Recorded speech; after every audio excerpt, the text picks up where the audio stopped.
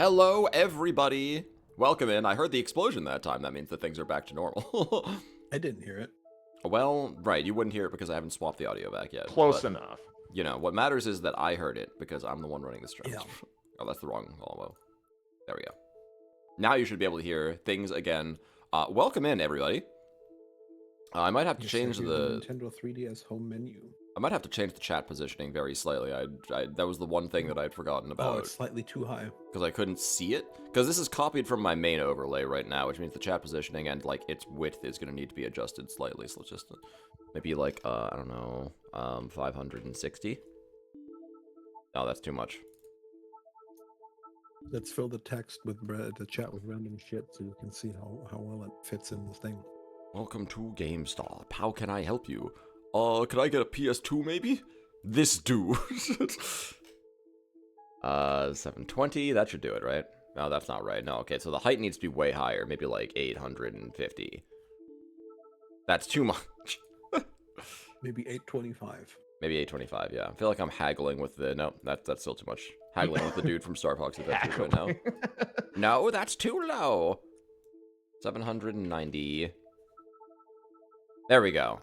I think. You know what? Let's make it an even 780 and then we're good to go. Welcome to the stream, everybody. Welcome in, Raiders from Mel. Hope y'all are doing good. I know you were playing some Ratchet and Clank earlier, Mel. Rift Apart. I still need to actually sink my teeth into that game myself. I hope you've been having fun.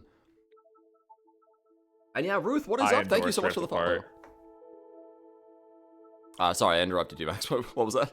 I said I endorse Rift Apart. That's okay, one of the sick. good Ratchet games. Hell yeah.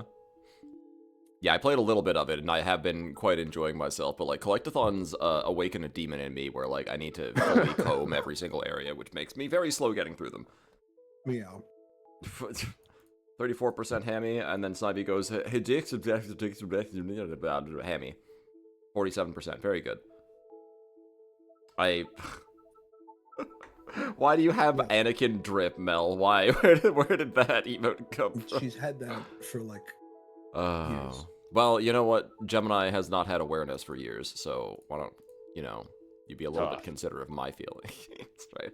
Anyways, yeah, welcome in, everybody. Welcome back to Pokemon Mystery Dungeon Gates to Infinity. It's been a few weeks now. We took our break for Christmas, but we're back with our classics playthrough and analysis of this game. Apparently, last time, we got through the big dry spell of just doing a bunch of missions in a row.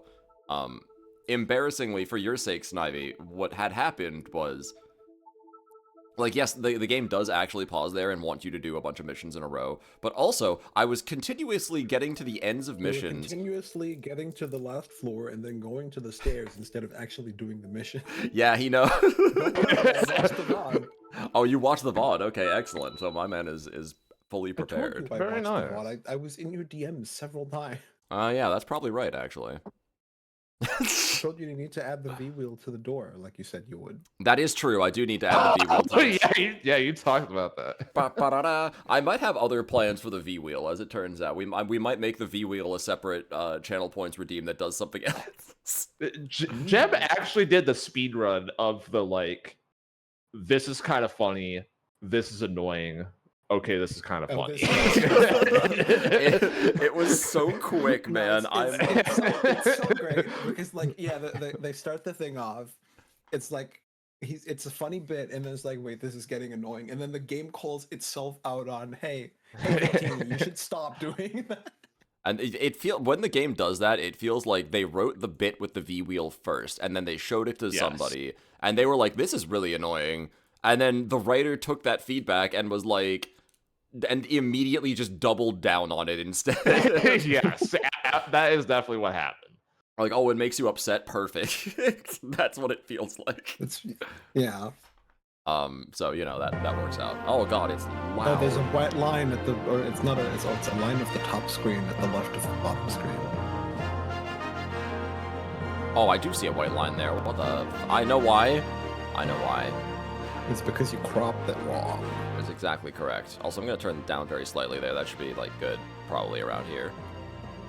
I did crop it wrong. You're wrong. You're wrong. You're right. I'm right. Why are you booing me? I'm right. No, that's Why wrong. are you booing me? I'm right. No, that's wrong. All right. There we go. Much better. Oh, by the way, also this is doesn't really matter all that much. But technically this is the wrong aspect ratio for the top screen because it's 16:9, but the 3DS is 15:9. You are correct, actually. It's the thing that was true on my last overlay, also. Yeah, I know it's the same. It's the same. Like, I checked it because I was watching the VOD. I was like, this looks slightly off, so I measured it, and it's the wrong aspect ratio. I know why. It's because like this was for like when you shared two 16:9 screens for like whatever you were doing, and not actually correct, for the 3DS. Maybe I should actually like sit down and take this layer as a base and make like a real 3DS aspect ratioed overlay specifically for that. The Nintendo 3DS have to be that quirky, huh? How come they? Why are they doing 15:9? Yeah, 15:9. Is there a good reason for that? That's a great question. For the same reason the PSP's aspect ratio was slightly weird.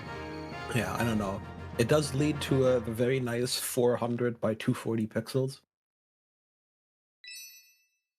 Which is a nice round number. Leave it, I like that it bothers. Wow. Leave it be, I like that it bothers Snivy.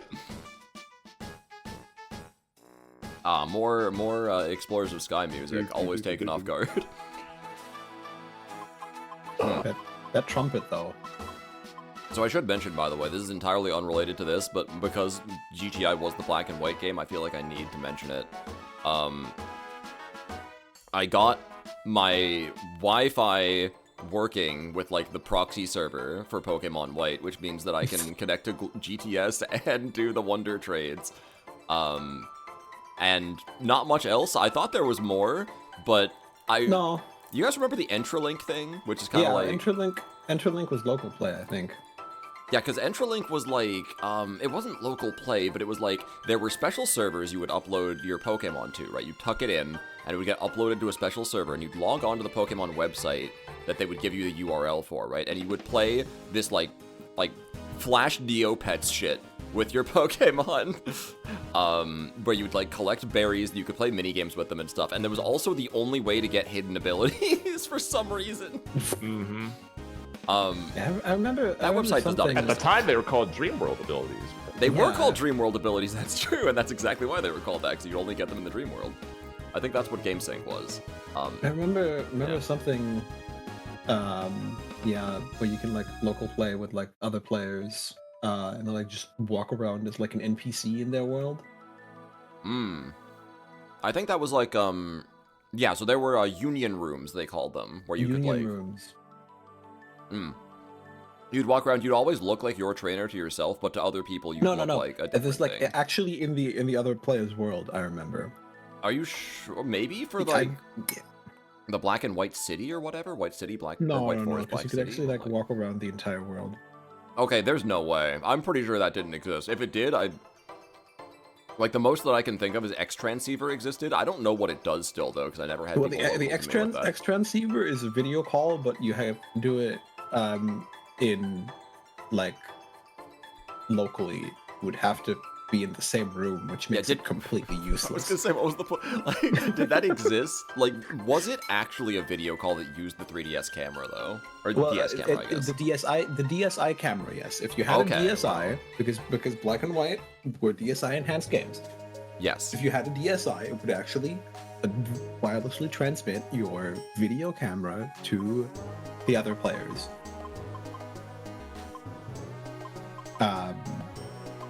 For reasons.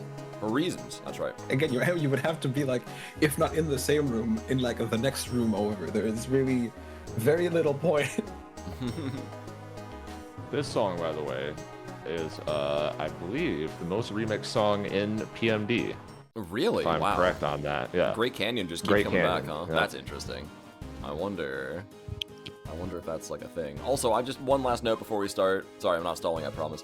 I like that every option here is, like, very, tells you what it does. Purchase fun downloadable content. Fun downloadable content. Not just any downloadable I mean, if it wasn't fun, wouldn't you buy it? But if it's not fun, why bother? God damn it. Very good. Very good. What's your New Year's resolution, Bean? What am I preventing you from doing? Except, existing, perhaps. Maybe that's that big sin here, is that I'm existing.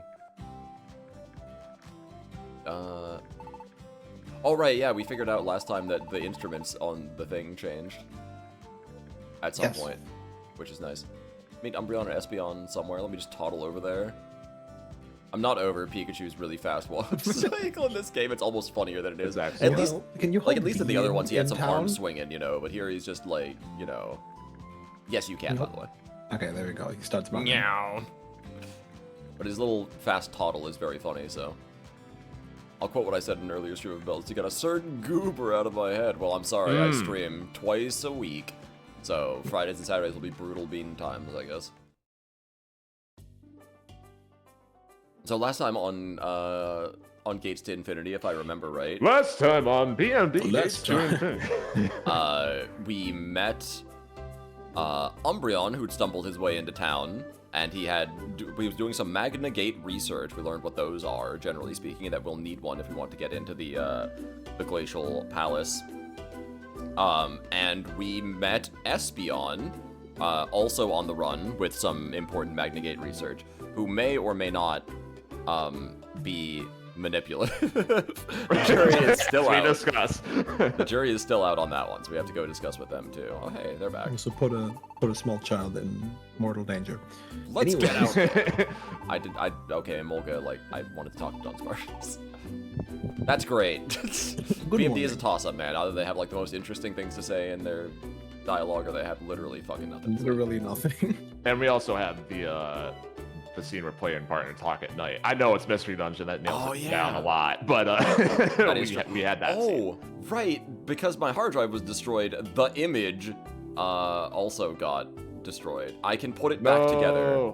I can put it back together. Yeah, it's just a blur filter and like some clever placement. It'll happen later. Once the image comes back up again, I'll put it together. It's gonna be while we soon. talk about it. But it's gonna be soon. Oh shit. Okay, fair enough. Where the fuck? Where are Umbreon and Espeon? Oh, okay. I guess that makes sense. They were staying at the end. No, they're not here anymore. You mean twice a month? Hey, I don't stream that infrequently. I mean, I guess recently it's kind of been that way, but you know. Oh wow, how did this many crumbs get on my 3DS? Oh my god. I just wiped the screen. Crumbs. Ugh. shake my head. How did you Oh let my crumbs get on your 3DS? I'm eating a sandwich, and I guess I put the 3DS on my lap, and I guess some crumbs fell on it. Put the 3DS on the desk. What's on the sandwich? It is a tuna sandwich. I have cheddar cheese. Oh, you're classic. That's right. It's a tuna salad sandwich with cheddar cheese, tomato, pickle, and banana pepper, which is one of my favorite kinds of sandwich. I have some very vinegary taste sometimes. They've gone up the hill. Yeah, great. You can make a second sandwich with your 3DS now. I guess the 3DS, the way the 3DS closes, does make it kind of a sub sandwich. But would it be a sandwich or a taco? I hate when people argue to me that sub sandwiches are tacos because they're not fully cut through. It bothers me greatly. No, it's more a taco. Ruth, I we can't are believe 10 this. minutes into the stream and it's already devolved into taco sandwich. Oh my god. I didn't even have a chance to get to the first scene yet.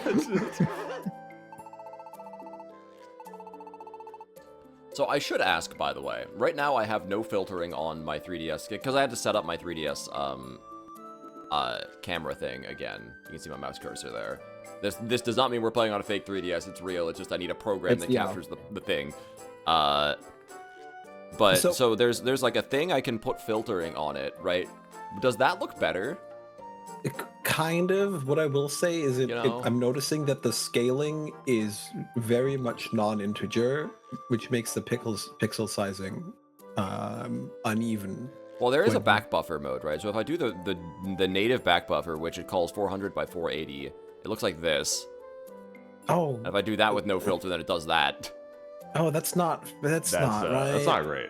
Yeah, that's why we pump up the back buffer a little bit, you know, to 1600 by 1920. The first change you did, I literally couldn't even tell, and I was like trying to. The first change makes it makes it like a bit more blurry, but that also like it fixes the text though, right? Because the text without it looks like this, and then the text with it looks like this.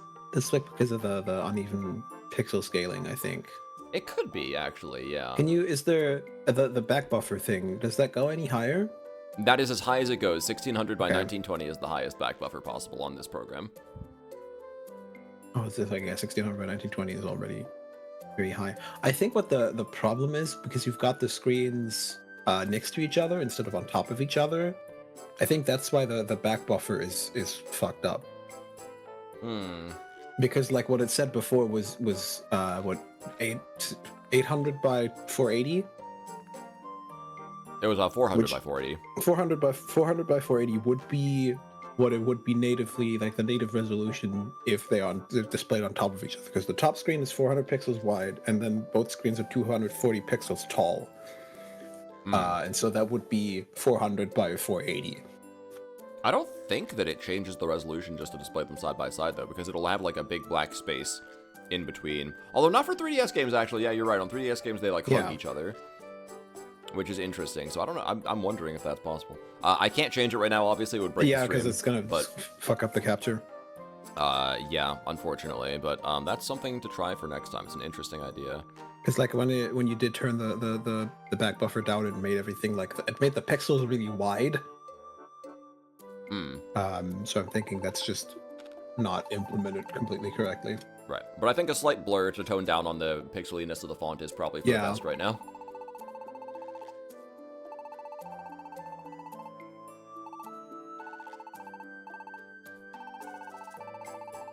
I did forget about the text speed being like this, though.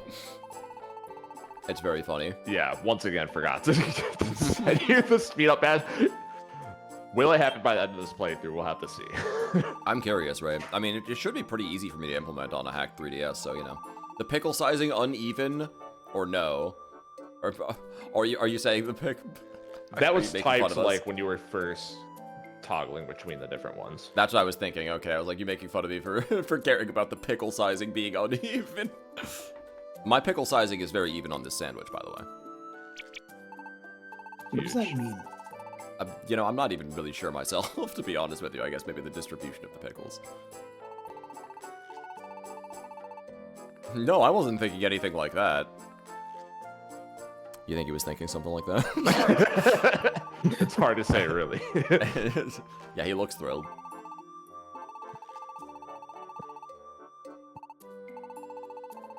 Hmm.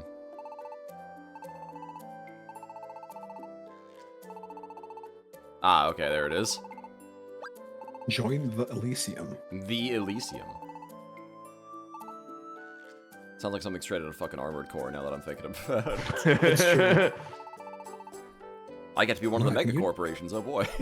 Can you tell that Jim's been playing Armored Core recently? Yeah, sorry, that happened for the book club that that me and Max were a part of earlier today. We talked some Armored Core 3. Right. So, So do you know, what's the next game? Transistor, actually. Transistor. Ooh. Even though I hardly know. Nah. That disappointed me too. Yeah. What did you say the other day, Jim? It was like Max is a guy who like class when no one else is. Yeah, Or something like that. yeah, you're like the guy attending my high school play who like claps uproariously for me, or like the fucking high school graduation, like the only guy like what? I love that. I need so desperately my own hype man on these things. Also, welcome in, Shay. Sorry, I know I didn't say that earlier, but I'm still reading chat. I hate it because it's accurate. It's perfect. Right, the enter cards, which did not come with this game, by the way. The way they're phrased, because you know the 3DS loved doing shit like that. They loved AR, and they loved cards that facilitated AR. So I was like, surely I wonder if GTI came with real enter cards. And I don't know, actually, now that I say that. Well, actually, you know, the thing is that I can check, and the answer is almost certainly no. I have my still completely intact copy of GTI, and there's like Oh, okay, nothing in here. interesting. Huge. How the fuck how did Girder hide anywhere? Was he, like, hanging onto the ledge? Yeah, Yeah, he was that's- hanging on yeah. the ledge with his one arm.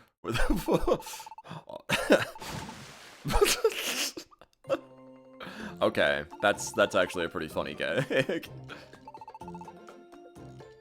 The writers of this game have a pretty good sense of humor, actually, is something else I've noticed. V-Wheel either withstanding or not withstanding, depending No, on your outlook. V-Wheel withstanding. V-Wheel withstanding for me. I think they're geniuses.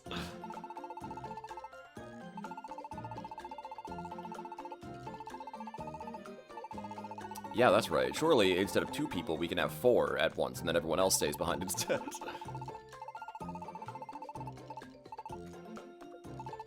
No way. It's fine. Me and Snivy are more than enough to solo the Kirby tier The verse. deities. Yeah, the verse indeed. We're already going to the Great Glacier? I don't like Patrat W/Sparkly Eyes, you know. It doesn't hit the same. His eyes are. I haven't done a freaking thing me out yet. little Let me bit. go do the thing. Oh, okay, you gotta do the thing, sure. Slammed his There we girder go. into the side of the cliff and hung on to that. Honestly, yeah. Pin's like, how? Yeah, it's like he's using Sephiroth's Fair and Smash on the side of the stage. Holy shit, yeah, the girder Smash concept character goes crazy.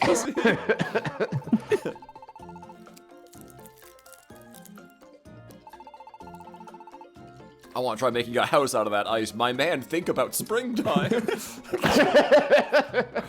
Fucking Frosty the Snow But House. Jim, haven't you ever heard of igloos? I think you need to be somewhere permanently cold to make that work. Ah, but what if you want? What he never said where he was going to build the house. I think I heard Maybe the Door to once- Darkness mentioned. Maybe he wanted to build the house on the Great Glacier. You know, I feel like Great Glacier property. Alright, are we gonna have to talk about fucking Mario Kart shit again? I was rewatching that thought again Waterfront recently property. because it's so much fucking fun. It's hilarious. For those of you who don't know what I'm talking about, during our friend Devon Real Deal Danger's birthday, we did a, he brought out a very inane tier list, as he always likes to do. This time specifically it was, what Mario Kart courses would be best to live next to. Yeah. And so we had Amazing. very deep conversations. They wanted to put Cheap Cheap Beach and Paradise. Everyone wanted that, and I was pushing back. I was like, think about hurricane Really? season. Okay, that's fair. That's Like fair. waterfront property, my shtick that entire thing was I would bitch about waterfront property. Like half the maps. If there was any water anywhere on the map, waterfront property. think about the what?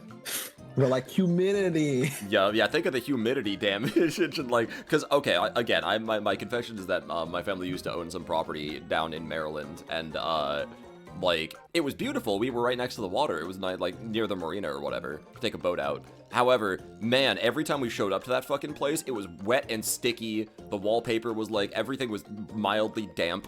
And we had dehumidifiers in that place. It just didn't fucking matter, you know? The saltwater damage is insane. My point is, waterfront property is never as fun as it looks. So, I was bitching about that in like half the Mario Kart maps. But this is a great aside. Gemini hasn't even agreed or nothing. Wow. So, I'm sorry, did a character in PMG just point out that I'm maybe being pressured into something right now? Instead of naturally agreeing to it? Can I be given my but thou must prompt? That I know is coming?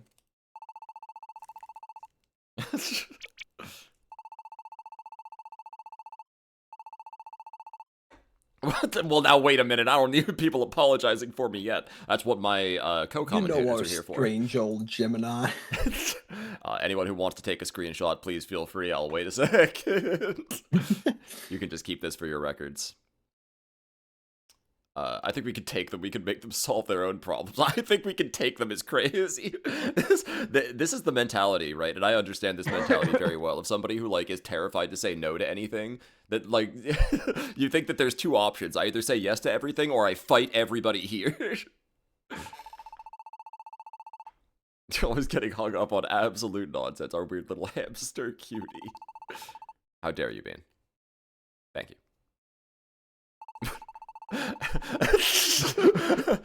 Alright, now you listen the fuck here, man. Like, It feels like we're back to GTI now, right? As soon as Emolga shows up, it's like, okay, I remember, I remember this game now. Emolga does often feel like the heart and soul of GTI, actually. It's true. Like, I haven't even said anything yet. I've just been standing here with a blank expression on my face, and everyone's just putting this shit on. Oh, okay, wow, my man saying... If you're really an adventurer, you'll go. If you're an honorable raven, then... Exactly. No matter how dangerous it is, you'll go. You can't ruin this chance for us. You got it. Holy shit. Just go yourself, man. Goddamn. Like, Yeah. I wasn't even gonna say no, but I feel like saying no now. I'm saying no, just to spite him all up. Go or no balls is his argument. That is exactly what he's saying. Go or yes. no balls. Again, I love that the And game Wolga's is... very verbose. He could have just said that in one sentence. Do what you won't. Getting called out in PMD is crazy. I agree. I also like that the game is like, wait a minute, I wasn't even saying. I didn't even say anything yet. I didn't even say no. I'm just... Is this a plot point? Question mark. I never even. You'll have to find out later in the game.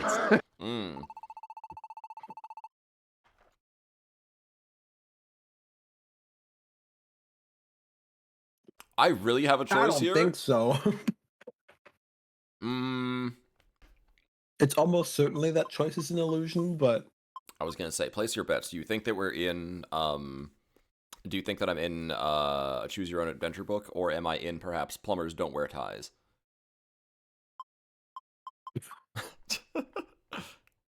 why was that not a charity incentive, Gem? What? You know, honestly, Plumbers Don't Wear Ties would have been a great charity incentive, but I don't really know what I would have done. Like, what do you do with that game other than just play it and show it to people? You know, like, it's just a group watch kind of thing eventually. Yeah. Like, you know, you can't voice act it. That's the only thing that Plumbers Don't Wear Ties has is voice acting. Well, it also has images and also like 10 seconds of full motion video. That is, it is like 10 seconds of full motion videos. That's true. Missed by 1%. Yo, hey, Soul, what was your number? I have to actually pull up my OBS to look. 99. 99? Oh my god, that's so close. Holy shit. Almost maximum hammy. That's very hammy. I mean, I kind of want to try I Don't Think So just to see what happens, but like, I'm also scared of repercussions, weirdly. PMD puts me in this mindset for some reason. Don't worry, we can always just load save. You're right, but like...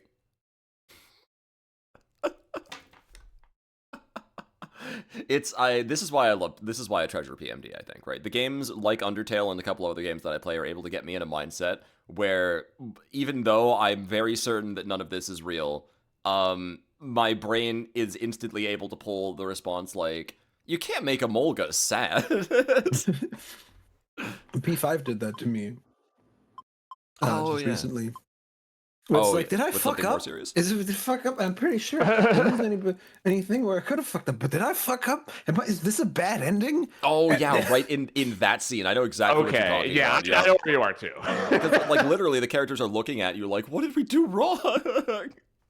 So it made me feel like I also had done something wrong. It's true. Anyways, very cool moment. I want to try it, but like I don't want to try. Oh, I want to try it. I want to try it for the content. What would Emolga do? For the content, I don't think so. I really don't think they should join. If I really said that, choice is an illusion. I'd kind of like to see that. What the fuck? Get out of my head! This game is based actually. And he's gonna say, but he can't let them down, right? But I'm not sure this crowd could take a joke.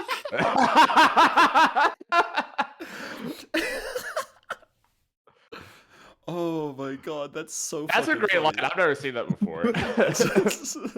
I've got no choice but to play it straight. Choice is an illusion, but also that was a good way to choice is an illusion me. Yeah, that's one of the better choices in illusion prompts I've seen. Kudos again. As it should be no surprise, Explorers of Sky has a choice is an illusion thing at the very start of that game. Yeah, it does. And does it less, I guess, less funny than this, less gracefully maybe.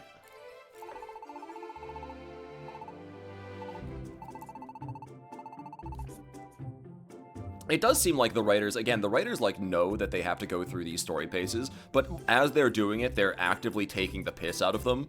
Like the V-wheel thing is them making fun of that. This section is them making fun of forced choices in games. With like, hey, you'll say yes, won't you? And then it gives the player a prompt that won't matter. And in so doing that, it goes so over the top that everybody makes a bunch of assumptions about what you will or won't say before you even get the chance to say anything. This is really fun. You can tell the writers had fun with this game, like every single time I watch a scene.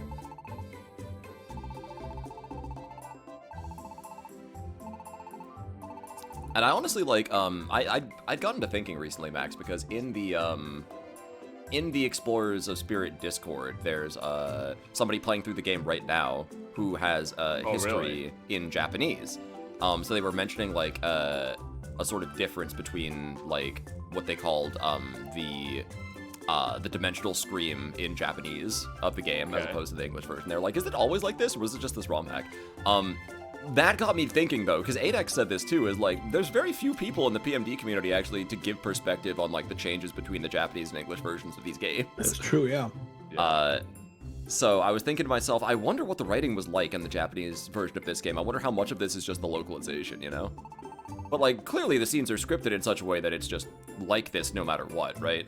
But I was going to bring up one thing I know, but Snivey's gonna play through Explorers, so I shouldn't spoil that. Oh, okay. But yes, there's one thing I know is contextually different, let's say, when it got localized in a way that a lot of English speakers read it and go, "This is written poorly," but maybe it wasn't. That's interesting. I genuinely want to like figure that out. Oh, apparently, by the way, if you're wondering, Dimensional Scream in Japanese was more called, what was it? They said Echo originally, but then when questioned on it, they were like, yeah, actually, I just play Final Fantasy XIV, so I just used that because it sounded kind of similar, but the actual translation is like this. Let me see if I can pull it up really quickly.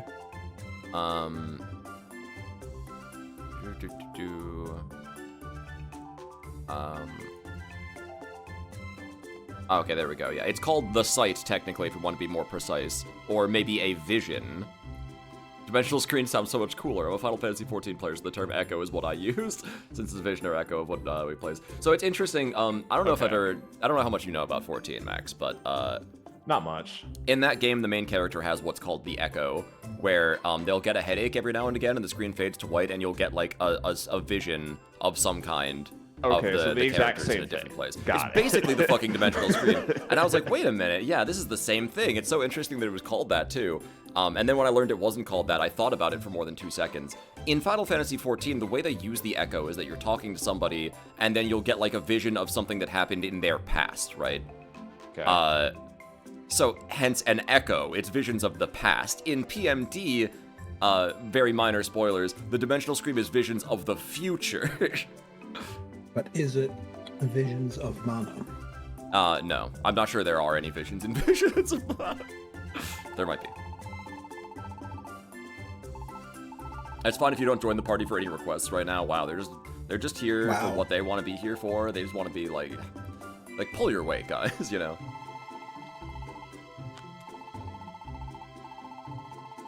Put that on the counter of Jem points out something before I was going to once the scene concludes. God damn it. I did not even mean to that time. It's good. It's a good thing that you are noticing it.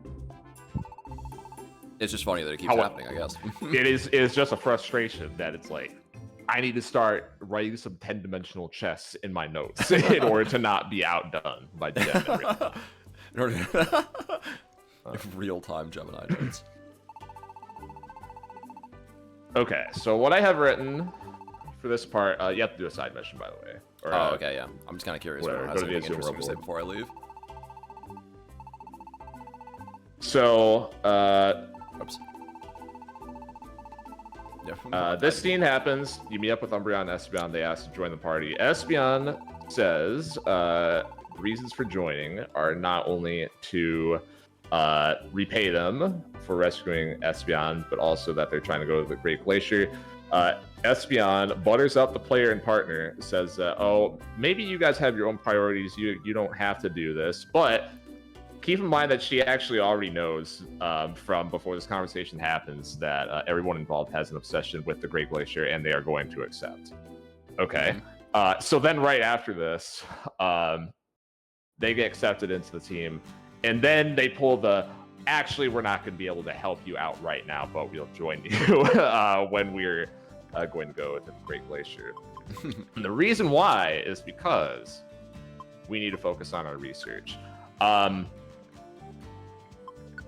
So we talked about this a little bit last time of actually, did we shoot? Might have skipped over that. Ooh, it's a good question. Well, either way, it's going to be reiterated in a bit. But the thing that Umbreon has going on pretty clearly is that he's like one-track minded, in sense of, you know, I guess the phrase I use is maybe a little more negatively coded, but there is a positive side to that as well. Is that he is very like. He says he's going to do something and that it's going to happen, you know, and like he's not going to be stopped in that respect. And that is, it's just a very Umbreon thing to say of I need to do my thing over here and focus on that, and then come talk to me when you're ready to do something. So, you know, the way it comes across here is Umbreon and Espeon in this scene are valuing their goals related to the Great Glacier. They're telling you, and Espeon's trying to be like gentle about it, / maybe manipulative, of saying the Great Glacier is actually more important than like the party, and the party is a means to an end. They're at least indirectly telling you that. Maybe they're trying to deceive you, maybe not. Which is to say, the party is just temporary allies and not friends. Does this sound like anyone else we know in this game? So the party gets something out of this exchange, and then Umbreon and Espeon get something out of it, and then everyone's happy. So let's talk about tropes in PMD again, right?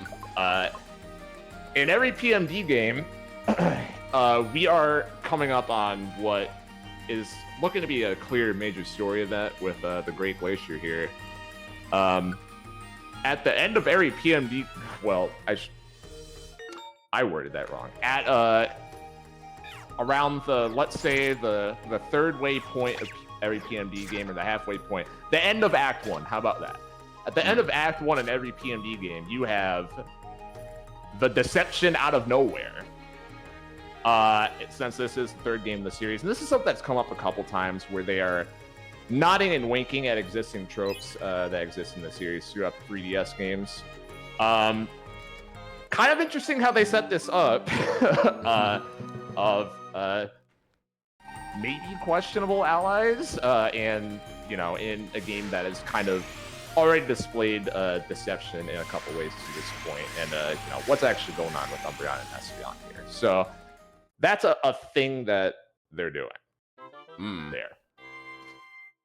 It's really interesting to me that like the game is trying to keep this in the back of your mind the whole time. It feels like, where the theme of the game obviously is that you should trust people even when they might not trust you back. However, they're trying to keep this in the back of your mind. In the meta narrative, they are giving you every reason to not. Yeah, exactly, right? So are we, as the players, reinforcing or undermining the game's message as we go along here? They're trying to make it hard on you, I guess, at the very least, right? Which is the challenge of the game, isn't it? Oh, will we be betrayed? I don't know. We might be. Shrubs. Garbodor. Also, I'd just like to point out the text for this quest said Garbodor. Garbodor. Garbodor. Point. Garbodor. Garbodor. That was the text. The quest. So great, I had to pick it. It stood out to me, right? It was like you know, you have to make your resume stand out so that it gets read. You have to make your request for help stand out so that I read it. Wow. Okay. All right, guys. I guess we're stopping for now. You should rest before you play more. Your Nintendo told me that I had to stop, so I'm just kidding. I mean, that we would have be the been funniest here for playthrough almost ever. an hour. You know it's going to be peak when you see the moon in the sky, by the way. Oh, it's true. God, it's true. Everything good happens at night. In PMD, only good things happen after 3 a.m.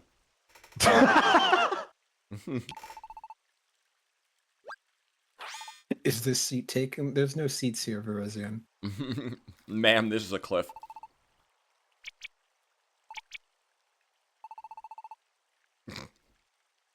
He's flopping around.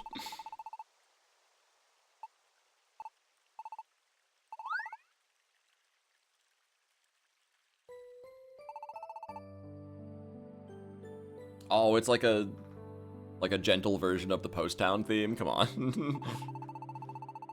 Very good.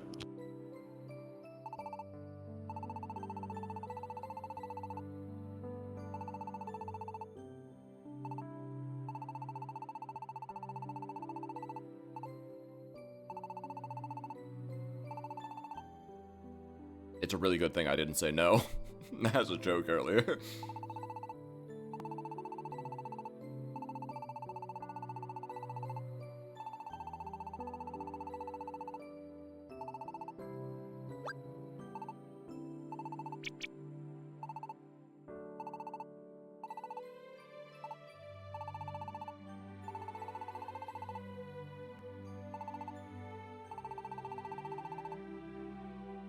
You know, in fairness By the way, to not to Parisian, interrupt this scene, but she Oh, yeah. didn't actually laugh the I was first gonna say, time either, which that I was think exactly is what I was interesting. gonna say. It's like she never actually laughed at him. Everyone else did. And to be fair, even they weren't laughing at him. They were laughing with him. They're like, hell yeah, man, you're one of us now. Everyone's gone rejected by Parisian. It's like she's filling in the blanks, right? Because she's like, if I'm Dunsparce in this situation, that is how clearly he internalized that. So she's trying to speak in his language, which tells you a lot about Brizion, actually. Yeah. I kind of like that. I do like that interpretation. The likely possibility here is that the translation was kind of vague, and you could probably more accurately translate it as like making light of you, or making fun of you, or something like that, instead of laughing at you. But I'm not sure, honestly. That's just me. That's just me speculating. I like that explanation better.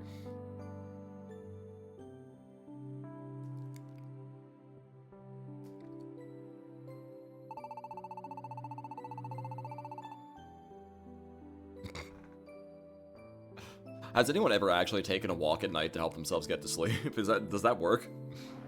Yeah. Really? Okay, damn, I've alright. taken a walk at night, but not to get to sleep. Just be like, well, I can't sleep. I got nothing else to do. It depends what kind of I can't sleep it is. If it's like, I have too much energy, then yes. Okay, I can actually understand that. I treat real life like it's Minecraft. I just don't go out at night usually. What if the creepers are there?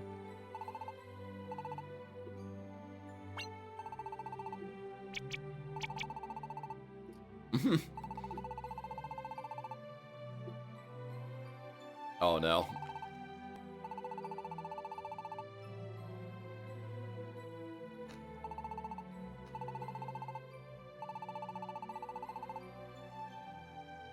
Dunsparce Wingman strikes again. Or not Dunsparce, Emolga Wingman, there we go.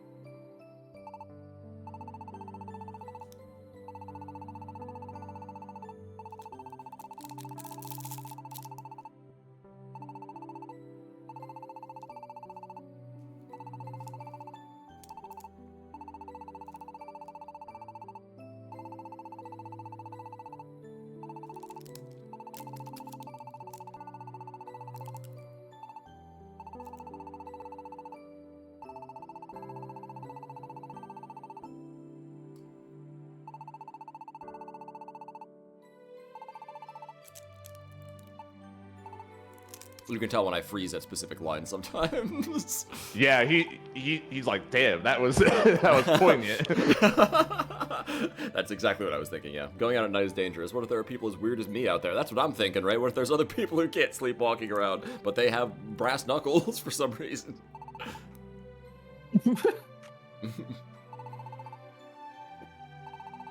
They have brass knuckles for some reason. Dunsparce, you're already like nothing I've ever seen. What about the Dunsparce? Do you think this Dunsparce could ever become a Dunsparce? I'm not even sure what the evolution requirements are for that. I don't remember. Let's see. Talks like I played Scarlet and Violet. If they're as weird as you, Rue, then yeah, you're damn bean, holy. I don't have enough context. No, third wheel, third wheel, third wheel. Okay, so if it... Wait, what the fuck does that mean? Let me go check here. Okay, so it has to have hyper drill Oh, okay. to level up. And then with a 99% likelihood, it'll turn into a 2-segment Dunsparce, but with a 1% likelihood, it'll turn into a 3-segment Dunsparce. What is this fucking mouse hold shit? Also, yo, eldest.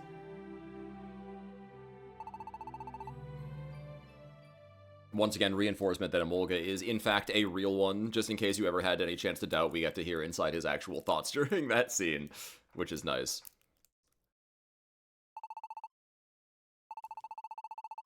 Seems very good. There is that layer a lot with a lot of interactions in this game, right? And they're doing it on purpose, where you question how much of their outward dialogue is performative, right? That's right. But inside their thoughts, obviously, it is not. And you just got the inverse with the partner in last stream, of course. Where they were That's being really performative. But does it matter? That's Exactly. the big question. Yeah.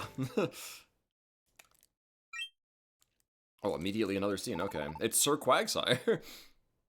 I still can't believe that entire segment, man. What the fuck? God, this game keeps taking me off guard.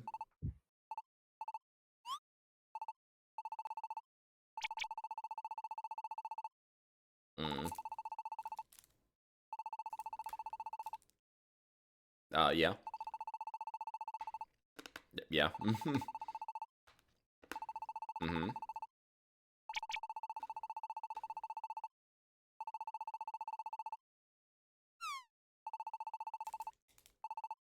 Okay. Okay. Playing Tears of the Kingdom recently. I went to Golden Corral for dinner tonight. Ooh. The buffet. I've never been to a Golden Corral in my life before, I'm gonna be honest with you. Neither have I. Me neither. Someone has to stay behind. Do I speak teeny here? Yeah, I like how big Bikini's part of Paradise now. That's true, yeah. Just hanging out down there with the V-Wheel. I mean, this doesn't really concern them, so to speak, but like, hey, you know, might as well see what's going on. Maybe you can hawk the V-Wheel. Victini's just kind of an agent of chaos, so I don't think you can really, like, tell Victini that he can't show up here. That's very true. Oh, for God's sakes. The happy laws, huh?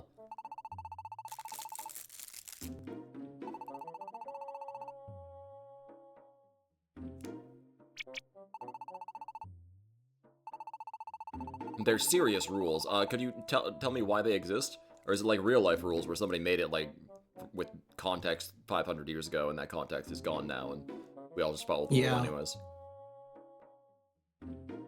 Well, he is explaining it right now. Oh, he is actually explaining it right now. I'm okay, alright. Alright, look at that. Oh, okay. Wow, I did literally exactly what I... Get the fuck out of my head. I'm so sick of these right-handers. It's because at least one person from your team needs to be able to be reached outside of a dungeon in case of do not emergency. follow the happy laws. Your team badges will be... Damn. These laws. They're gonna take away my Raven certification, dude. Literally.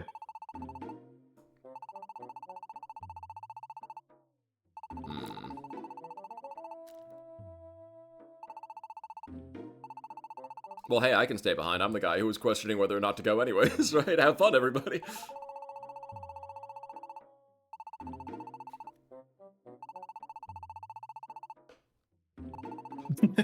That's what 15's doing here. We found the way to hawk it. You do it. Yeah! Yeah!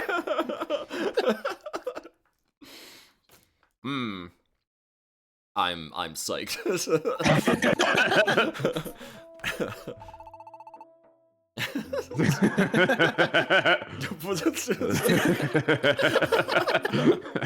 That's great, Victini.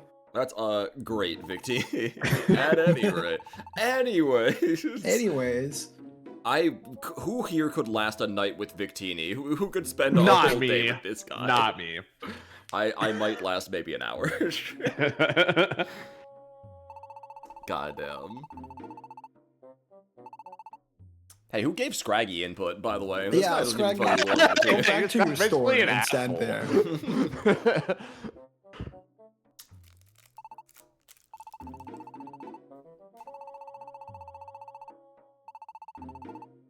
Yep, we gotta leave Chaozu behind. I forgot how nice Epsom salt baths are. Ooh. They are. That sounds nice. Sorry, I thought, because of the PMD stream, I thought you misspelled the word Espeon for a second, and then I read the rest of the sentence. Espeon salt baths.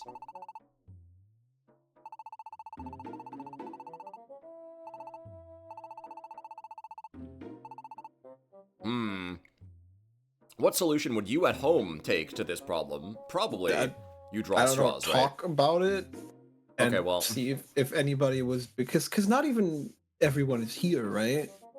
that's true. Or wait, no, are they?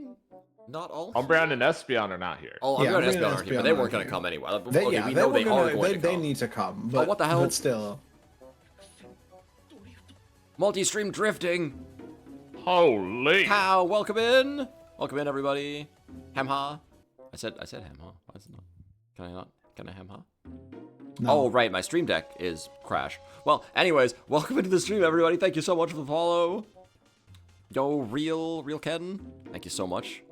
I was gonna give you a free Hamha. You know, I'm gonna do it anyways, even though it's just gonna crash the program. I'm gonna do it just for you. Hope y'all had a great stream. That's right. Put that there, and then I, Hamha. Right? Give it a second. Sure. Give it a second. Any minute now. Yeah. There it goes! Yeah, alright. Huge. I heard it. I don't know that I saw him, though. I didn't see him. But he should be, like, right there. There he is. Excellent. Anyways. Yeah, thank you so much for the raid. Appreciate y'all. What were y'all up to? Playing some art? Ooh. What all were you doing? Channel change. Very good. We're just in the middle of some GTI. We're discussing who is to be left behind on this big expedition everyone's been looking forward to.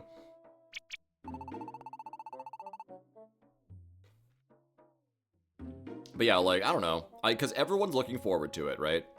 So unless somebody wants to make a personal sacrifice, your only option is to draw straws, right? Art was good? Hell yeah. The first thing we should do is talk about if anyone's like, hey, you want to stay behind?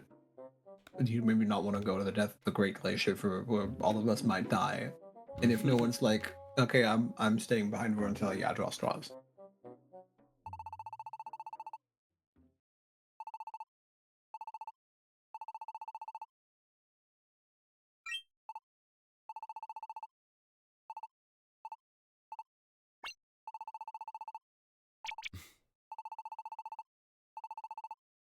Ah. Verizian's taking one for the team?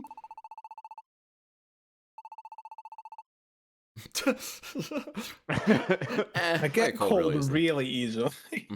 She is a grass type, I guess. I don't like walking into danger. Picture of Devon slowly fades in. It's a very Drew joke, sorry. It's a very Drew joke. Anyways, bye. Well, yeah!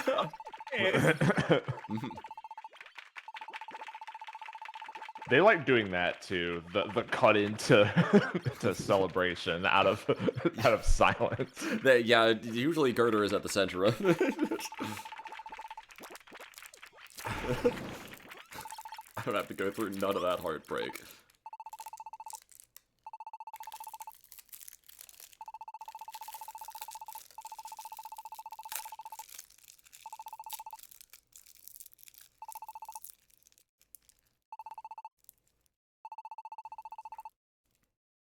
Well, unfortunately, we live in a society with laws and perhaps regulations.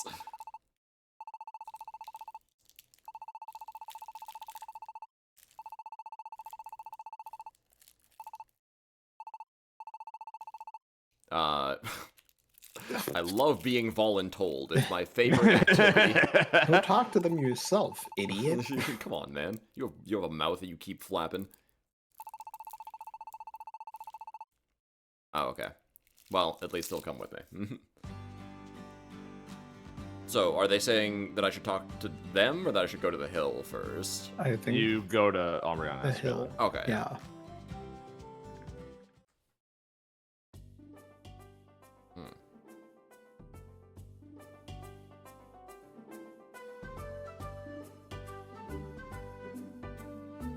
What is going to happen here? I remember some things, but... Wait, does Virizion still... You can feel in your bones that this is going to be an important scene, and you're correct. Yeah, it definitely, I mean, they're making a big deal out of it, so it's got to be important. Although, once again, I think we've seen why people initially dismissed GTI to some reason, because if I break this down, we're making a big to-do about one person staying behind on who gets to go to the Death Glacier, which seems so trivial in the scheme of, like, what every other PMD game tends to make a big deal about. But, you know, I don't know, you know? That was a good sentence. Gotta love the Death Glacier. I don't know, you know? Yeah, me when I analyze storytelling through plot elements first is all I have to say about that. And that's what, yeah, you know, honestly. Wow, does it seem big or important enough? Then it must not be very big or important. Even though, I don't know, most of the stuff we deal with in our day-to-day lives is actually smaller, so doesn't this make it more relatable, actually?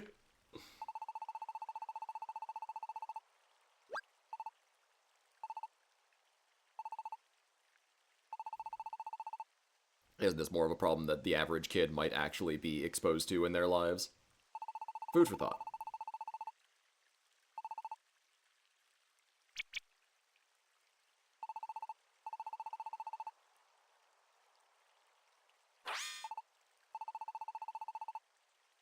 We can't all go to the Great Glacier, and you say Virizion volunteered to stay behind. Why are you shouting back what I said at you? The Solid Snake School of Conversation. Joker does that a lot too. I noticed. It is true, yeah. Whenever you get dialogue choices, that tends to be one of them. Yeah.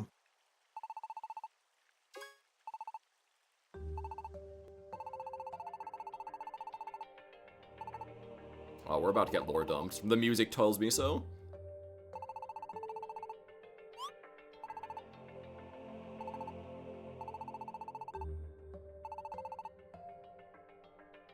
You know, yeah, that tracks, alright. Yeah, that tracks. That's it. What happened to Terrakion and Cobalion? Don't worry about them. Yeah, Yeah, don't that's worry. a great question. Are they not in this game?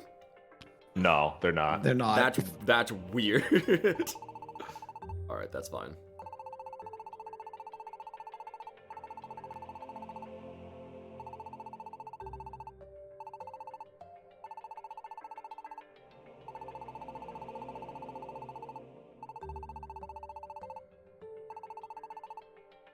Damn. We aren't friends anymore.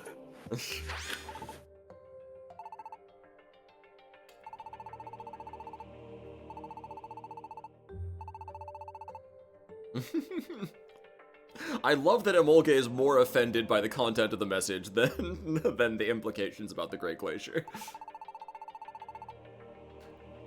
Especially because, once again, this was the guy who was, like, arguably the most aggressively excited to go out of everybody on the hill. I know they said That's Virizion right. was, but, like, Emolga literally pushed us aside and was like, if you say no, bad things will happen.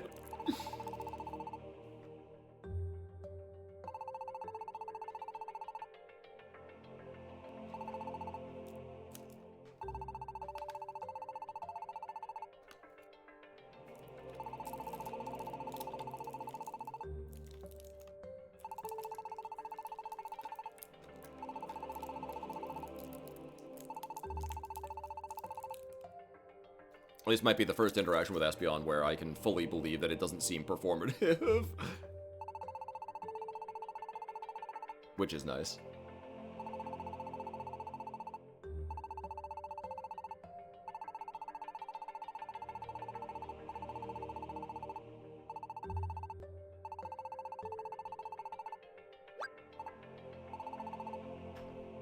Cheerful. I love the implication that, I mean, it's true that I haven't been personally taking Virizion with me on a lot of these expeditions, but the idea that Virizion could have been doing missions with us day after day and Savi has not noticed this somehow is great.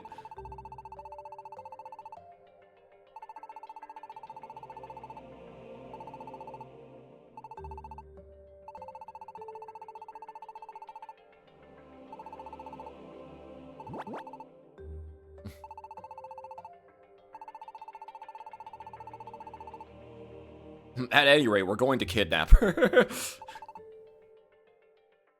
Alright, you know, fair enough, yeah, you know, sometimes you gotta force your friends against their will to do things.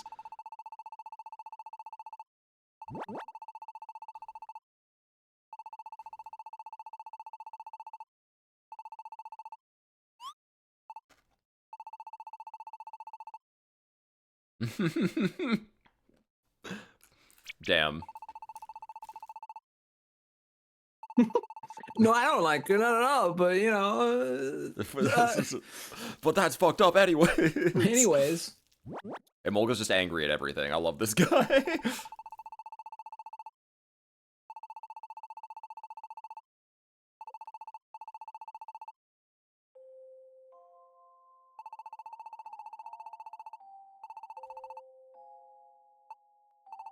Dunsparce is only half right here, but more on that after the scene's done. Even more interesting. Because I was thinking he has to be full right about this, right?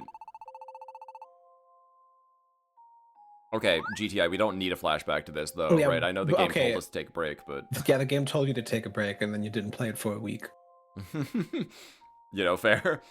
Although I thought that was before this scene, but I could be wrong.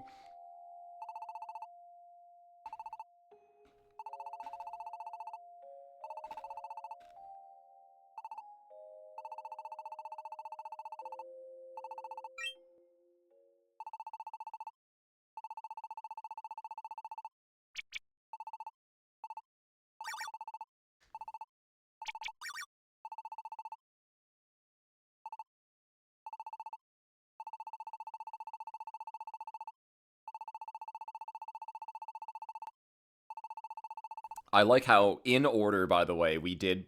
I think we might have predicted exactly how they're going to solve this problem, because in order, Snipey said, first you talk about it, and see if anyone's willing to stay behind. And that's exactly what we just tried doing, before realizing that that wouldn't be fair, in this specific instance. Yeah, guess what comes next? Oh, it's time to draw straws, it's gotta be! Yeah, let's go! Best game ever made. I fucking love this game. It is so point for point with me.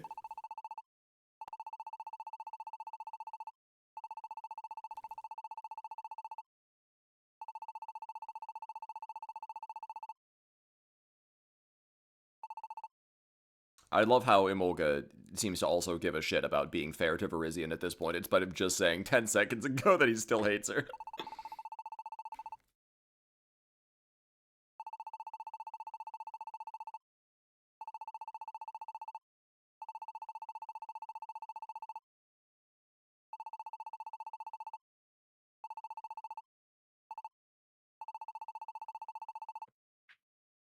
I don't really love the idea. Oh, well, you got any better ideas, man? You got any better ideas? That's what I thought. See ya. See ya.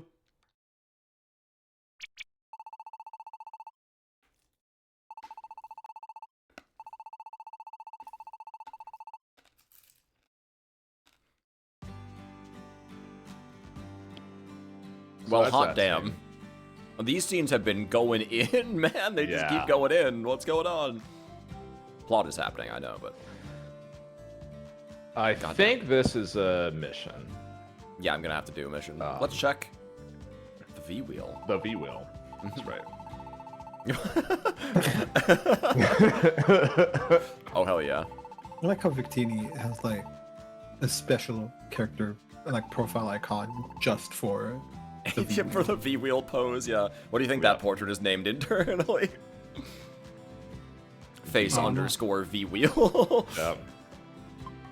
2 dragon days in a row? Oh, but there's also other stuff. Effects, there's like move growth up, shop discounts, easier team attacks.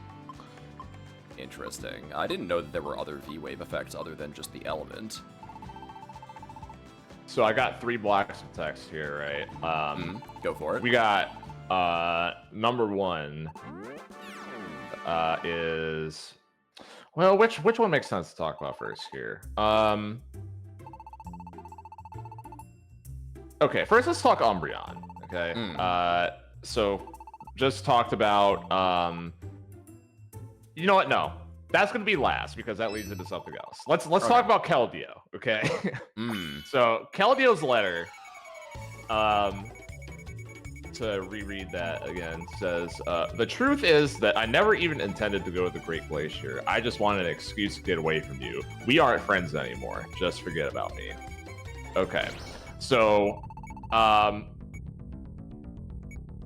repeating the text once again, but you know, Virizion is closer to Keldeo than anyone else, and then reads this and then goes, "What the fuck?" And it's something that recontextualizes how she sees everything, right? Because the TLDR of that is, well, if even Keldeo, who I thought was my friend, like we are both usually each other's closest friends, and then they just do this to me out of nowhere, then what is a real friend anyways? And this is the seed for her, I guess. Something pretty interesting about this is during that scene, like the part where they note that Espeon's been so cheerful that she comes back, and the partner is like surprised by this, and it's, you know, it does go to show that, like, imagine Virizion, like, in the immediate aftermath of this happening, right? If like we know how she is after she's had some time to process that. Yeah. Interesting scenario. To keep in mind there. Also, what it is called internally, I looked it up. It's called Special One, which is very okay, it's just special. Oh, yeah, that's You how know, they do that. That's true. Yeah, that is fair. You're right. That would make the most sense. Damn, I wish that they would have actually titled it. This guy sucks. What the fuck? Yeah, he does. Anyway, sorry, go on. So what Virizion does specifically is she starts with the nihilism base, or whatever, for lack of better terminology, that I've been describing, and the way that she sees friendships and she sees the world and whatever. But at the same time, she doesn't stop thinking about Keldeo. That is always something that is in the back of her mind, right? And we know this because she was aimlessly wandering around the world as a result. The implication being, maybe I'll find Keldeo. And so then she meets up with Umbreon and Espeon, then it's whatever. She gets involved in this Great Glacier thing because maybe I'll find him. So that's always kind of been there, which leads into my paragraph on Virizion. And the other half of why she doesn't want to go here is, like, maybe now that it's actually possible, she's getting scared. And I had more written down, but that's like that pretty much sums it up, right? Because when she actually has to confront an idea that she's had in mind for however long this is, it's like, what if I actually find Keldeo, and then it's like he actually is as shitty as that letter appears to be? Like, would that be the worst situation ever? Would she be able to handle that and have her heart broken again, or however you want to word that? So, because at this point now, Virizion has a group that she can feel more comfortable around, so it would serve to reason that maybe I could just stop here and I don't have to take that risk. So I think that is certainly what's going on. Okay, that actually makes a lot of sense. That makes perfect sense, basically. Because I think I don't know. It's like a relatively relatable sort of thing, even for something that you really want or something you've really wanted for a while. Like, when you get close to it sometimes, there is definitely that lingering anxiety of, like, well, but, like, maybe it's better ultimately not knowing, you know? Maybe actually just existing in this sort of, like, state of superposition is actually a good thing, or a better thing than learning the certain truth. Right. Depending on what that actually ends up being. Just like how I felt about Epic the Musical before it ended. Okay. There it is, we did it! Oh, baby! Wow. I made it. It actually does reach, let's go. Oh, no, but I think that, like, that, I wasn't even thinking about that angle, but that is, like, absolutely, that has to be what they were going for, too. Yeah. Yeah. I wonder if they'll end up talking about it, probably not. Virizian's such an interesting character.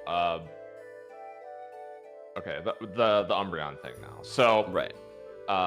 Alliance over Friends, which was talked about before, that's something that is reinforced because this conversation happens. They say that Virizion decided not to go. Umbreon's response to this is not like, why or did you guys decide that? It's like, no, she's coming.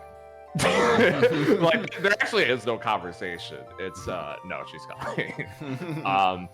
And this is kind of because Umbreon actually knows her, right? I mean, when I say it like that, it's kind of like duh, but it shows that, like, well, I care more about her opinion than you guys because I know her, which is like, I don't know, like, that's an attitude a lot of people have, but not everyone, right? That is actually a character informing decision of there needs to be a certain layer of trust. There's that word again. Before he cares enough to see you as more than a business associate, I guess. Because, as discussed before, that's kind of just what the party is right now. Except for Rizion, who they both know a little more. Right.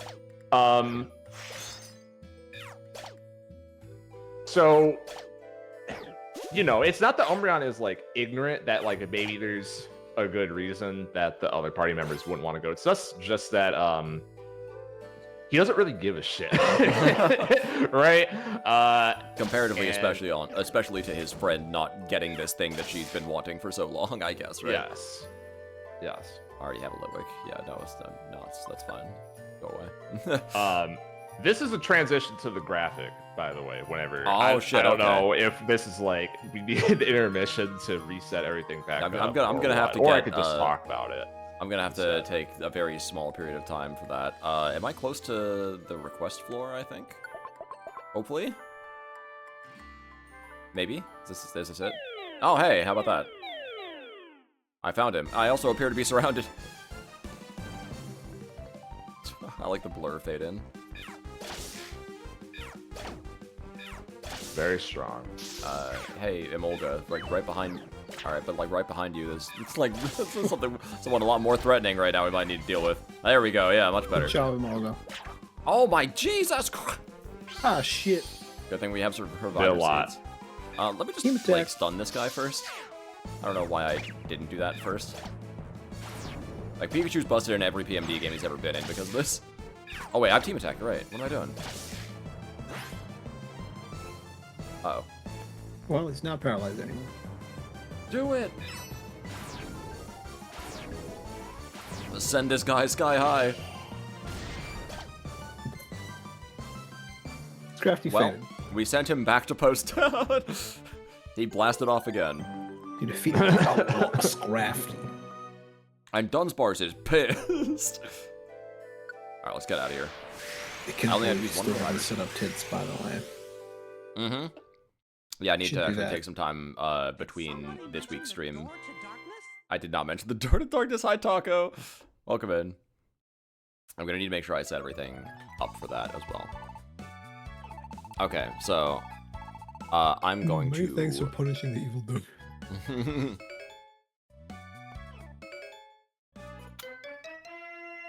Just the evolved version of Scraggy, who's sitting over there like, oh shit.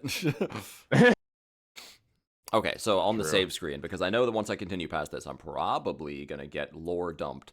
So let me take a very quick little bit of time here to set up the images in question. I'm gonna need to dip back into our DMs real quick here.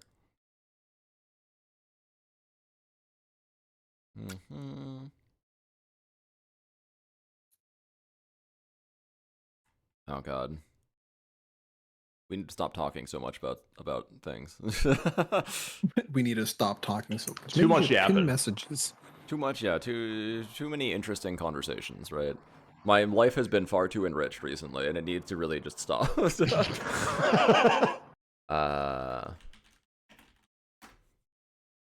so I'm gonna need to take us to studio mode here for a second. I will banish ye all to the void temporarily whilst I set up the actual thing. So, welcome to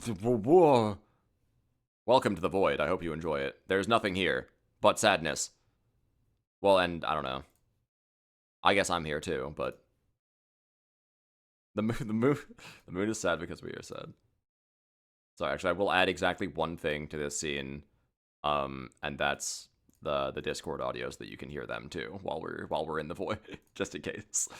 Because I must add this image. Why? Now you might ask me, Gemini, why are we in the void? Well, that's because I need to set up this image in such a way that it doesn't spoil the characters that are coming later.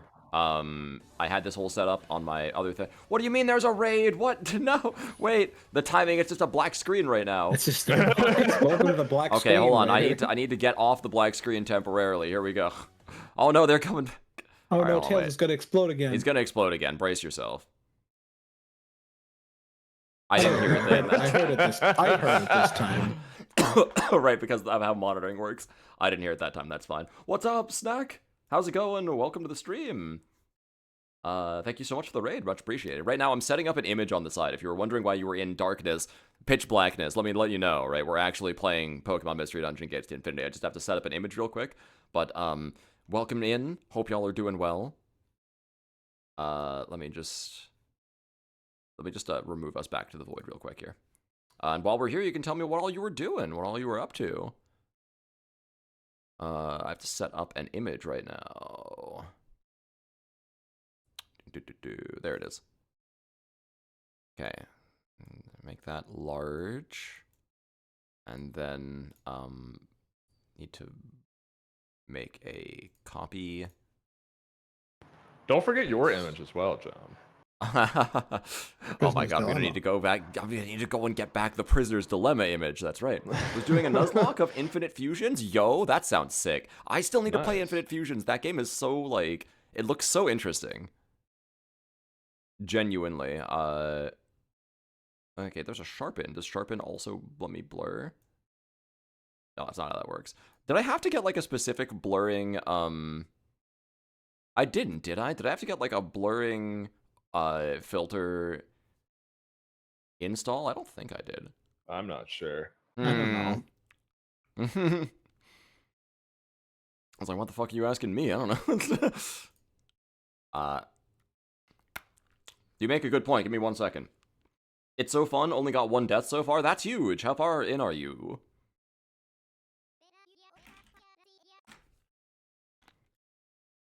Composite blur. Oh, yes. It is indeed that. I wonder, do you think I can install a plugin? I don't think so. Dang it. Thank you so much for the follow, Snack. Appreciate you. Don't worry, I saw it. There's a follow notification. You guys just can't see it inside the void right now. Well, okay. Then I'm going to do a slightly different one. Slightly different effect here that'll look slightly less good. But it'll get the job done, and that's what I need right now. Understandable. Oh, I can't tell if it's that black box or not.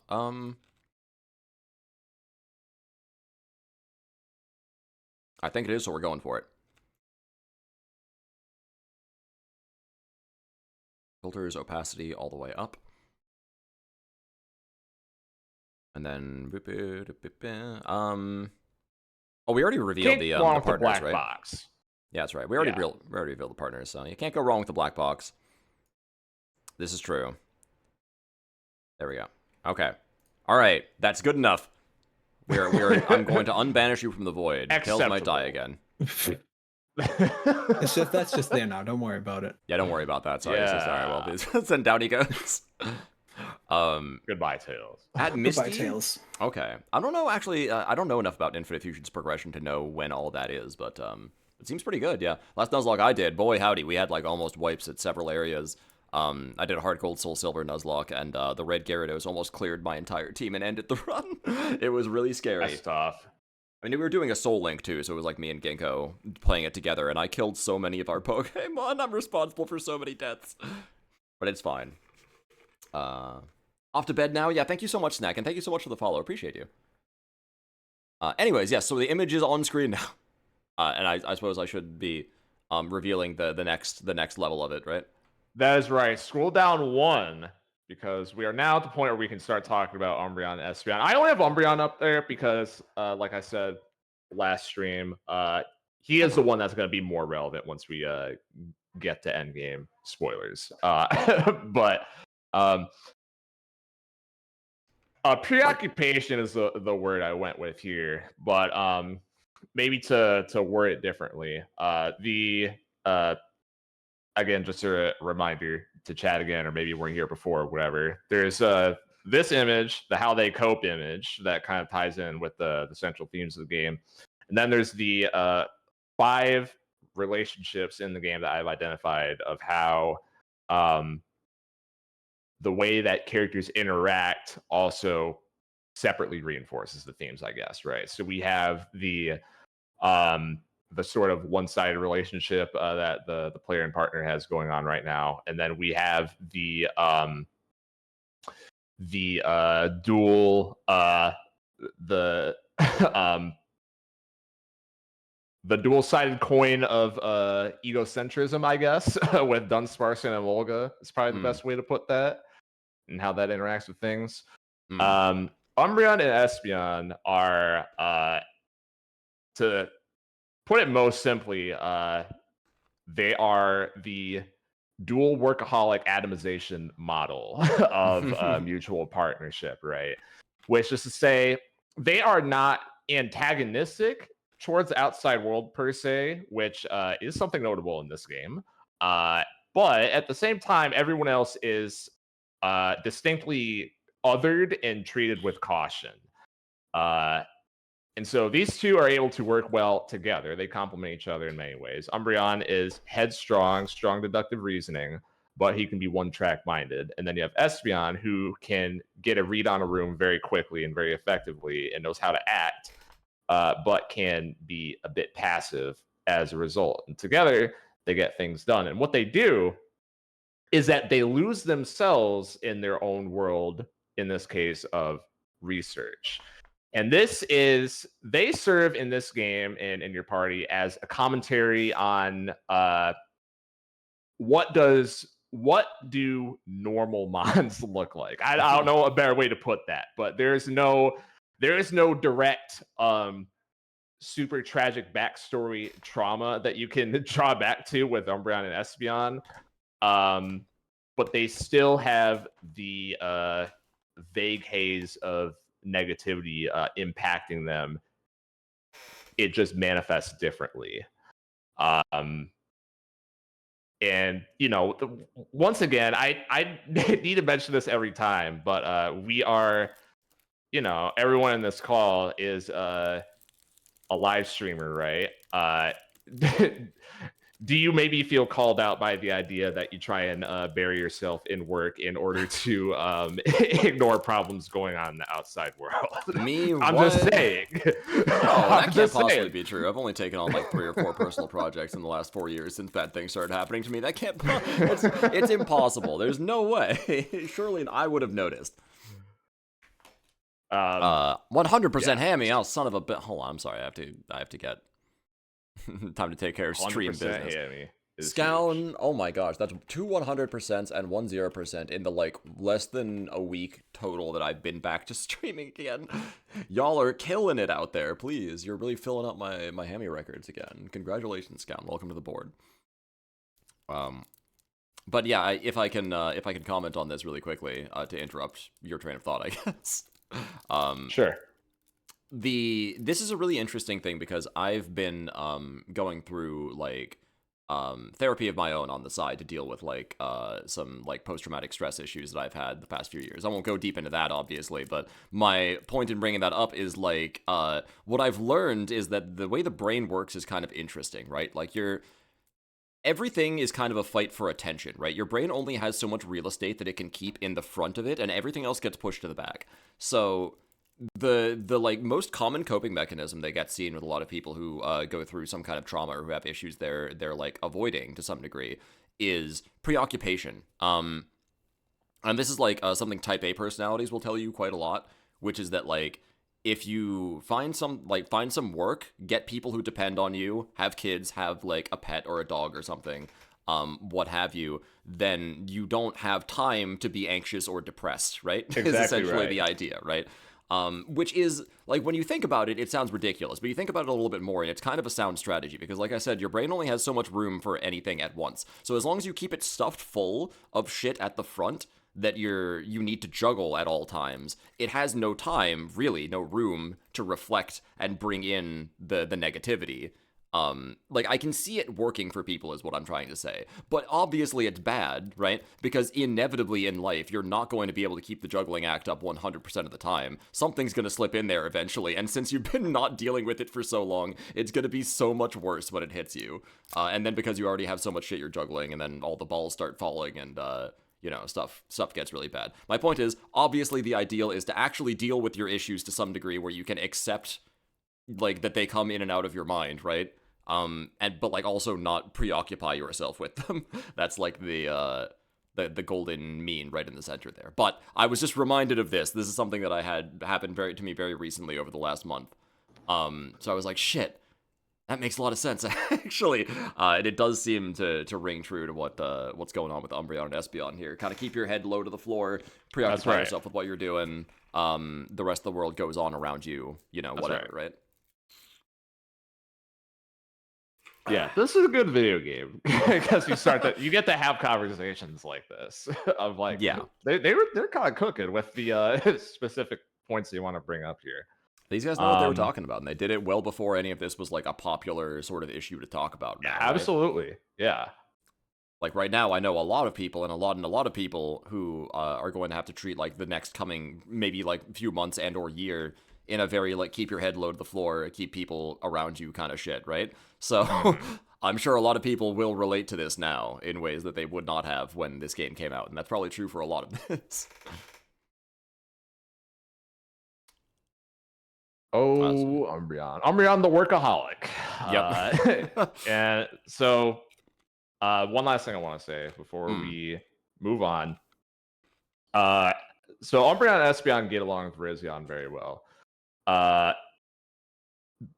It kind of makes sense after this explanation, don't you think? How there's this tendency of all of them to default to temporary ally over friend, and that's kind of a mutual language that they speak with each other. And it's Virizion has a reluctance to trust, but like kind of deep inside wants to believe, but like can't. And then it's this is a crowd that she gets along with. And like basically no one else. So yeah. that speaks to Umbreon and Espeon a little bit of maybe what's hiding. That's a good point. Yeah, that Virizion was like friends with those two actually, in spite of her like whole thing. Like, were they acquaintances? Did they know each other more than that? Did they know each other before Keldeo or around Keldeo? And like, how did they hear about her telling them about this? Like, did she share that information? Did they see it happen firsthand? Did they go into that? I don't know. The implication is that she didn't meet them until she started traveling the world after the Keldeo thing happened, and then she met them. Okay.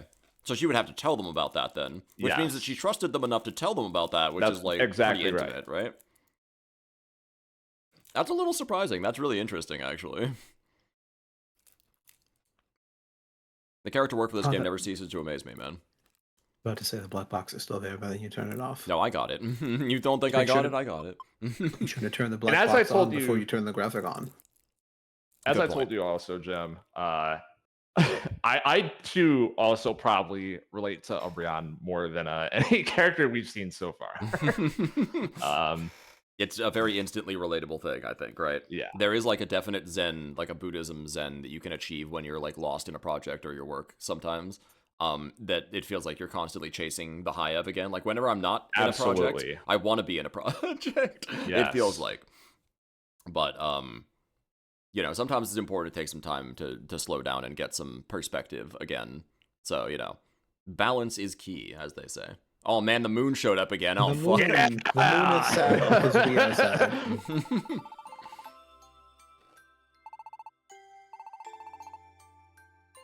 Damn, we are Because sad. the That moon means is the sad. moon is sad.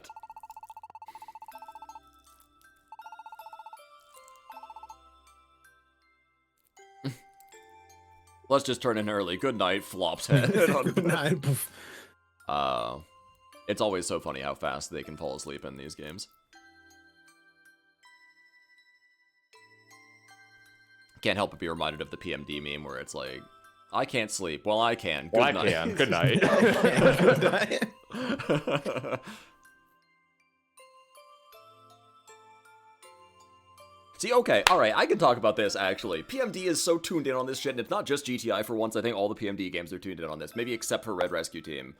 But, like, every good conversation you've ever had with anybody you've ever slept in the same room with, and I mean that, right? Siblings, friends, whatever. It always fucking happens right before you go to bed or around this time period. You get in fucking deep conversations and shit, and deep thoughts. And PMD seems to understand that with a very, like, keen Absolutely. amount of observation, because every single deep like not all of them, but like most deep conversations in this game happen either at night or when people are At about to go night. to sleep. That's right. Yes. That is so real. Why do you think we're playing this game at 1 in the morning, guys? Come on. It seems I've missed the so-called Keldeo thing, right? The Keldeo thing, yeah. So we learned about Verizian, that apparently she had a friend Keldeo who went to the Great Glacier and never came back, and then sent her a letter saying, actually, I was lying about going to the Great Glacier. I just wanted to get away from you. We're not friends anymore. And then she's been kind of fucked up by that experience, is basically what happened there. So now we're going back to the Great Glacier. Somebody has to stay behind, is what we learned, because of the happy laws. We have one team member needs to stay behind. Now, why don't we just fucking put a little hat on Litwick and let him stay behind? That's a great question. The happy laws. Like, Taco this is the earlier easy- also said, sorry to cut you off. When No, the please. Pokemon find their world so toxic, they want escapism to the human world.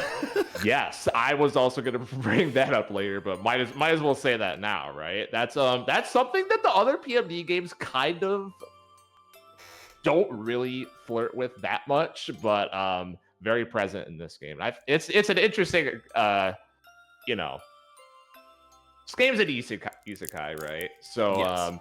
just implementing that into your world building is some food for thought for sure. Yeah.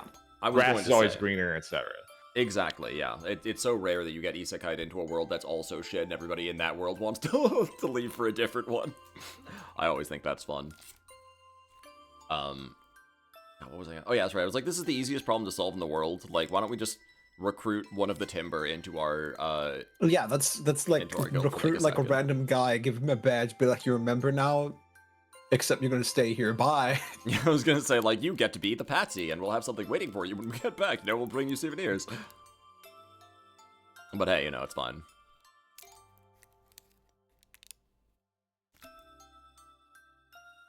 Oh, I haven't had any lately. Hmm.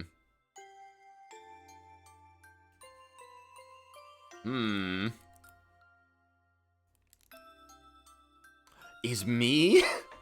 They're actually gonna bring it up? I thought there was just like, well, of course the main character has to go or else the story can't happen. I really just didn't think they were... Like, so many games would have just ignored this was even a possibility. I Yeah. love this game, man. I think it might be me. It might be me. The moon, it is sad. Because we are sad. That's gonna be my Discord, what do you call it? Like, little signature thing that you put under your name, I think. The moon Amazing. is sad because we are The sad. mood is sad because we are sad. You know, I always try to like I never can come up with anything good to put on like my Discord status, but if you hadn't just said that you were gonna do that, I was gonna. It would be perfect though. So many people on my friends list are gonna look at that and be like, "Oh, did something happen to him? What kind of weird fucking poetry is this?" Like, no, I'm sorry, it's a thing from. Actually, I should look Restoration. for other funny quotes from Ruby Destiny. Oh, it's it's the gift that keeps on giving all year round. I think. I want to be with the dragon. I want to be with the my face when I want to be with the dragon. The next morning. It is funny that the main character didn't actually. I guess they didn't have any time to think about it. It seems like they're being rushed through all of these sorts of decisions. But it's funny they hadn't brought that up until now. It feels like it's a little bit late, but oh well.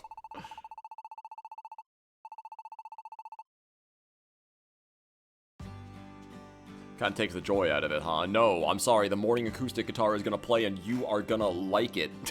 All right, anyways. Time to draw straws, everybody. Pentagon formation.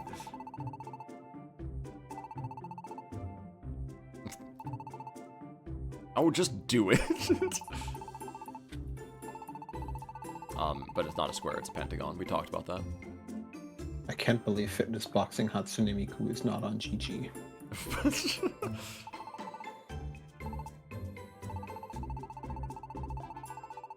We're gonna leave it up to fate. He's so jazzed about this. But again, I like to think that he's not so much jazzed about the circumstances as he is, it's Emolga, right? So he's really happy that he got to make something and contribute. I think it's like it's good because I did it, right?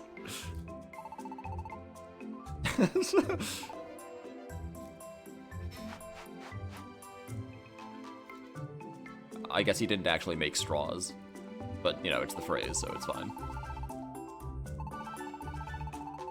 Quote unquote short straw.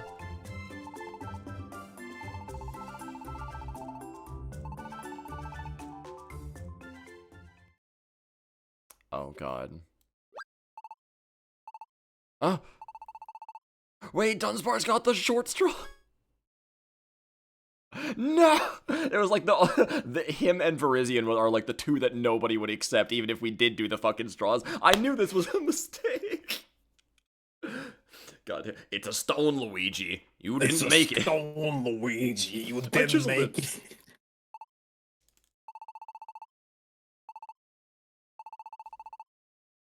It's totally random, so shuffle them again, best 2 out of 3, bet.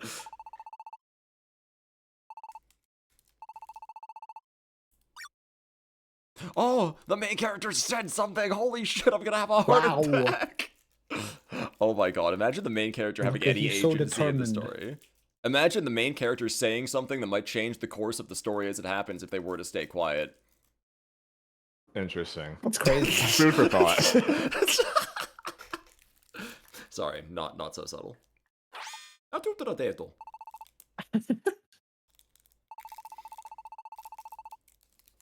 Like we plan. Like we plan. Not Virizion, too. I like how this started off as nobody wants to stay, and it is now everybody wants to stay. Well, I guess no one's going then. Fine. The only person so far, there we go. Now Emolga's like, okay, I'm staying. Yep. Oh no, Emolga's pissed because he's like, why did we even do the straws? Only person who doesn't want to stay. Everybody exactly correct. Like... I put a lot of effort into putting that red mark on that, you know. So you have any idea what it takes to even get markers around here? Like, I had to fucking find a berry and then crush it. That's great. Emolga's like, why do we even have laws if no one's gonna follow? Why did I make the paper? Oh my god. We have a bunch of fucking goody two-shoes neutral goods out here. Emolga's like, no, it's time to be lawful good today. Time to be lawful good, idiots.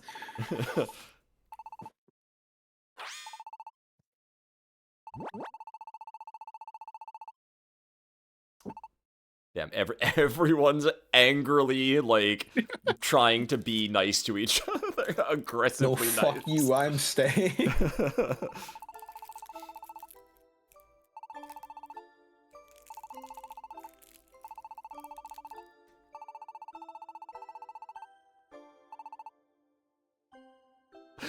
Well, note to self, don't tell certain people my stories, I guess. Just gonna leak them out to whoever asks. Wait, She didn't say that. Did he just say it's like you said yesterday? That was scraggy. No, it's like was said yesterday. Oh, okay. What? Okay, yeah. It's also not true anymore. Dunsparce is higher level than Verizion is, but you know. His stats are probably still worse.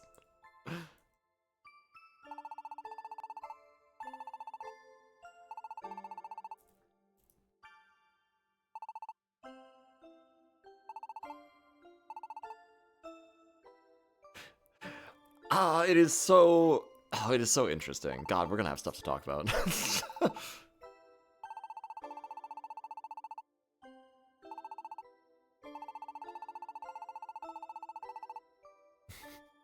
I like that he even mentioned Victini here. V-Wheel!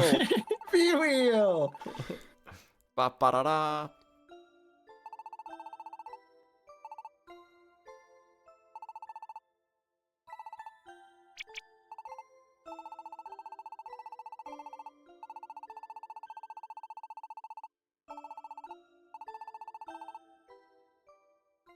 I didn't even get a chance to give all my good reasons for why I shouldn't go. God, I had several. Like, damn, alright. Note on that scene. So Verizion doesn't change her mind and agree because she draws straws. She's like, this is ridiculous. And then Mulga gets pissed. She doesn't change her mind until Dunsparce reveals that Umbreon shouldn't be trusted to keep secrets. And so, you know, the undertone there is that is the moment when it kind of hits Verizion that it's all right. Let me think about how I want to word this.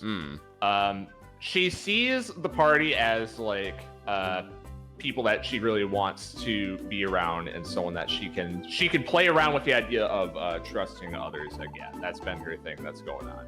Right. And so there's now a reframing of the situation where, well, if you are going to stay behind, that's actually not selfless. That's actually letting down your friends.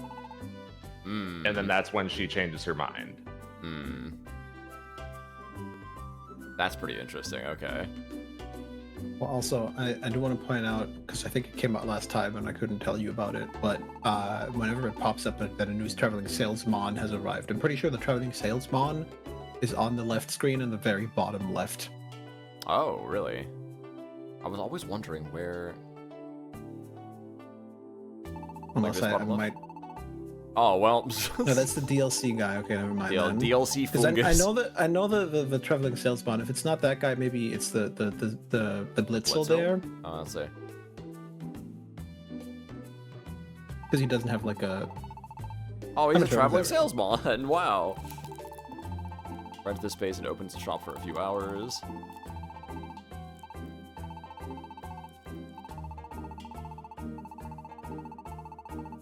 Alright, sure. Electric Dojo. Oh, tell me.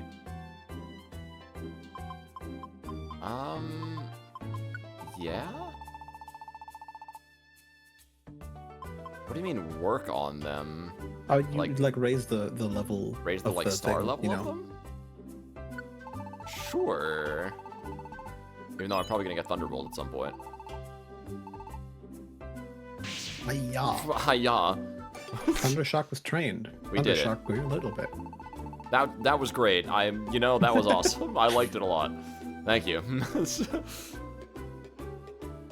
It is like so interesting to me that like even though the Emolga had a clear kind of agenda with his whole thing at first, like Dunsparce needs to go, but he also like Emolga seems to have a sort of vested interest in fairness, which I think is kind of interesting, right? Like even though Emolga or it Dunsparce makes sense with his character. Picked. Well, that is true, yeah. I think.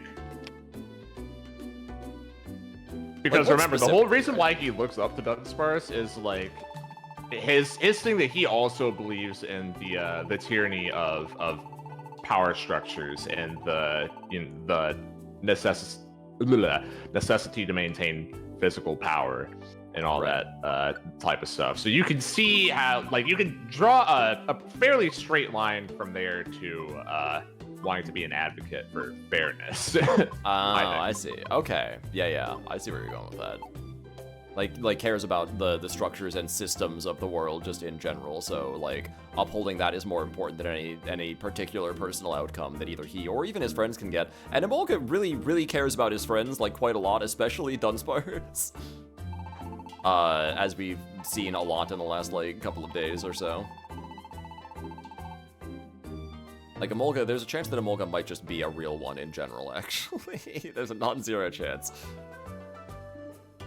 that he might just be the real thing. I guess I should like deposit some of my inventory. Might be the Oh, don't do that. Okay, that's what I wanted to do. Don't need plain seeds for anything. I don't think I need like radar orbs. Probably need a roll call or two. Like maybe not that many. I can just. Okay, I can just like drink the protein. I don't know who I'm gonna have drink the protein though. Who needs physical attack? Well, actually, I still okay. Dunsparce is staying behind, right? So Snivy needs physical attack if you're That's- using a Vine Whip or whatever the hell. You Wait, you what? gave it to him, the carrot. okay, but how do I have to use it in the dungeon? Yeah. No, not companion mode. I saw new when I instinctively clicked on it. I wonder if Umbreon and Espeon are still up here. Have anything to say? Oh, wait, this was the story progression. I didn't know. Hooray! Oh, right, that's right, because I was like, well, how else are we gonna get to the fucking glacier, I guess? Yeah, we need we need the bag to get him, stupid. I was like, I thought that we had to just go out the gate for some reason.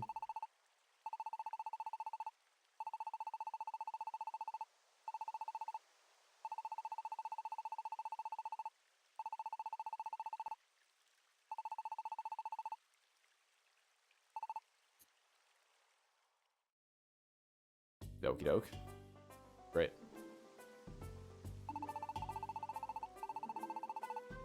Do we actually have to go back now? You know, maybe we should talk to Umbreon. There we go, okay. Yes. Although, wait, I haven't saved yet. But, like, should I? Is it gonna matter? Just in case.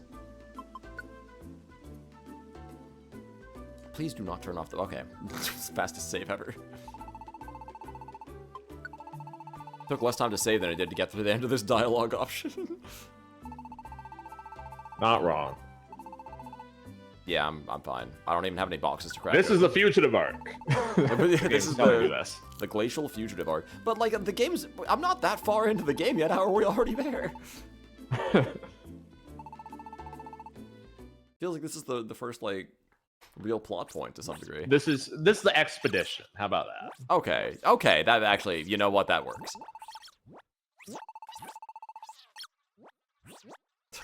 Bikini just keeps posing.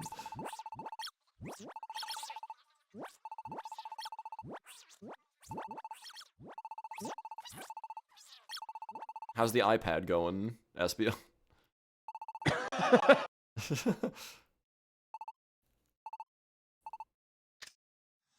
Click. They took days to figure that out? They had to hand carve the puzzle piece, Jeff. That's right. And they don't have hands. That's very difficult. Had to determine the correct ley lines and whatever the hell else it said. Yes, That's of true. course.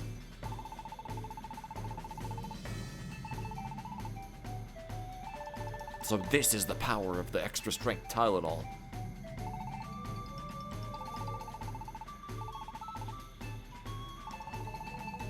Umbreon W/sparkly eyes. It's spreading.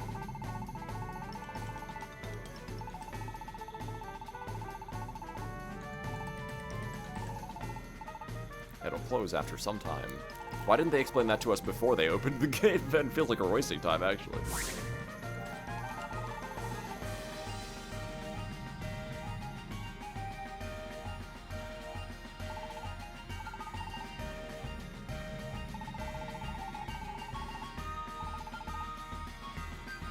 Oh no.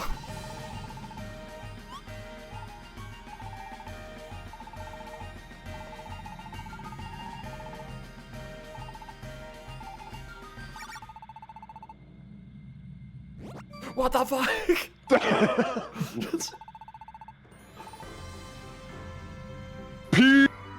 Oh, yo!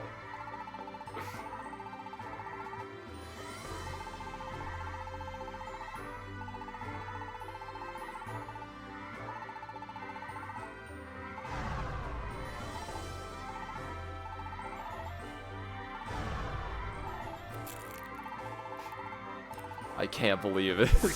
No, my god. Wow, I left a fucking crater in the floor.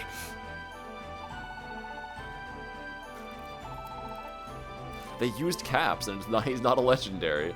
That's cheating. He's just shouting. I did not expect. I've heard this song on the soundtrack before. I did not expect it to play for Imolga, actually. Mm-hmm. Let's go.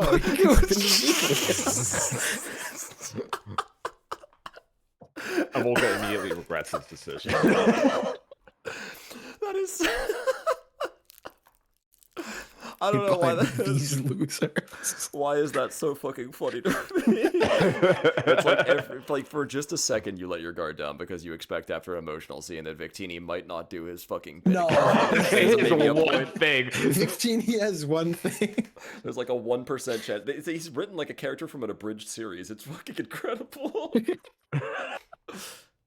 There. We can spin the V wheel together. Get away from me. He's so broken down, he's gonna go spin the V-wheel. Oh no. Oh man. Would you like to save your adventure? That was so fucking cool though. Amazing scene. Oh, come on. How would Imolga not enter into your favorite characters of all time list after this? Like, how would that not happen to you? I don't understand. By the way, I will say this save point is as far as I got in my first playthrough of the game. Oh, really? Before he came back? I did the thing where I was stupid, and I was a dumb child, and I didn't want to like play the game. I didn't want to like fight enemies all the time, so I avoided most enemies, and which left me severely underleveled. So soft block. Oh no! Yeah, when you save here, you are now in the Great Glacier, and if you load the save, then you are in the Great Glacier. There's no way back. Which means that I kept dying in the Great Glacier. Yeah. Oh, I see the problem. Well, it's a good thing that hopefully won't happen to me. Hopefully not. But yeah, eventually a few years later, at some point after Super came out, I came back and I just started the game over completely and actually played well. yeah, it probably would have been faster at a certain point, just start the hell over again. That's funny. But also, damn, weird oversight. I feel like in most places in PMD, they let you, they give you some kind of way out, even in, like, endgame. But I guess, yeah, like, the way, Max put it, like, the fugitives and the expedition, I guess, are two instances where they don't do that, actually. And you are kind of locked in, so yeah, alright. Yeah, but yeah. For fugitives, at least in, I don't know how it is in original Red and Blue, but in Rescue Team DX, they always give you the option to go into the prior dungeon and re-explore it to like train. Oh, that is not in the original. I was gonna say no. Yeah, they didn't. No, it sure isn't. Yeah, me when I death loop to Moltres X100 when I'm 8 years old playing that game. Because fucking Articuno. Like when you get to the volcano, right? There's like this kind of fire area before it, and then you go into the actual volcano in Rescue Team. And there's like a save point in between them. And if you in Rescue Team DX, when you go into the volcano, it gives you an option. Hey, do you want to actually go into the volcano? I want to go back into like the fiery field in front of it to train. That's pretty nice. Yeah, imagine having that option. Yeah, they added that in Explorers on the expedition and the can't say that because that's spoilers. But the second the second fugitive type arc, they don't do that. And trying to remember because I never used a grinding pass, so I don't remember about Super because I've only played that game once. but maybe they do that. Yeah, I'm not sure. Anyways. Again, it's like so much of my fucking context is locked in Spirit because that's like the first PMD game I fully completed since fucking Red Blue when I was a toddler. I wasn't actually a toddler, I was like 14. Effectively a toddler. Yep, that's right. That's how it feels when I think back on that time, honestly. But yeah, in Spirit at the end, obviously, there's like you go to the final series of dungeons, but when you go there, they're like, hey, you know, you can just go back to town anytime you want to, by the way. Does it make sense? No. But, like, you know, go fuck yourself. It's fine, right? This right here is why Mulga is only the second most forgettable Pika clone. Dedenne is the most forgettable. I disagree. Dedenne is very not the most forgettable. I also disagree. How the hell is Pachirisu not on that list? I hate that fucker. Yeah. And I love squirrels and I hate Pachirisu Pachirisu. is on that list, but I also can't say that Pachirisu is the most forgettable. Because Pachirisu is like my first Pika clone. Oh, Who's okay. the Gen 2 Pika clone? Like, I think that right there. Was there a whoever Gen that 2 is. I think the Gen That 2 means that's Pika clone is bottom. technically Pichu. Oh, it would be Pichu. Yeah, that's the only one, right? Because, like, otherwise, yeah. In Gen 3, In Plusle Gen and 3 we Minun. have Plusle Minun. Gen 4 got Pachirisu. Gen 5 has Emolga. At least Plusle and Minun have, like, the sort of, like, twin thing going on. Yeah. I'm not a big dead end guy either, but Pachirisu is more forgettable than Emolga to me, for sure. Then Gen 6 has Dedenne. Dedenne. And then Gen 7 has Togedemaru. Oh, I forgot about Oh, and then there's the hamster from Sun and Moon. Who's Morpeko. Morpeko. That's Sword and Shield, but yeah. That's Sword and Shield. Or that is Sword and Shield, you're right. I thought it was Sun and Moon, you're right. Yeah, no, Togedemaru is Sword and Shield. That's right, Togedemaru is Sword and Shield. I don't like him either very much, to be honest. I'm sorry.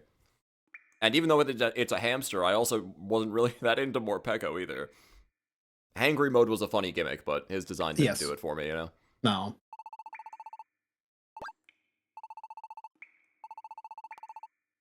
Are we playing Lethal Company in GTI right now? I hear voices coming from over there.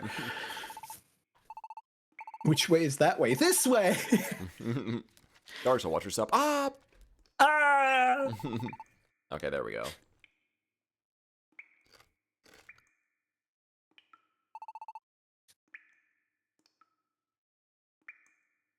We're gonna be feeling bad for Dunsparce this entire time, no matter what. I gained eyebrows to make this face. Yeah. I penciled them on. I never noticed that. Yeah, if you don't play with a Pika main character very frequently, it's hard to notice, I guess. I don't think the expression is like this in Sky, but I could be wrong. They needed a way to accentuate his brows, I guess. They just kind of gave up. It just wasn't fair, you know? Isn't that interesting? Again, the guy who seemed most preoccupied with things being fair is the one who sacrificed himself at the end in a manner that is fundamentally not fair to the way that he made his fucking game. Yeah, so basically, Emolga's badass and awesome. I was gonna say, like, what an immediate turbo Chad.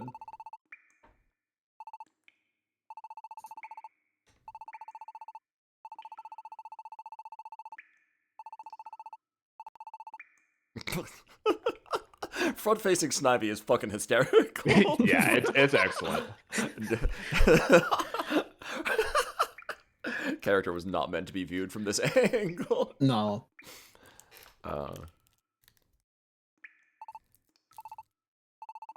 Also, the sprites were actually like that in it's not the right thing that I copied. They were. I'm I think gonna I have to look copied. at it now. Hangry mode makes Morpeko memorable. Togedemaru's the spiky one. Does that make him memorable? Yeah, Togedemaru is definitely the most forgettable. Yeah, for sure. Dead End also, yeah, is like... The only reason I remember Togedemaru is because of the stupid drawfee bit. Yeah, it's a good drawfee bit, though, to be fair. Oh, he does kind of have eyebrows, you're right. Pikachu. Gen 9 Pikachu? Yeah, what's the Gen 9 Scarlet Pikachu? Violet? Oh, it had to be something, right?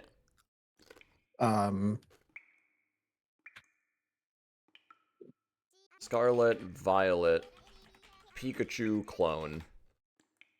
Oh, that's right. Palmy and the whole line. Yeah, the Palmy yeah. line, yeah. Palmy Palmon line. and... At least they had a fucking line this time, and it wasn't just one of them, you know? Palmon and Palmo. I kind of like Palmo. He's got like anime hair. He's got like shonen protagonist hair in this last evolution. I kind of like him. He has that cheesy fucking revive move. Oh, really? That's all I remember. Yeah. I forgot about okay. that. So we got the this is from Bulbapedia. I'm gonna put the screenshot of the website in here, and let's just first of all, I like how it lists Alolan Raichu as because this is kind of the like Pikachu clones thing, right? It also Every lists time somebody calls Raichu a and Pikachu clone, I die a little bit more Yeah, inside. it's really stupid, right? But it lists Alolan Raichu, but then also Togedemaru is so round. Very. It's literally he's a beach ball. I think of the Pika clones, like Pachirisu sits near the bottom for me. Morpeko, also kind of near the bottom. Togedemaru also near the bottom. They can like fight over last place. Dead End also kind of close down there. And I kind of like all of them. You know, I'm a big rodents guy. If you didn't know, but wow, that's crazy. You know, some are certainly better than others. I like the Pomot line a little bit. They can be like mid tier. Plusle and Minun, I like their gimmick. I just wish they like worked in Pokemon a little bit better. I wish they were good. Yeah. Yeah, give them like a Mega Evolution or something that's like both of them together at the same time. Or I something. wish their ability wasn't absolute fucking useless. Like, they had anything going for them.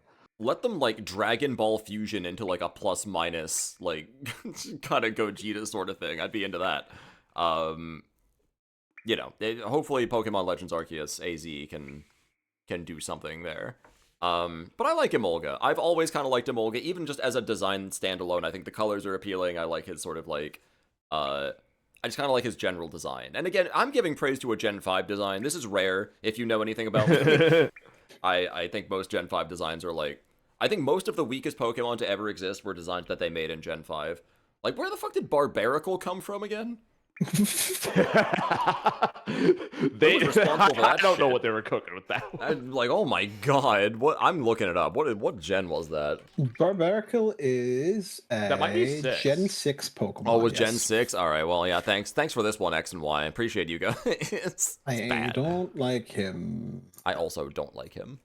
I don't. Also, Why does he look like if we're that? talking memorable, right? You got to remember, even without this game, Emolga is the Electric Gym's ace in Black and White, and that shit has I forget what move it uses, but it's like it does some. I think it just spams fucking. I think it's Volt Switch. Volt yeah. Turn bullshit. That whole team. It's like, yeah, fucking. People who only play through the story learn how broken U-turn and Volt Switch are with that boss. What were they doing with that? You know what? She has 2 Emolga and a Zip Striker, and they all spam Volt Switch. I was gonna say because like the Zip Striker has a fire move. I remember that. Yep, that's right. Zip Striker has Flame Charge. And guess what? The reason why she has 2 Zebstrika and an Emolga is because that's basically every fucking electric other way Pokemon around. in Gen 5. 2 Emolga, 1 Zip Striker. Oh, okay. Like, I think there aren't that many electrics in Gen 5. Yeah, that's why in Black White 2 she has Fluffy. Oh yeah, you gotta kind of supplement it a little bit. She could have had a Joltik, although I guess we're technically too early in the game for Joltiks to appear. Oh, right. Because we're before the Electric Cave.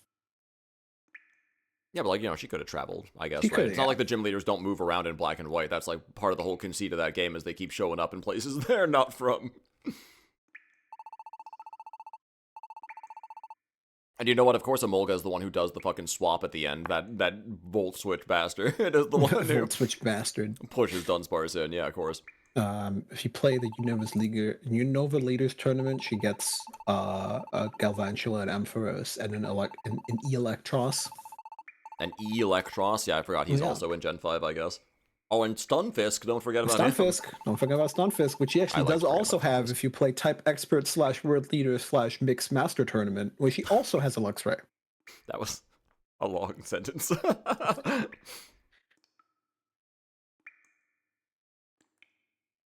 Great.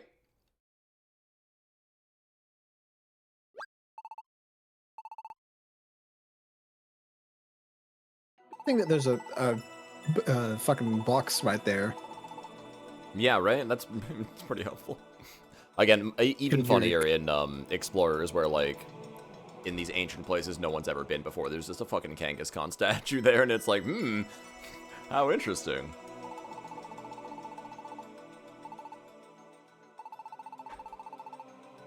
Oh, man, I'm not saying it. Shit.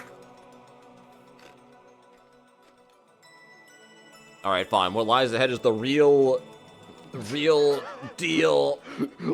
Lasted a whole 5 seconds after saying I'm not gonna Real say it. deal danger. He can enjoy that later, hopefully. Shout out to Real Deal Danger. Shout outs to Real Deal Danger. Brought him up only Shout outs 2 or to 3 Real times Deal this Danger. stream. That's a new record.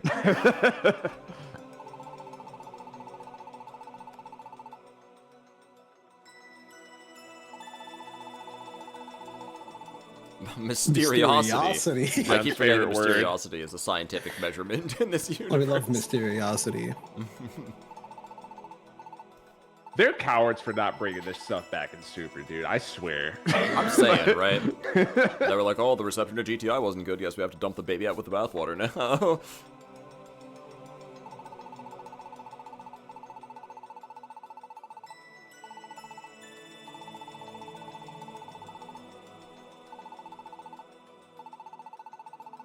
So, by the way, Snipey, this is something that Max pointed out to me at a certain point in time. I'm not sure if I've talked about this on stream yet, but the way that portraits work in these cutscenes is something I never noticed until it was pointed out to me, which is that, like, I thought for some reason that the portraits were always just bottom left, same place, near the text box. It's not the case, right? The portraits move around to be closest to wherever they are on screen in the cutscene.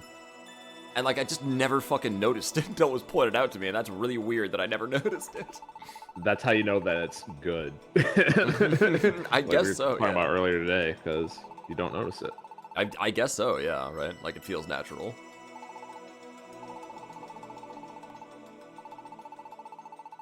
I'm making the stupidest thing I've ever made. Oh, that's impressive, honestly, at this point yeah, for us. I was gonna say. It's his fault for having such a fantastic name. That's what I'm saying, Taco. If he didn't want to get shouted all the time, he wouldn't have such a convenient name to shout out. Beyond the crevasses. We'll need to split into 2 parties. What is this, Final Fantasy VI? What the fuck? What's my party? Is it just me and Snivy? Oh, no, okay, I get to pick, I guess, right? It's 4 and 2. Okay, I see. Oh, I guess it would have to be, yeah.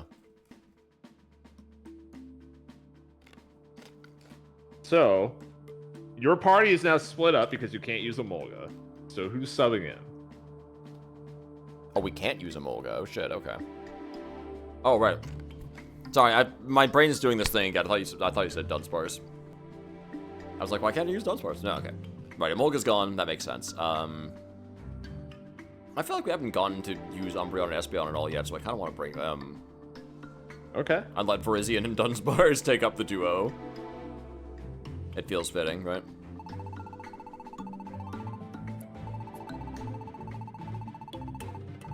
Alright, you said that already, Espeon. There it is. The How do stupidest thing I've ever done. Okay, yeah. I will, but, like, how do I... Okay, but... What, go to the box, probably. Oh. The box lets me do such a thing? Apparently not. Shoot, I don't remember. Maybe I'll have to walk up into the... What's the party menu? Or, Yeah, what's in the menu? Sorry, not... Yeah.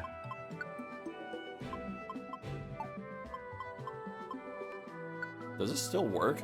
I do not remember. I think Let's I find out. probably just... Like, if I get to be Emolga back in town, it's peak.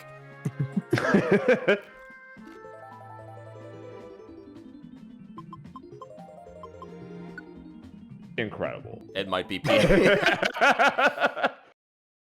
Holy shit.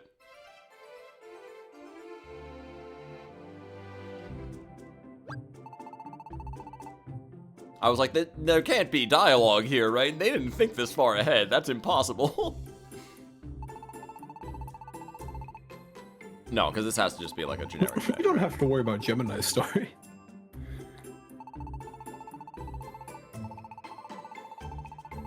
That's great. If you just want to do a little exploring, yeah. Select a Gemini mode. Gemini mode is my favorite personally, but I might be a little bit biased. Unfortunately, I don't know that I could actually separate myself from Snappy. That's a good question, though. I should see if that's possible. Oh, here's your grinding. Oh, hey, you're right. Oh, so you could have done this, Snappy. Ah, I'm stupid. Oh no. Anyways, I was a dumb kid who forgot companion mode existed. You know, that's fair. Good luck, Also, I put the stupid thing that I made in the you know. Oh, okay. I Don't should see look that. at it.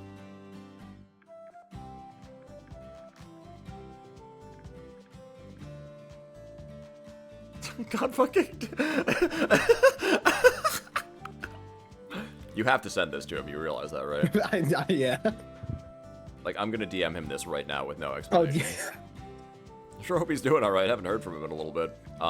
Which means that this is the perfect opportunity for me to send him this.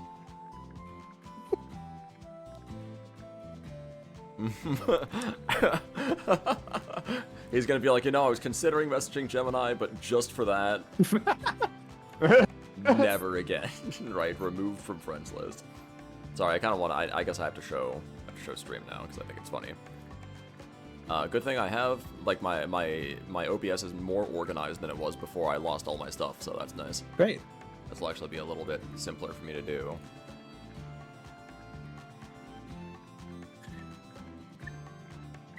Oh, it's rotated on its side because of because of the all ears thing. Hang on. There we go. Can't believe Miyabi's not stuck in the corner anymore. Amazing. What lies ahead is the real deal, everyone. There he is. Oh my god. Thank you, Snappy. So yeah, peak confirmed, I guess. I fucking suppose, to some degree, obviously. Like, if they had done, like, a side story, if you were able to, like, swap between different characters, and this is what they did with the side stories of Explorers of Sky, like, Imolga could have a little sub-story back here on his own, I think that would have been incredible. Like, let me watch him roll his eyes at the fucking V-Wheel shit, you know? In fact, actually, he did say he was gonna spin the V-Wheel, so I'm not letting him get away with not spinning the V-Wheel. V-Wheel! V-Wheel!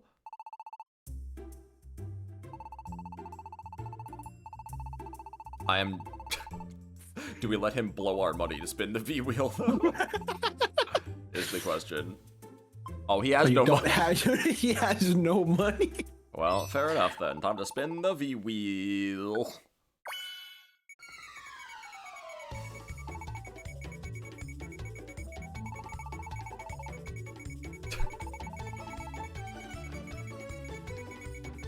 I just kind of like letting it go for a little bit every time I do this. Or let Victini spin around in the background a bit. He's having a great time. Also, wait, how does he know where the V-Wheel's gonna land? Can he see the future? Oh! Hey. You did it. Imolga actually won the V-Wheel. Guess I'll change the type. I swear if it changes to ground. Oh, wait, it actually changed it to electric. Wait, so is this gonna stay for my story mode, though? You get to Not pick sure. now. Oh, well, I'll pick electric type, yeah. It was electric already. It's especially weak against ground, apparently. No, I don't think it was electric already. It was dragon already. Oh no, okay. He marked the types that would be good for you. Yeah.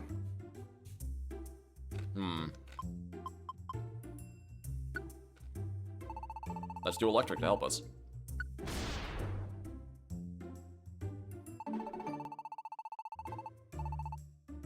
V-Wheel. A V-Wheel. Oh no, wait, no, I don't want the info. Wait, I wanted to quit.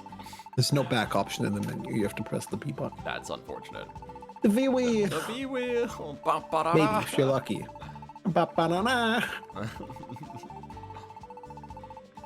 I get to keep your cash. For better odds, Again, I learned that apparently, like, in Japan, making everything into gacha is extremely popular. Even concerts are raffled. Like concert tickets are raffled in Japan. Yeah. How does that work? I don't fucking know. But you see, it's not that the concert tickets are raffled, it's that, like, being able to buy them is raffled. You then still have to buy the concert. Oh, and then you still have to buy your...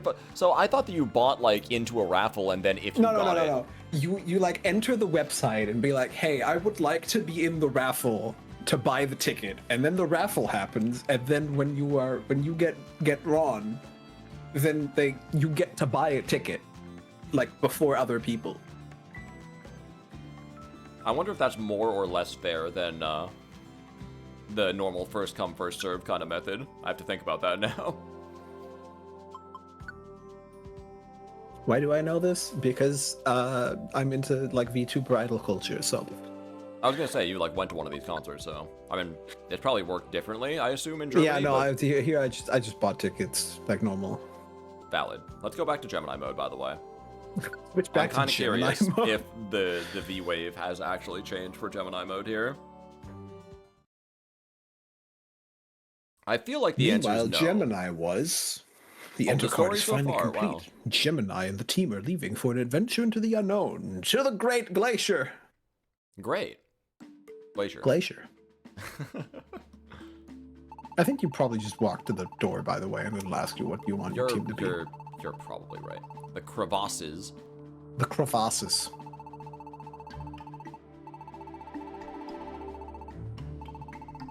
It seems like you should be able to do it here at this entrance. Think about it. Think about it. Okay, we go to the entrance then. Okay. Okay. Wait, right, I was gonna check the... Can I check the V-Wave from here? Or can I only do it in Big The V-Wave is electric. V-Wave electric! So it... So Emolga actually did help us. Holy shit. Great. This is peak, alright. Okay, this might be better than the actual story. They thought the V-Wheel thing was a joke at the end, but in reality it actually ended up helping us. That's beautiful. I couldn't have scripted it better if I tried. Okay, edit party. Great. Okay, yes, you can't take Snobby out. That's just a next. Yeah. So, Espeon and Umbreon. What do you mean one more Pokemon? No, okay, I didn't think so. No, 0 more Pokemon. Oh, that is a 0. I was reading like I thought it was just a bordered like 1. No, it's a 0. Yeah. Okay, that makes sense. I'm blind. Anyways, enter the dungeon. Besides, Umbreon and Espeon might end up carrying us because I think I'm a little bit underleveled. Telluric Path. Oh yeah, I am a little bit underleveled. I'm only 15. These guys are 20. Sandile picked up the $90. Okay, well that's a Sandile. You go get him, Snivy. I believe in you. 26. Oh. Vine Whip was sealed? Oh my gosh. Gotta find an arrow. How much HP does this thing have? Oh my god. Okay, wow, that sucked. The music here is really, like, subtle, but interesting, actually. Oh, it's a Mienfoo. Zap. Thank you, V-Wave. Oh. I mean, I think I don't have one yet, yeah. I don't really know why I'm collecting these Pokemon. I don't plan on, like, ever using them. It's the principle of it. It is the principle, that's right. Goodbye. Like, I know it's probably a Cinema Sins kind of thing, but I am sort of bothered the more I think about it, about, like, how many other team members we have than the main duo, or the main, like, what, the Pentagon. Like, surely there must have been another solution to that problem.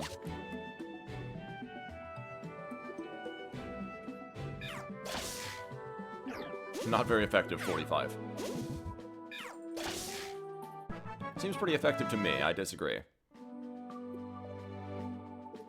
I see you, Zap. Peekaboo, here comes my foot. And other SpongeBob-related jokes. Oh, shit. Continuously reminded of my only gripe about this game. It's dungeon design sometimes. Yeah, the dungeon generation. Like, it is cool. I am, again, somewhat interested in the idea that... Better or worse than Persona 3? Okay, well... yeah, it's probably still better than Tartar.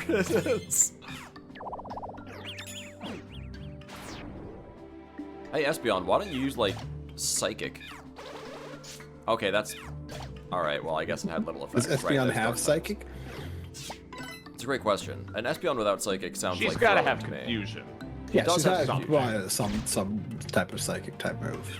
He does at least have confusion, which is nice. Oh, Yeah, thanks to you can V-Wave, open no the PP menu and necessary. See what their moves are. I should do that, you're right. Hey, Espeon, step on, thank you. Yep. Well, that was wrong. I guess I'd go to moves.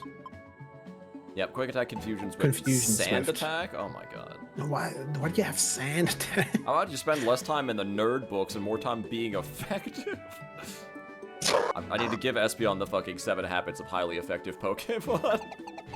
I have a friend who's 17. He doesn't get SpongeBob jokes. You know what? That makes sense because SpongeBob hasn't been good for literally 20 years. Yeah, So it it would I mean, fall off in pop I'm culture. 23 and I don't get SpongeBob jokes. Well, you have a specific different reason for that, though. I think. I have 2 reasons actually. A, I barely watched any SpongeBob, and B, the SpongeBob I did watch was in German, which means anytime somebody does an English reference, I don't get it, even if it's Aw. a reference that I've seen before. That's actually a really good point. Hadn't thought about it like that, actually.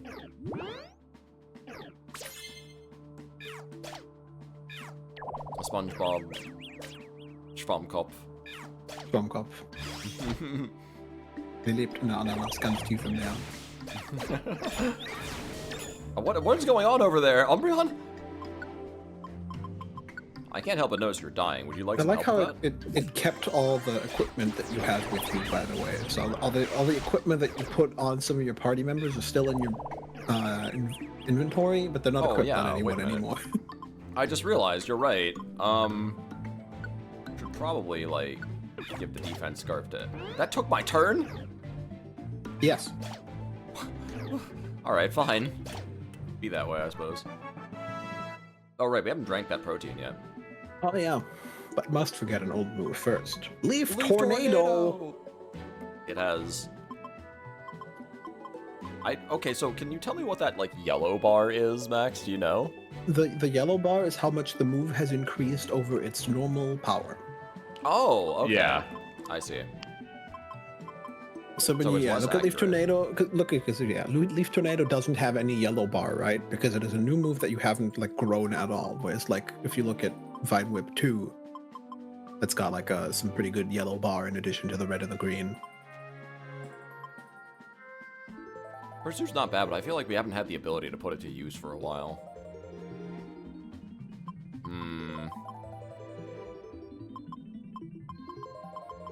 Like, both Leaf Tornado and Vine Whip do the same thing, but Leaf Tornado has less PP and it's less accurate. I would probably rather Snivy have 2 grass moves, because that's what I want him to do mostly, is just, you know, do grass. Just spam Yeah. your stab. that's I what I'm see how saying. Gem plays PMD. It's the same way I play regular Pokemon, to some degree. Except I thought I was being so smart, again, playing Black and White recently. I just got past the normal type gym. And I remembered their gimmick this time because it actually Because we no-dipped me talked my about first time playing through Black and White. Yes, they have like the retaliation gimmick, right? Yeah. Yeah. So I was like, aha, I actually have like a varied team comp with me this time. I'm gonna bring my Patrat with me, and then on the turn that I defeat the first Pokemon, I'm gonna swap into Patrat, and then I'm going to use Detect. Oh, they use their setup move, right? Yes, they used like Leer or something, so it failed. And then 2 turns later, hits me with retaliation anyways, and it's still killed because it crit. I was like, you know, what am I fucking doing in here? Audino had to clean up after that. Should've probably put him in from the start, but like, I thought I was so smart with that detect shit. It just turns out, I guess, Patrat has really high attack anyways, and the retaliate is still a stab. Oh boy. Sandile. Sandile. Sandile. Sundial. Sandile. You're in the middle of an adventure, so ask Sandile to go to paradise. Yeah, go home. We can't keep any more of you around here, according to happy rules, probably. Happy laws. The happy laws. Back to the V-Wave, no PP is necessary. These Snivy, if only you had a favorable V-Wave when you were younger. Maybe that would have made all the difference.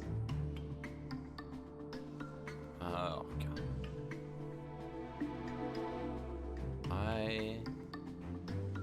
God, these dungeons.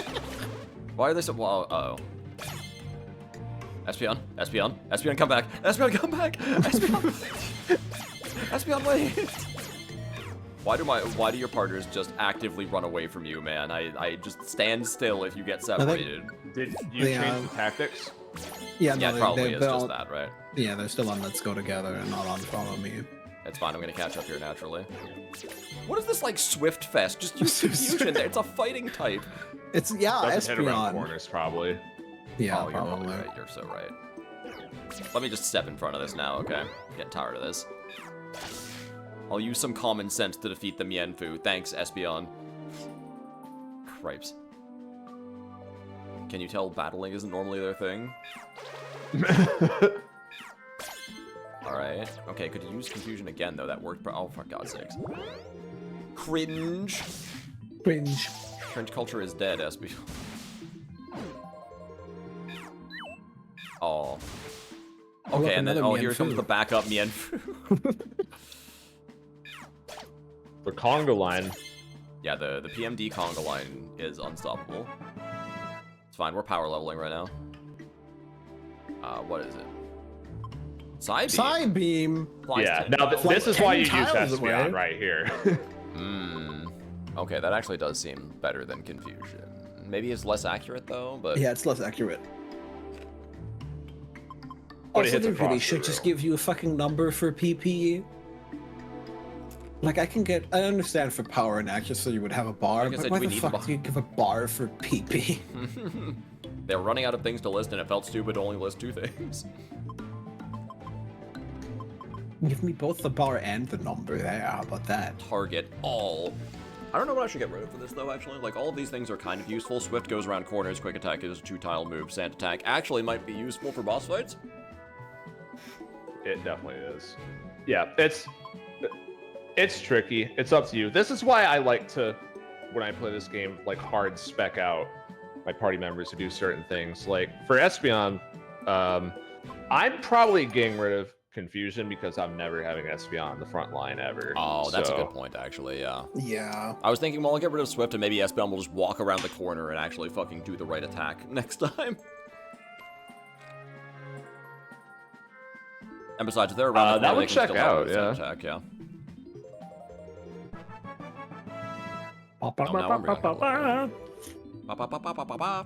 I noticed that when I won the V-Wheel, it was like an extra triumphant version of the, No, it wasn't the level up noise, it was something else. It was like a different jingle that I hear in PMD a lot.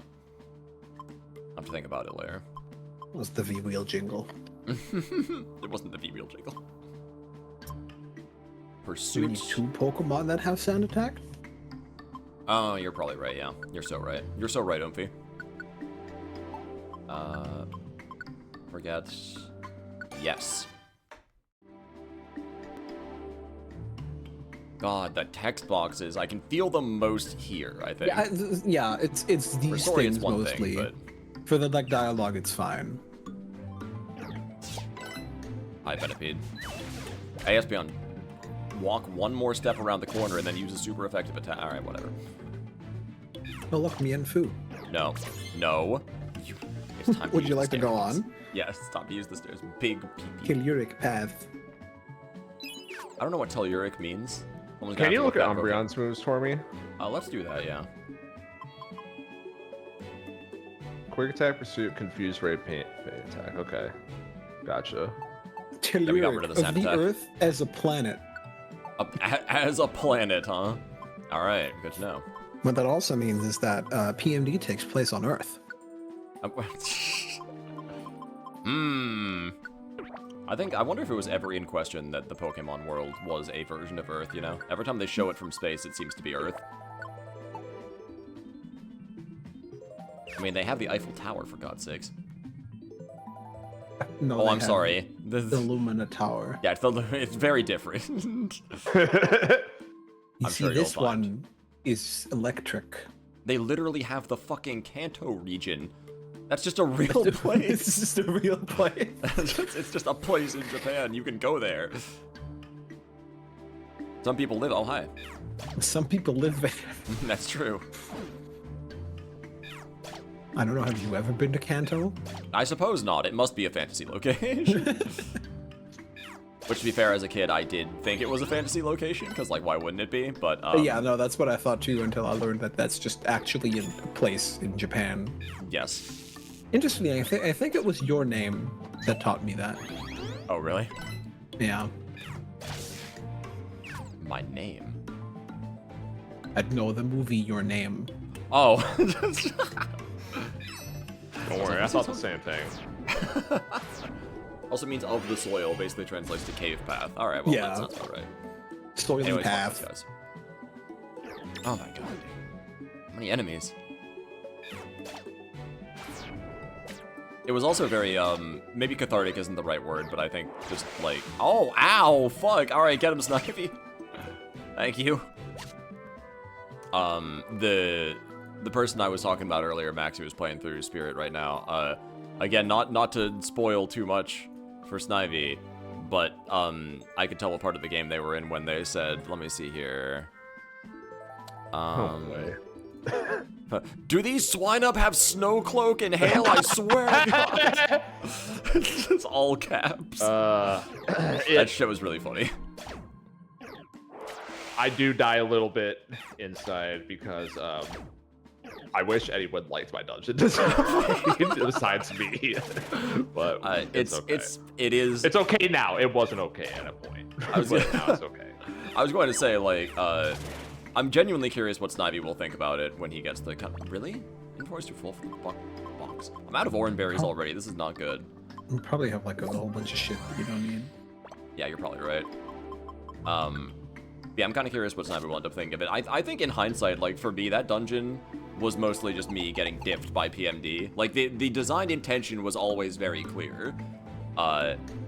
It was just a question of how well I could actually put it into practice. If I went back and replayed it, which I will, obviously, I'm going to go back and replay through all of Spirit, because I have to get a save file in a certain place for testing. Then I'm probably going to do it better for next time, hopefully. Did any of that get lost with your hard drive, by the way? No, thankfully, all of that was on my secondary drive. I was going to scream if I lost any of my actual work on that. I would have been so mad. Oh, yeah. That would have been terrible. Yeah, thankfully it did not happen. I had enough foresight to put all my modding stuff on my other drive. Which, funny that the platter drive didn't die, but the SSD did. Usually you'd think that's the other way around, but you know. Well, there's a reason that hard drives are still widely used in, like, long-term storage. Yeah, because they, like, don't really tend to die, I guess. Yeah, there's, like, if you don't... The SSDs have the weakness of... if you write to them a lot and read from them a lot, they die quickly. And also, when they die, they usually die, whereas the hard drives can usually be recovered, even if they then can't be. You can huff that copium for a long time. Yeah. Yeah.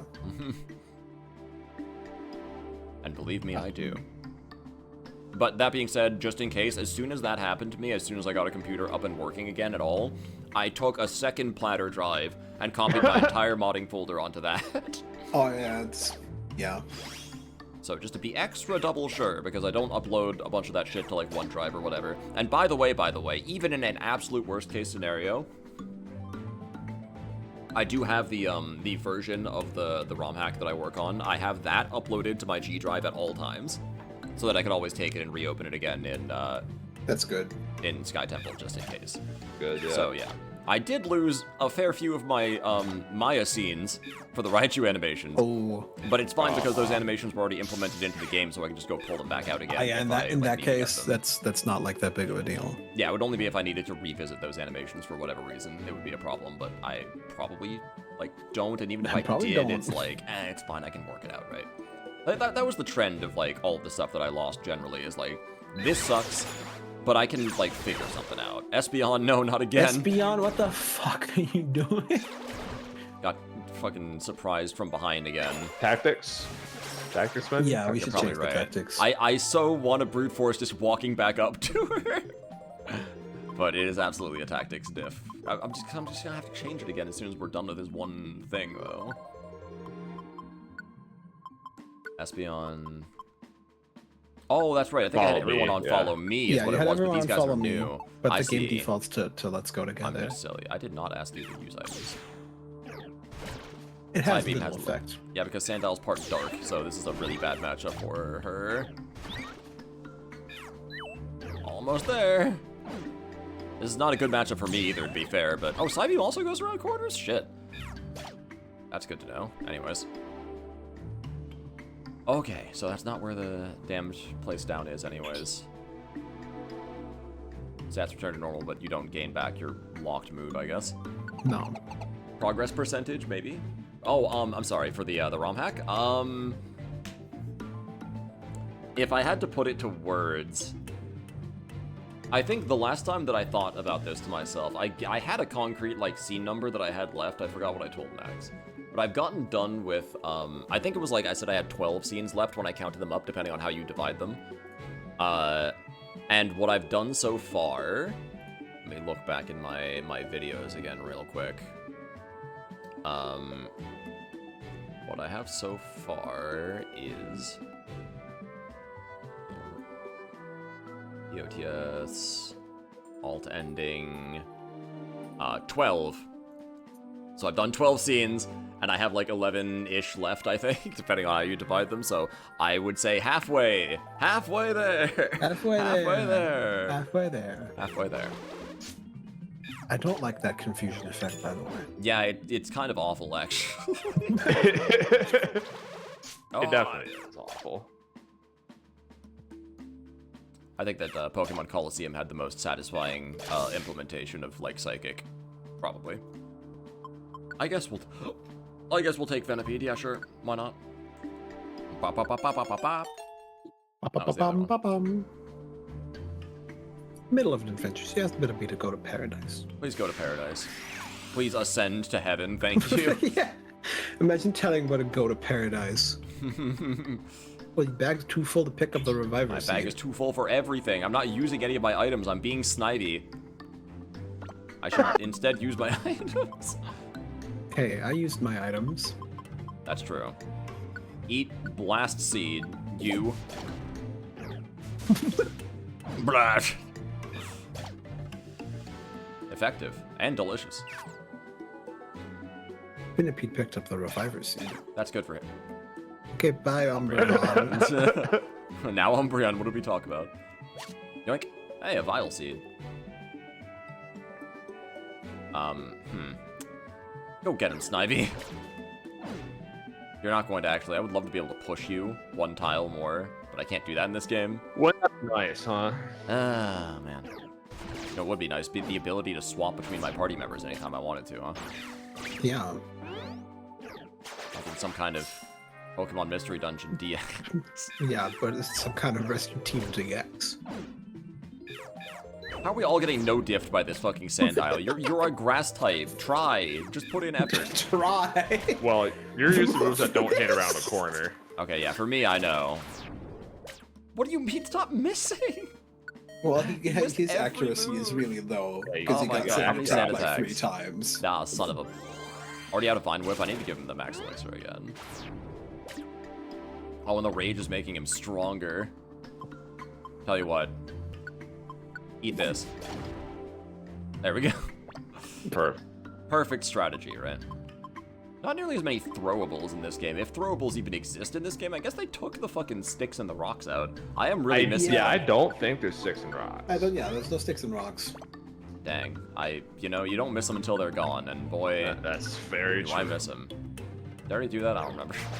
Oh, When I for the love played of- Rescue But, Team on DX, the other I had hand- my party members like throw rocks from the other side of the room at Pokemon I couldn't even see. No, it's an amazing strat. That will happen, Really yeah. Sometimes helpful, sometimes wakes up a whole room full of things you didn't want to wake up. Incredible. There's a Kaizo-like of Super Mario Wonder in development. I did not know that. That's interesting. Mario Wonder was such a good game, and I still never even finished Yeah. it. Oh, you should. It's really good. You should 100% it like I did. I should. I made the mistake of doing a gimmick run, my first attempt through it, which I had a lot of fun with, but I just wish it was more viable. What gimmick would that be? I did a Yoshi's Island run of Mario Wonder, where Oh, that's right. Yeah. Yeah, I had to say, like, because I was like, oh, I really like Yoshi, but I was sad because, he's, like, the easy mode He's character. easy mode, yeah. And you also can't get all the collectibles with him, which I realized later, which sucks really bad. So I was like, okay, well, how do I make a run of this interesting? I know, I'll play it like it's Yoshi's Island for the Super Nintendo. So I had a second controller that would have a small Mario, who I would have to keep on my back at all times, and if I lost him, the only thing I could do with him, I had, like, the controller in, like, near my foot. I would have, like, my second controller on my foot, and the only button I could push as small Mario is jump so that he could get back on Yoshi's back. I couldn't do any directions. So, yeah, if small Mario died, then I would have to die. Was the gimmick. And it was fun, actually, but, yeah, it turns out I couldn't get certain power-ups and stuff, which was a shame. Yeah, but does small Mario play the same crying SFX so 100 times whenever he falls off your back? I greatly wish so, yeah. If I could have any one Mario Wonder ROM hack, it would be to bring Baby Mario into Mario Wonder as a real thing. That would be incredible. Where does that rank on, like, most iconic audio spam in video games? Oh, it's got to be relatively high up, right? Because it was one of the first to do it. Oh, I want to use it so bad, but it's going to detect. Also, I don't want to waste it on one Mienfoo, you know? But I also feel an irrational amount of anger whenever I'm, like, walking down a hallway and I get blocked by a Pokemon. It's like, alright, just get the fuck out of my way. Oh, for God's sake. I'm walking here. Never do I feel more, like, inconvenient than I do playing Mystery Dungeon and getting body blocked in hallways. Oh, here comes the fucking conga line. Okay, so here's what's gonna happen now. Thank God for team attack, man. Holy. Something about throwing rocks at wild animals being both unethical and dangerous. Well, clearly you've never been to the Safari Zone, Taco. Where it's, you know, just how you do business. Okay, that's just a full hallway back up. Yeah, first you lay the bait, then you throw a rock, then they run away. Yeah, then they run away and you get nothing. It's great. It's the exact cycle, just as I remembered. Oh boy, here we fucking go. And Snively's all the way in the back of this. A 3? Ain't no way. What do you mean there's a conga line of 3 goddamned Sandiles? Can we get that picture of Axel, but it's like a poorly edited, like, black box over it, and it says 3. 3. Instead. God damn it. Here comes my plan. Orb. Wow, and that still kind of worked. I hate these guys. What? Sand attack. Oh dear. Perhaps I'm going to need another orb. Health orb, go. Alright, now I can beat the crap out of him. No problem. Boy, sure I'm happy that Confuse is like one of the best. Oh, uh-oh.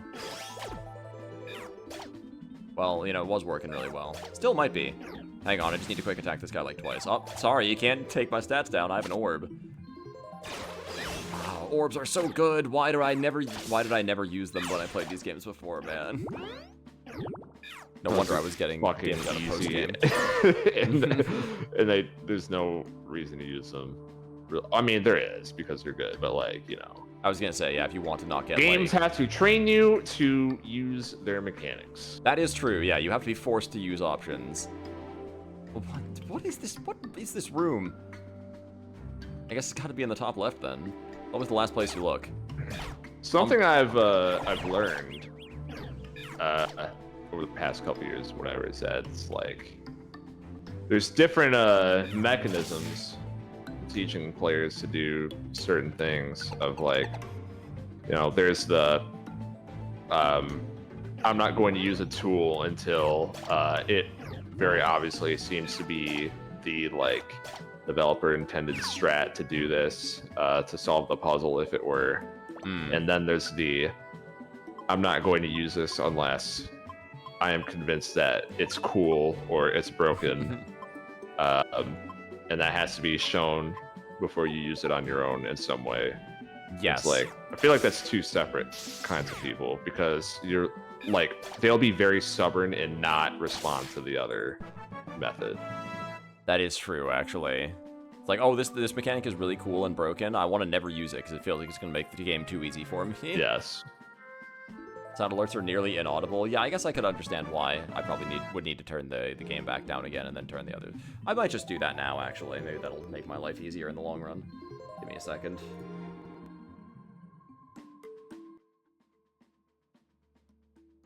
I know the game just got really quiet, but just, you know.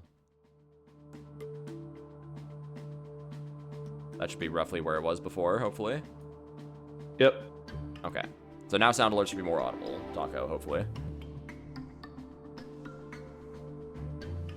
We shall see. Yeah, initially I guess to go back on the topic from earlier while I'm still thinking about it. Initially I was planning on getting the whole hack finished by February. Would have been amazing. Probably not super possible.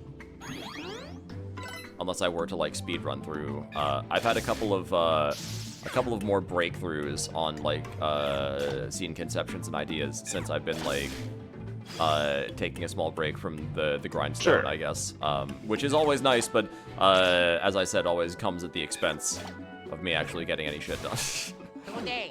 So, you know, a little bit of push and pull, but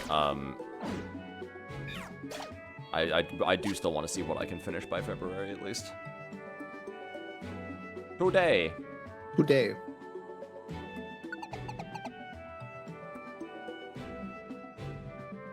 Man, how many floors is this place? 10 floors is like... You gotta be close to the end pretty soon. Yeah, Gates doesn't go to high floor counts very often. I would think not, yeah. Like, the highest dungeon floor counts usually, I mean, even, like, the last dungeon of Sky is like a 20-floor dungeon, before it splits, at least. And then there's, like, the part 2, obviously, but, you know, before that, it's only 20 floors, in a row, I guess. Like, the highest that... It's less than that in actual Sky. Really? Oh, damn. Yeah. You buffed it up? Yeah. Oh, I didn't know that. Okay, I see. Snivy, you have grass moves. What are we doing here? Just, like, no. Use your grass moves.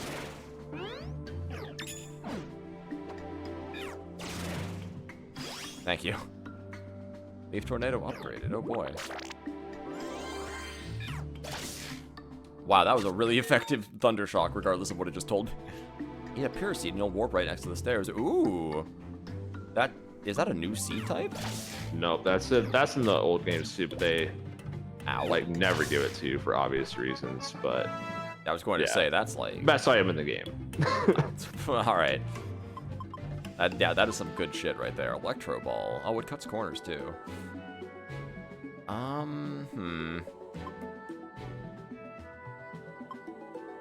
Yeah, fuck it. Don't need no fake out.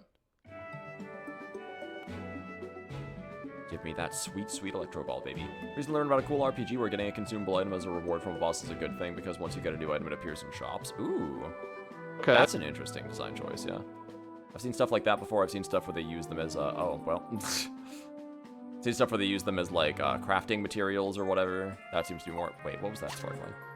Ooh, okay. Okay, that's it. All right. We did it. Yay. Yay. Yay. Would you like to save the game? Sure would. Sure. Don't know if you've been noticing this, Gem, but thing that Gates is doing that the other games don't is that you get that win screen for story dungeons. Oh yeah, which, you're right. They don't do that. They just go straight to a cutscene. Yeah, you're And so you don't get right. the win screen on Actually, side missions. yeah, that's interesting. Wow. I guess we had to enter Link through the dungeon before we could get through here. That's right.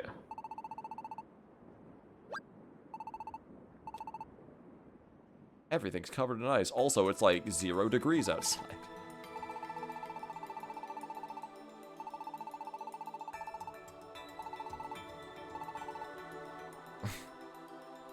No, I believe it's a regular mountain just covered in ice. I mean, it could be either way, really. W/sparkly eyes. Mm-hmm.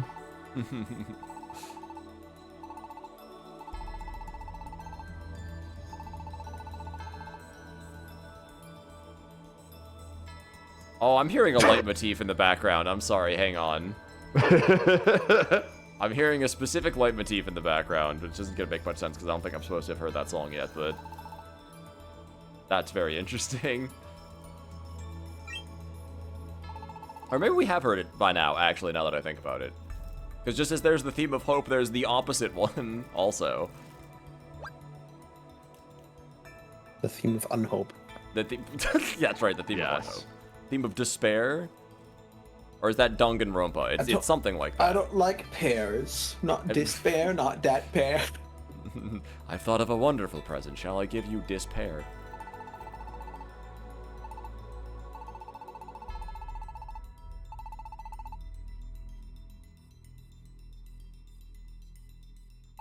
Just as we calculated.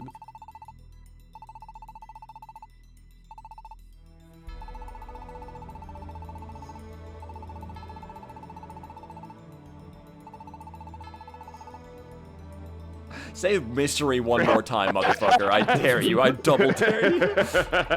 Mysteriosity. Mysteriosity, yeah. Mysteriosity. Making object levitate.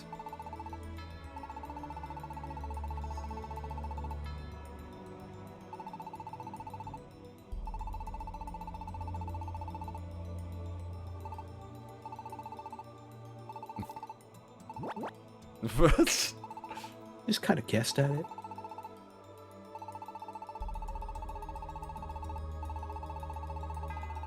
There's not a single shred of evidence to confirm Umbreon's theory. Wow. Wow. Espeon does science, Umbreon does Scientology.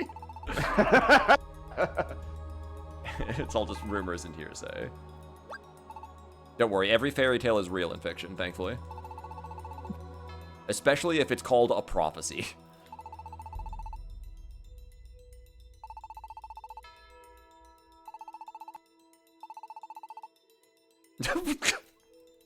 I'm sorry, did he just say it? That's good enough for me. Oh, I want a screenshot of that, too. Gonna keep that in my back pocket. There's a lot of screenshotable moments in this game. You know, they do For seem sure. to just keep on coming, and it's a shame that my Share X was on my C drive, so I lost all of my old screenshots. But Aww. we'll make a new collection. Yoink. That's where true mystery and intrigue lie, in non-science.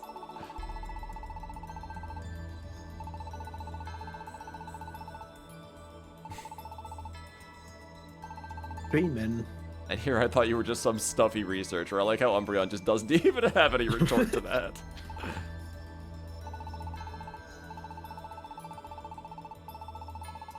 This is the most underrated PMD game. It is absolutely the most underrated PMD game. I'm telling you.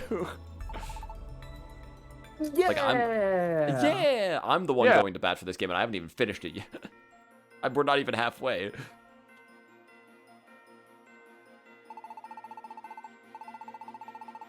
Obligatory. Oh, look, there's plot that's happening around the ice area of the game. Ice, cold, distant, others, etc. I was gonna say, especially relevant in this game. Even though the PMD does tend to have a lot of dramatic moments happen in ice areas, now that I think about it. Yeah, I just thought about that too, as you were saying. It's like, But yeah, it's like one of the most, like, when you think about the Fugitives arc in the first PMD game, you often think about them walking through the snowstorm. And of course, that's where you meet Absol, so yeah. Yeah.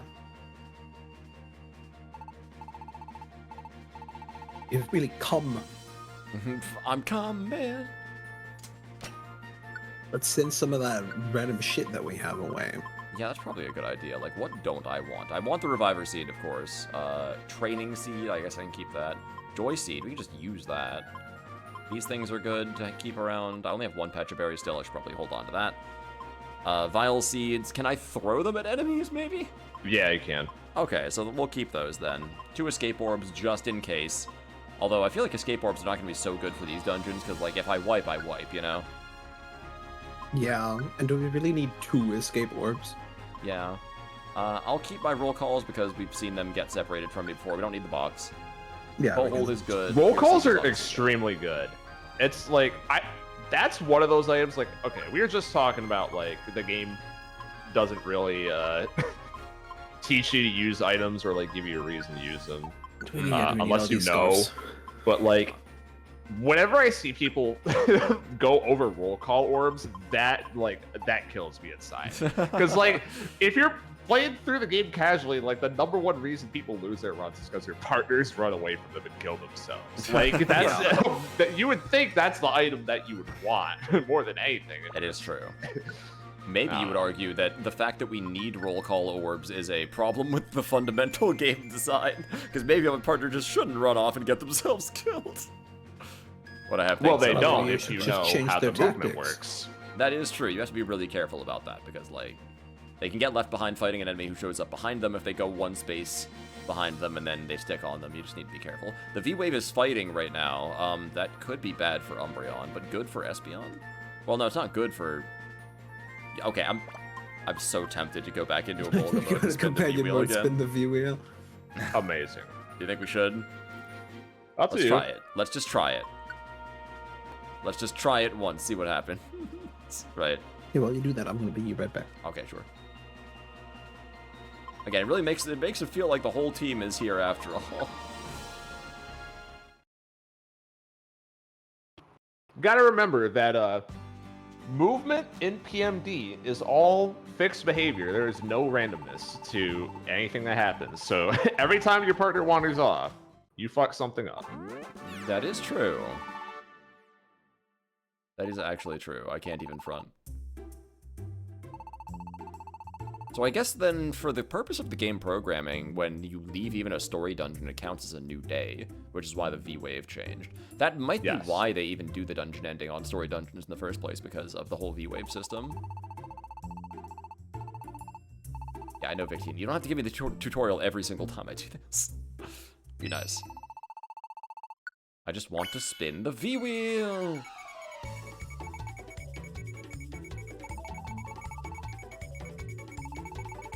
I love that Victini says focus as though you have any sort of input on this. Maybe you do.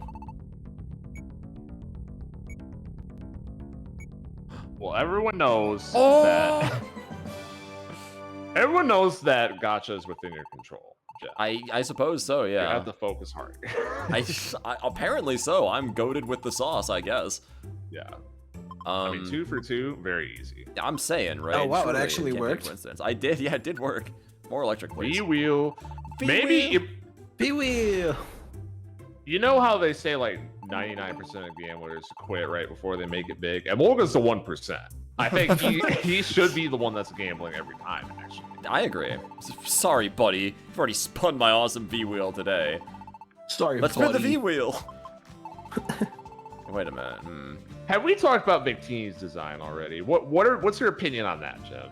Well, my opinion on Victini's design, I mean, well, you know, it's a little bit in your face, maybe, right? I got kind of the giant V.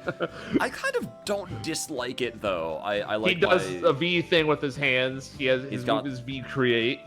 He's Gen got 5, Gen V. Pokemon. But he's like, I don't know. I feel like maybe. When I was younger and I first saw this guy, I was like, this guy's so... Like, he strikes me personality-wise as the kind of guy who'd be so fucking annoying to be around because he's always so upbeat about everything. Like the kind of guy you just wish would stub his toe one of these days, just so you can see a different emotion come out of them. Oh my god. Is that too mean? But I think, you know, when the older I get, the more I appreciate someone who's able to be that optimistic all of the time, because usually it's not actually that easy. So, I don't know. Maybe I'm turning around on Victini is what I'm trying to say. Victini is a small, rabbit-like Pokemon I guess. with large pointed ears which form the letter V. V for victory. Apparently, again, in True. Japan, they've got that, like, very positive kind of, like, not cheerleader attitude, but that, like, sort of can-do spirit is very popular. Apparently, also the reason why Kit Kats are really popular in Japan, because... Oh, we also... It's like can't forget Kitu-Katu. that Victini is from Generation V. Yeah, it is from Generation V. That's why Yeah, he exists of that course. way. Which he was. Victini was the first Gen 5 Pokemon I got, aside from the starter, because when those games launched, there was a mystery gift from GameStop or whatever that gave you a level like 10 or 15 Victini. Didn't you have to catch him? Didn't you get? Didn't the mystery gift give you the There was a ticket ticket. that you could take the boat? Because that's what I did. But that was for a higher level one, and that was way later in the game. I remember the first Pokemon Center, I talked to the person and got a Victini from the delivery person. But it's funny because I was looking back through the events recently, and I didn't see that one. So, am I hallucinating? Are Possibly. you hallucinating? But I remember getting a Victini in like day one of me playing Black and White, I thought. So, I don't know. The point is, though, yes. Gen 5 Pokemon. Right, what I was saying is like the Kitukatu, I guess, means it's kind of like the Japanese for like you can do it. It like the encouragement that you give people before tests. So it's like apparently common to give people Kit Kats before exams in Japan. Isn't Interesting. Victini canonical number 0 in the Unova Dex? Yes. So my point is that kind of attitude is a popular thing, which I guess is why Victini exists the way he does. You're telling me all of Victini's base stats are 100? Yeah, he can do it. Do we make the parties well? God, Dunsparce. This poor guy. Virizion had to haul his ass through there. But Virizion at this point would also be a liability. I think we're gonna... You continue get with the XP share for Virizion once she joins a party, so that's not necessarily true. She's gonna level up. Okay, that's good. What And about Dunsparce as well. Oh, okay, good. All right. What the hell's a Garbodor doing up here? I mean, I'm not gonna complain. You know, poison, psychic, yes please. But still. After seeing how, like, big some of these floors are, by the way, do you understand now, perhaps, why I play Persona 3 the way I do, where I just go in stairs immediately? Don't take that shit for granted. For every one staircase you find immediately, there's gonna be, like, 5 you have to scan the whole damn floor for. Oh, that's a new obstacle. Oh, okay. So Victini events, in English specifically, is that the only one that you could get ever Oh, well. in English was the movie 14 Victini. Movie 14. Wow, that was from the ticket, right? No, that's apparently just a Victini that you would get. Oh, okay. So that must be what I was thinking of? Movie 14. Taco asks, what the hell is Garbodor doing in a world free of human intervention? But the Pokemon. Once created again, let me ones get on too. my soapbox and say, yes. Pokemon Mystery Dungeon, you love it or you hate it, you will never get an answer to this question. They will tease, they will mention humans this, humans that, shit. but you will never get a straight answer to this question. Yeah. And this is where the void of fan material comes in to try and give you an answer to this. Pretty much, yeah. But you will never get an official one because I don't know. Because that takes some degree of courage. Espeon has trapped herself. Because that takes some degree of courage. I know I'm right. I'm gonna fucking stand up to this. But if there's anything that the people who manage Pokemon have proven to me, and I get why, it's not like I don't get they're why. Cowards. But it's that they're fucking cowards. Are you thinking this because you played through Black and White? Black and White, yeah. I love that playing back through Pokemon Black White is teaching me again that I remember being correct about almost everything I thought, with some exceptions. And I'm enjoying the actual game. It feels good to be right. It feels good to be right. It sure does.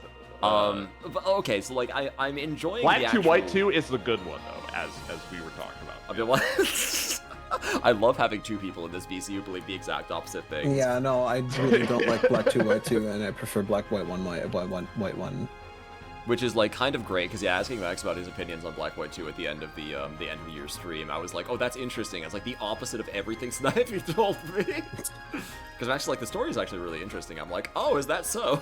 But the story, there barely is any story, and then it just kind of fuking ends in the middle of the game. No, there's definitely a story, man. Yeah, there's a story, but like it's not good.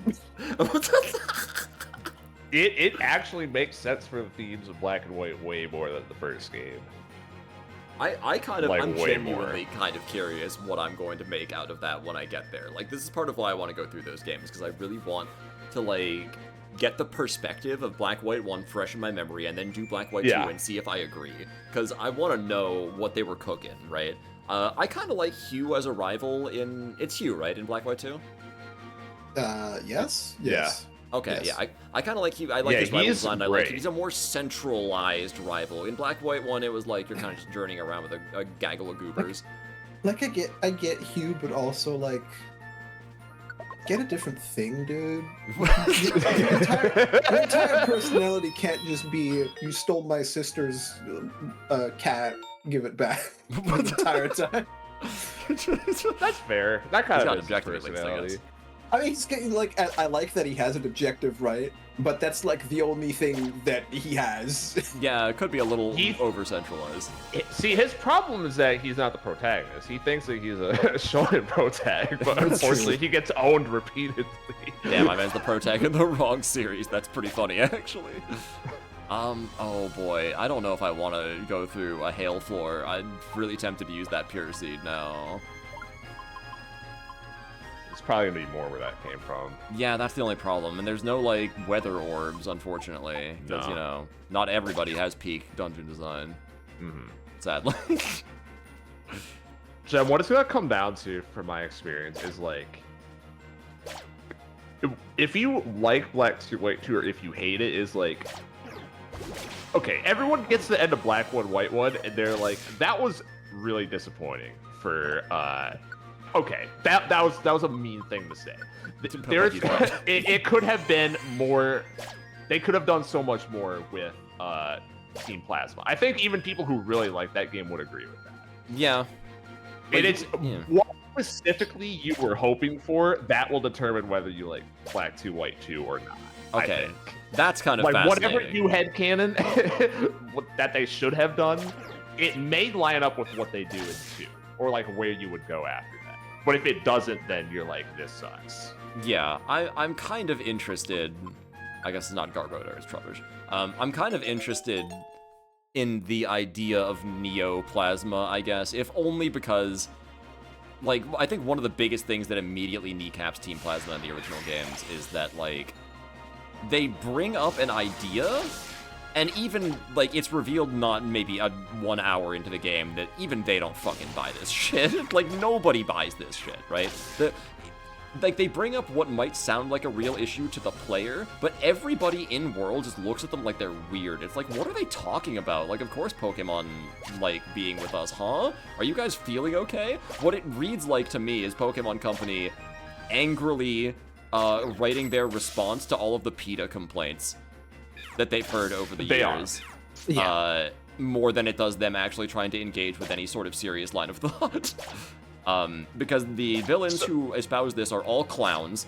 Even they don't really believe in what they're pitching. Anyone smart in their group doesn't actually believe in it. And the ones that are too dumb to believe, to not believe in it, are also hypocrites. So, like, it just immediately loses any sort of, like, fucking legitimacy it could have. And we're So talking like how within far are the you first hour. right now? I beat the normal gym. That is Which how is quickly gym most of that number- happens. Okay, so you But yeah, which is gym number 2 for Yes. those who don't know. Yes, it is. You failed. What the fuck? What? Huh? I can't. Like, all right. I'm not gonna His say most- you're not far enough yet, but you've had like maybe one scene with N, and that's the entirety of what people talk about. when they- Okay, because when they're everyone referring talks to about lost fucking potential. N. I have things to say about N. But They go on, talk Sammy. about fucking N, and they also talk about fucking N. They do talk about N a lot, and to be fair, God damn it. God damn it, that took me a second. you. He's right though. The thing about N to me, right, is he would be interesting in any other context. Because like, oh wow, he's a guy who talks to Pokemon, and N is the only character who actually is kind of pitching what catching what Team Plasma is pitching. He so to speak. is the one that actually believes it, and like you said, the game makes that very clear. That's Yeah. true, yes. Like, so N has a little bit of legitimacy as a character in comparison to all of the schmucks in Team Plasma. And there's a good chance that he actually believes what they're talking about. Here's the problem. N is presented like a fucking freak. I'm gonna be as nice as possible here, and maybe it doesn't come through with how I just said that, but like, N is presented like a creep immediately, which is strange, right? Whenever his theme song is this weird, like kind of off-kilter circus music kind of sounding thing, and he talks in this way that sounds like he's completely out of touch with reality. N is written like the guy who walks up to you on the New York subway and just starts talking to you about shit, right? Like babbling about whatever. This is not somebody who appears to be in his right mind. So when he talks about how he can hear Pokemon and talk to them, I don't think, oh, how interesting. I think this guy should probably be on some kind of medication. So I mean, that's some bad news for you. I think Jem's gonna like how N's written in Black 2, White 2 a lot more. Uh-oh. Wow, it's possible. That does interest me in a way. I mean, to be fair, it seems like that is kind of on purpose with N, right? Because obviously his upbringing was totally fucked, and they try to make a point out of that. Like, it doesn't seem like they were doing that by accident. At least not to some degree. But I don't think that they really fully understood the impact that would have on their narrative, at least to me. Also, Which is don't you that like everybody that who talks floor- about this is crazy. Don't you like that floor is basically a straight line? Yeah, it was great. It was a straight curved line, too, like a big C. Yeah, big. C is for I can't take this shit anymore. But like both black white and Oh, hi, Steph. black both BW1 and BW2 have like they have interesting ideas, but neither of them, in my opinion, like fully commit to them and do them good. But black white one does more with its things. And Black White 2 has some more interesting ideas, but then just like completely, in my opinion, falls flat on its face. I'm so curious. And also Colress is there and does war crimes and then just gets away with it. I'm still thinking about that, though. That's the one thing that gives me peak, pause. though. That's peak, though. It's peak that Colress does war crimes and gets away with it. That's crazy. He literally exoduses to fucking Hawaii and just everyone treats it like it's normal. I'm so confused, man. Black White 2 is gonna have some justifying to do to not make me pissed off by that. I'm gonna at least say that in advance. I am curious what the context We need could to possibly schedule the the Gen 5 fucking Pokemon debate. Let's get Lammy in here too. Yeah, for all that bullshit he said during Ruby Destiny. I I'm was- still not over that. all that bullshit he said. It was so funny to me how immediately after what Lemmy had to say, Max is like, wow, I disagreed with every single thing you just came out of your mouth. But we can't get into it right now. I'm very happy though. I want to say this that like we can have this discussion and not turn into no, you're wrong, fuck you.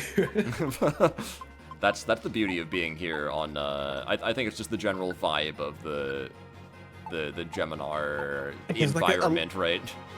a lot of times when somebody has an opinion and somebody disagrees with them on the internet, it's just like, no, you're wrong, fuck you, I disagree. Right. Yeah, we're all just here to analyze narratives, man. I find, like, more than anything, I find other people's perspectives interesting. Partially because, like I said before several times, the way that, like, Max sees a lot of stories and like, thinks about storytelling is so different from the way I naturally do. That's another thing, right? Oh, fuck, it's another thing. Max clearly analyzes things way more deeply than I do. And I think that might be a big part of it. Like, there's maybe like a lot of like deeper stuff in Black White 2 that I just completely missed because my brain is too dumb. I don't think about things another deep, way you know? to say that is that we're just looking at different things. It's exactly. different priorities. Like I said, I think like literally earlier this stream, I'm like, I literally don't fucking care about plot at all. Like, so games that people don't like because of plot hangups, it like literally does not register to me because I don't care. Which is most people don't think that way, certainly. So that's no, it's gonna be a different experience. Yeah, it's like in an ideal world, plot and like thematic stuff gets to work in harmony. But there are, as we've talked about before, there are instances where a story benefits from saying fuck you to the plot specifically for specific reasons. So it can happen. This is why I'm always so excited whenever I like dislike something and then Max immediately tells me no, but it's peak though, because I'm like, oh, I really need to hear this perspective. Like, I want to know in what way it's peak. Yeah, and usually I end up being pleasantly surprised.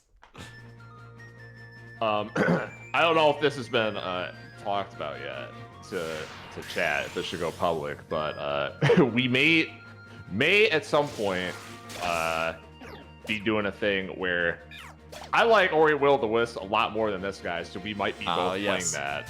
And then the other way around, as Jem's been telling me, I don't trust anyone who doesn't like Undertale. So, in return, I might be playing Undertale while Jem does. Yeah, the thing that I said specifically, which is not much different than that, was like after I finished Undertale for a very short period of time, for like a month or two, I was using who did or didn't like Undertale as my litmus test for who was and wasn't a sociopath. I was like, I see. So this game didn't move you at all. Writing name down. Which of course is just kind of a meme to begin with. But hey, look, Undertale, that game is a fucking masterpiece. You know, the Pope has Undertale, so clearly it must be a good game. And yeah, they sent the Pope Undertale, so yeah, I don't imagine in what world it could possibly be bad. I'm still not over fucking Some Call Me Johnny's review of Undertale, though, man. Like, who the hell complains about genocide route, like, being not fun for completionists? It's the whole fucking point, dude. See, this is what sucks. This is like, not to go down this rabbit hole by... We're in a dungeon, we might as well go down some rabbit hole. Last of Us 2, okay? You know, like, when we talked about Last of Us 2 multiple times, it sucks, because when I say I don't like that game, a lot of people will automatically assume certain reasons why I don't like it. True. That do not apply. You know what I mean? Exactly, yeah. The game's discourse these days has gotten so fucking irritating as a result of this. Because, like, you can't criticize anything now without it being some kind of, like... Can't criticize or praise certain things without them being some kind of dog whistle, apparently. Which, like, you know, I just kind of... Maybe people have their reasons for liking or not liking pieces of fiction. I don't know, how weird. You can agree with certain critiques and disagree with others. Wow, imagine that. Wow, exactly, that's crazy. Yeah. Imagine having opinions. Like, if somebody told me they don't like Undertale and then actually told me why, I mean, I might disagree with it, but I would at least understand it, you know? That's what I'm more interested in these days. My perspective is not some ironclad be-all, end-all. Is something I've learned more recently. I've always been a believer in, like, the objectivity of art, or not in so much the objectivity of art, but in the possibility of art to have objective quality. Putting it in a certain way, I always likened art to cooking. Where it's like, you can have different tastes, you can have different opinions on dishes, but there's right ways to cook shit and there's wrong ways to cook shit, and you still have to learn how to cook, right? You know? Yes. This idea that there's no such thing as bad art is strange to me. Because if you're gonna die on the hill, there's no such thing as bad art, then you also need to die on the hill, there's no such thing as bad cooking. Damn it, It's not Jenner. quite You're the gonna same. have to play Chicory at Colorful Tales 2021 Oh, video game. oh shit! It I always can't it got believe something to say to me. Oh, Leech Seed might actually be good, but it's not as good as Growth, probably. Fuck it. We can always have you relearn Leech Seed later, my man. I just like how Undertale's really freaking short. I mean, that's fair. Yeah. I feel quite the opposite on It that is personally. pretty short, but I'm okay with that. Like, Yeah. I think once you hit that like 5-6 hour mark, that's probably like, assuming you're using your time effectively, like that's probably about the minimum where you can get a good video game story across. Yeah, I think that Undertale uses all of its time extremely effectively. Like every time that it really does. Like every time it's done, sort of like doing whatever it needs to do to lend emotional weight to its scenes, the next scene is the emotional payoff or like the actual weight or whatever. Like it's very efficient. A fucking pure seed? Are you kidding me? Okay, we're making room for this. I have so many max elixirs, man. They're just giving me these. To clarify, you can have games that are shorter than 5 hours. Obviously, you know, Yes. Journey, Portal 1 come to mind. Oh, absolutely. Oh, They've got to be. But, you know. Portal 1's less than. It is less than 5 hours. But it's Yeah, very so- hard. Yes. Portal 1 is less than 5 hours if you play it good. And It was definitely not less than 5 hours the first time I played it, but at this point when I play it, it's like 2.5. Yeah. Okay, there we go. I feel that. I don't remember what my latest playthrough of Portal 1 time-wise was. It was long enough that I'd forgotten all the solutions to the puzzles. I did beat it in one evening, but it definitely didn't take me only 2 hours. I think it took me a little longer. Oh, thank God. If I was contemplating using the Pure Seed for this floor, look at it. Look at this is the whole layout for this floor, I'm pretty sure. All right, Yeah, then you just get you kind of get to go walk up on the right side, you know. damn, they're really not kidding around with these. Like, Once kind of again, mid-game game dungeons. design course type things of like, someone in your class asks, why is true randomness maybe not always the best idea? Show them Just PMD. paste a couple screenshots from these function payouts. High inconsistency in the experience can cause real problems. And it's funny because like we think of game randomizers as being this ubiquitous sort of like fan content thing where it's like, oh, fans don't really understand how game design works, they just want a thing, and so randomizers are like a symptom of that. But it's weird how I kind of disagree with that just because of how most of them have turned out. A lot of the randomizers are pretty thoughtfully designed, bizarrely. Yeah, like the thing about randomizers is that you can't just make them too random because then like it's not gonna work. Yeah, then it becomes a fucking problem, like, immediately, basically, is what happens. And credit to a lot of the fans who you'd think would not know better. Often they do. Yeah. I guess I'm just gonna throw a roll call orb, sorry. Yeet. The roll Rather call have a or berry. dropped on the floor. Oh hey, a Yeah. cup chew. Probably dropped on the floor over here. Oh, well. Yeah, the cup chew picked up the roll Oh, it picked it up and then call brought it back to me. you. Thanks, Cupchew, appreciate you. If I'd had items to use, maybe that would have mattered. Oh, fucking... Like, there could be a middle room here, but, like, what if there's not? Okay, there is, but There is, but there's Alright, nothing in it. Great. Hail floors suck, and the main Hail reason floors, suck... I hate any floor that has like hail or shit like this, sandstorm. Weather effects, yeah, because they prevent your healing, Yeah. your, like, normal healing, which the game, Exactly. to some degree, kind of relies on to keep you in good Yes. health. Like So- the game literally tells you, hey, when you're dying, hold A and B to heal. Yep. Except... You can't do that on hail floor. Yeah, what if I were to tell you? Oh, come here. In fact, yeah. it would actually just make you die quicker. Yes. Taco says, what do you mean it's not a good idea to place every shadow with ground sugar? God damn it, yeah. KH2 randomizer is a good example of this.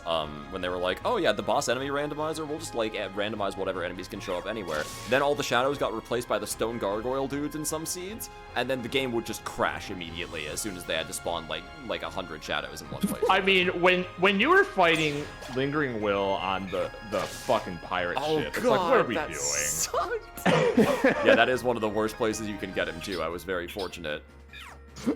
Sarcasm desperately intended. I mean, I guess also what kind of when I thought of just now was like as an example of a full like complete random. It's not really like a problem with the random, and more of just like there's too much shit. It was when we played the Archipelago a few days ago. Oh yeah, that's with the Shadow the Hedgehog Just one. Yeah. everything was just one like a random fucking soldier in Westopolis. Yeah, you know, again, I do think that some games for Archipelago like that. Soden has the same problem I was saying earlier. It's like everything is food items in that game. So like every single check in my poor Kirby game that had like maybe 60 or 100 checks in it total would be like some fucking popcorn or ice cream or something worthless. I've like worked my ass off to get them and it's nothing. So, you know, that's always a concern. I'm so tempted to just pop a pure seed, man. I'm just like, you know, 15 floors, 10 floors. People complained about Spirit and they fucking grinned through GTI. Oh, there's too many dungeons in a row. People did grin through this game, to be fair. Okay, actually, wait a minute. You're right. Hold on. I guess now that I'm thinking about it, people complained about this game, didn't they? But this wasn't the reason, surely. Unless it was. Well, what you have to understand is that literally everything that this game does is wrong, according to the straw man that I read in circa 2014. So, the self-appointed PMD professors.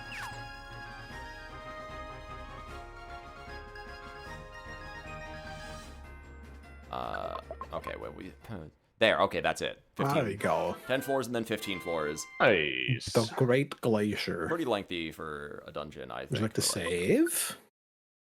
It's not actually, I don't know. 15 floors feels like a lot when you're actually playing it, but from the outside in, it's not that many. It feels like a lot specifically in this game because of the dungeon generation. Yeah, the dungeons are really big, it's true. It feels that way anyways.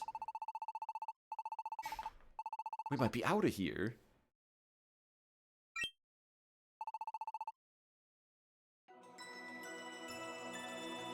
Ooh.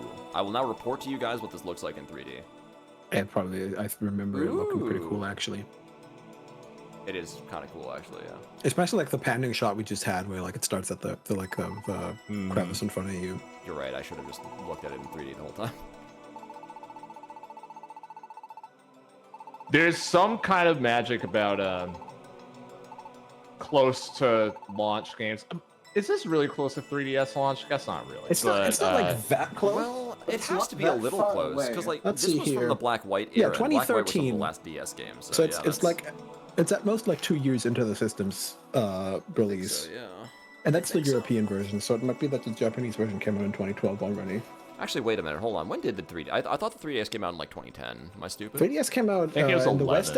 In the West at least 2011. Maybe in Japan it was 2010, but I don't think so. I think Japan was also February. like just earlier 2011. That's why. Again, the way that my mind sorts things out is what room was I in when I was doing this thing, and the room I was in was for my sophomore year of college, which I associate with being 2010. However, remember, a year of school goes from fall of one year to spring of the next, so it must have been spring of that year that I remember playing that 3DS there, which makes sense. So 2 years? When though? Yeah, let's check. Dates to Infinity release date.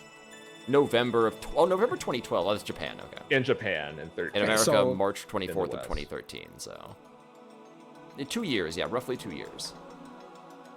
So early-ish game on the system, very obvious, like, look at the new thing the new hardware can do. Whoa, 3D. I don't remember when 3D Land came out, but that was definitely the most. 3D Land. 3D Land might have been a launch game.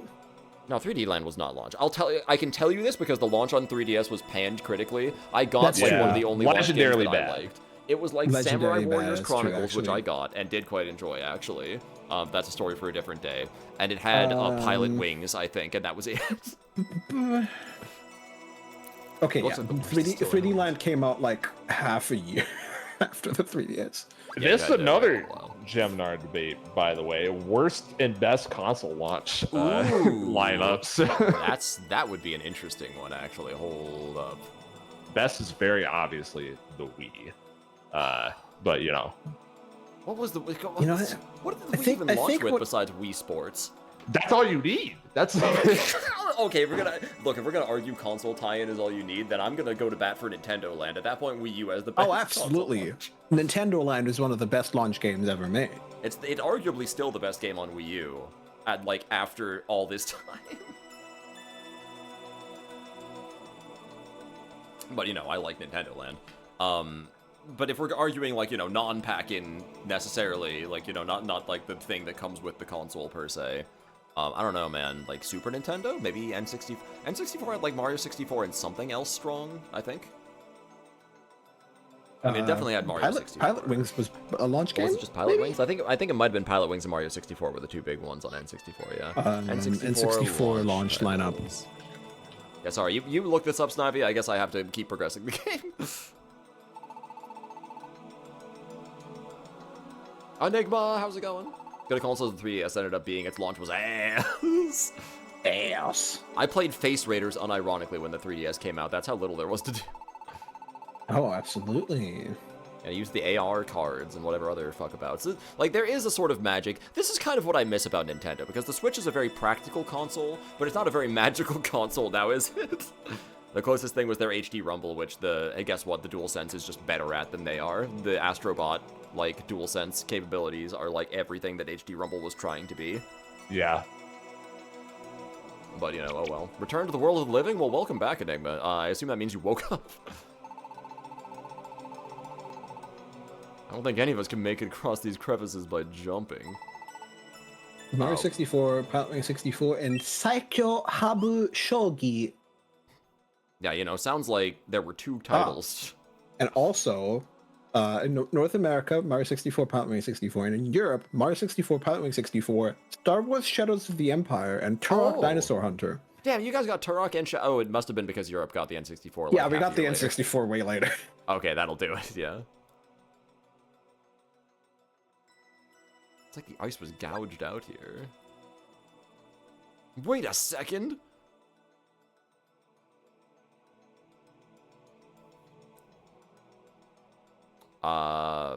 Did we see this somewhere before? Yes, we did see something like this before. Was it in our dream at the start or whatever? You are going to get a flashback because this is Pokemon Mystery Dungeon. Okay, that's fair. This time I need it. Clearly, because... Oh, is he talking about the, right, okay, the mark left behind by the Magnet Gate, right? Yeah. Right. Look, BOTW ate a lot of time. Yeah, the Switch lineup, oh my god. Breath of the Wild, which everybody played, including myself, even though I wasn't a huge fan at the time. And Super Bomberman R, which, like, Super Bomberman R. I copiumed into enjoying, but was not good. And, like, Fast Racing Neo was on the shop, and that's all you got. Damn, man, what Nintendo console, like, launch was not just, here's one good game, and then, Pilot Wing 64 was okay, but, like, certainly nothing to write home about. Like, what, Super Nintendo had Mario World, and hopefully something else. In comparison, Sega launches had it going on, man. The Dreamcast launch was crazy. Okay, so let's see here. Nintendo Switch launch lineups. 1-2 Switch. Oh, God. Ugh. Just Dance 2017. Ah! Which actually, for the Switch, very good game. Probably, yeah. Like, I guess I just uses the Joy-Cons pretty well, although, of course, it's just Dance, so you could just play that on the Wii U. Anyways, Breath of the Wild, Skylanders Imaginators, Super Bomberman R, I Am Setsuna, Snipper Clips. I'm Setsuna, by the way, being a port of a game that released on Steam at least a year or two before that. Yes. Shovel Knight Treasure Trove. And Forest RMX.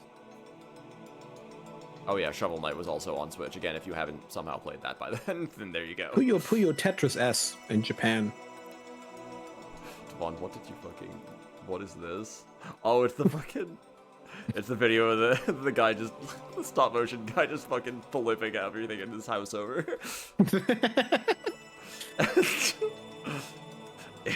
He is not happy.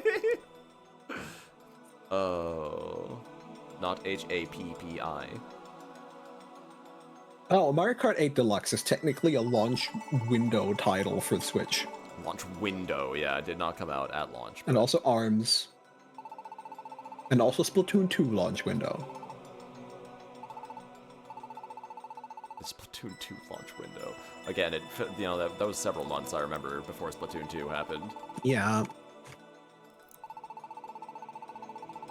The way they wielded the ley lines is not all that complicated. What an amateur. Look at this amateurish ley line wielding, am I right?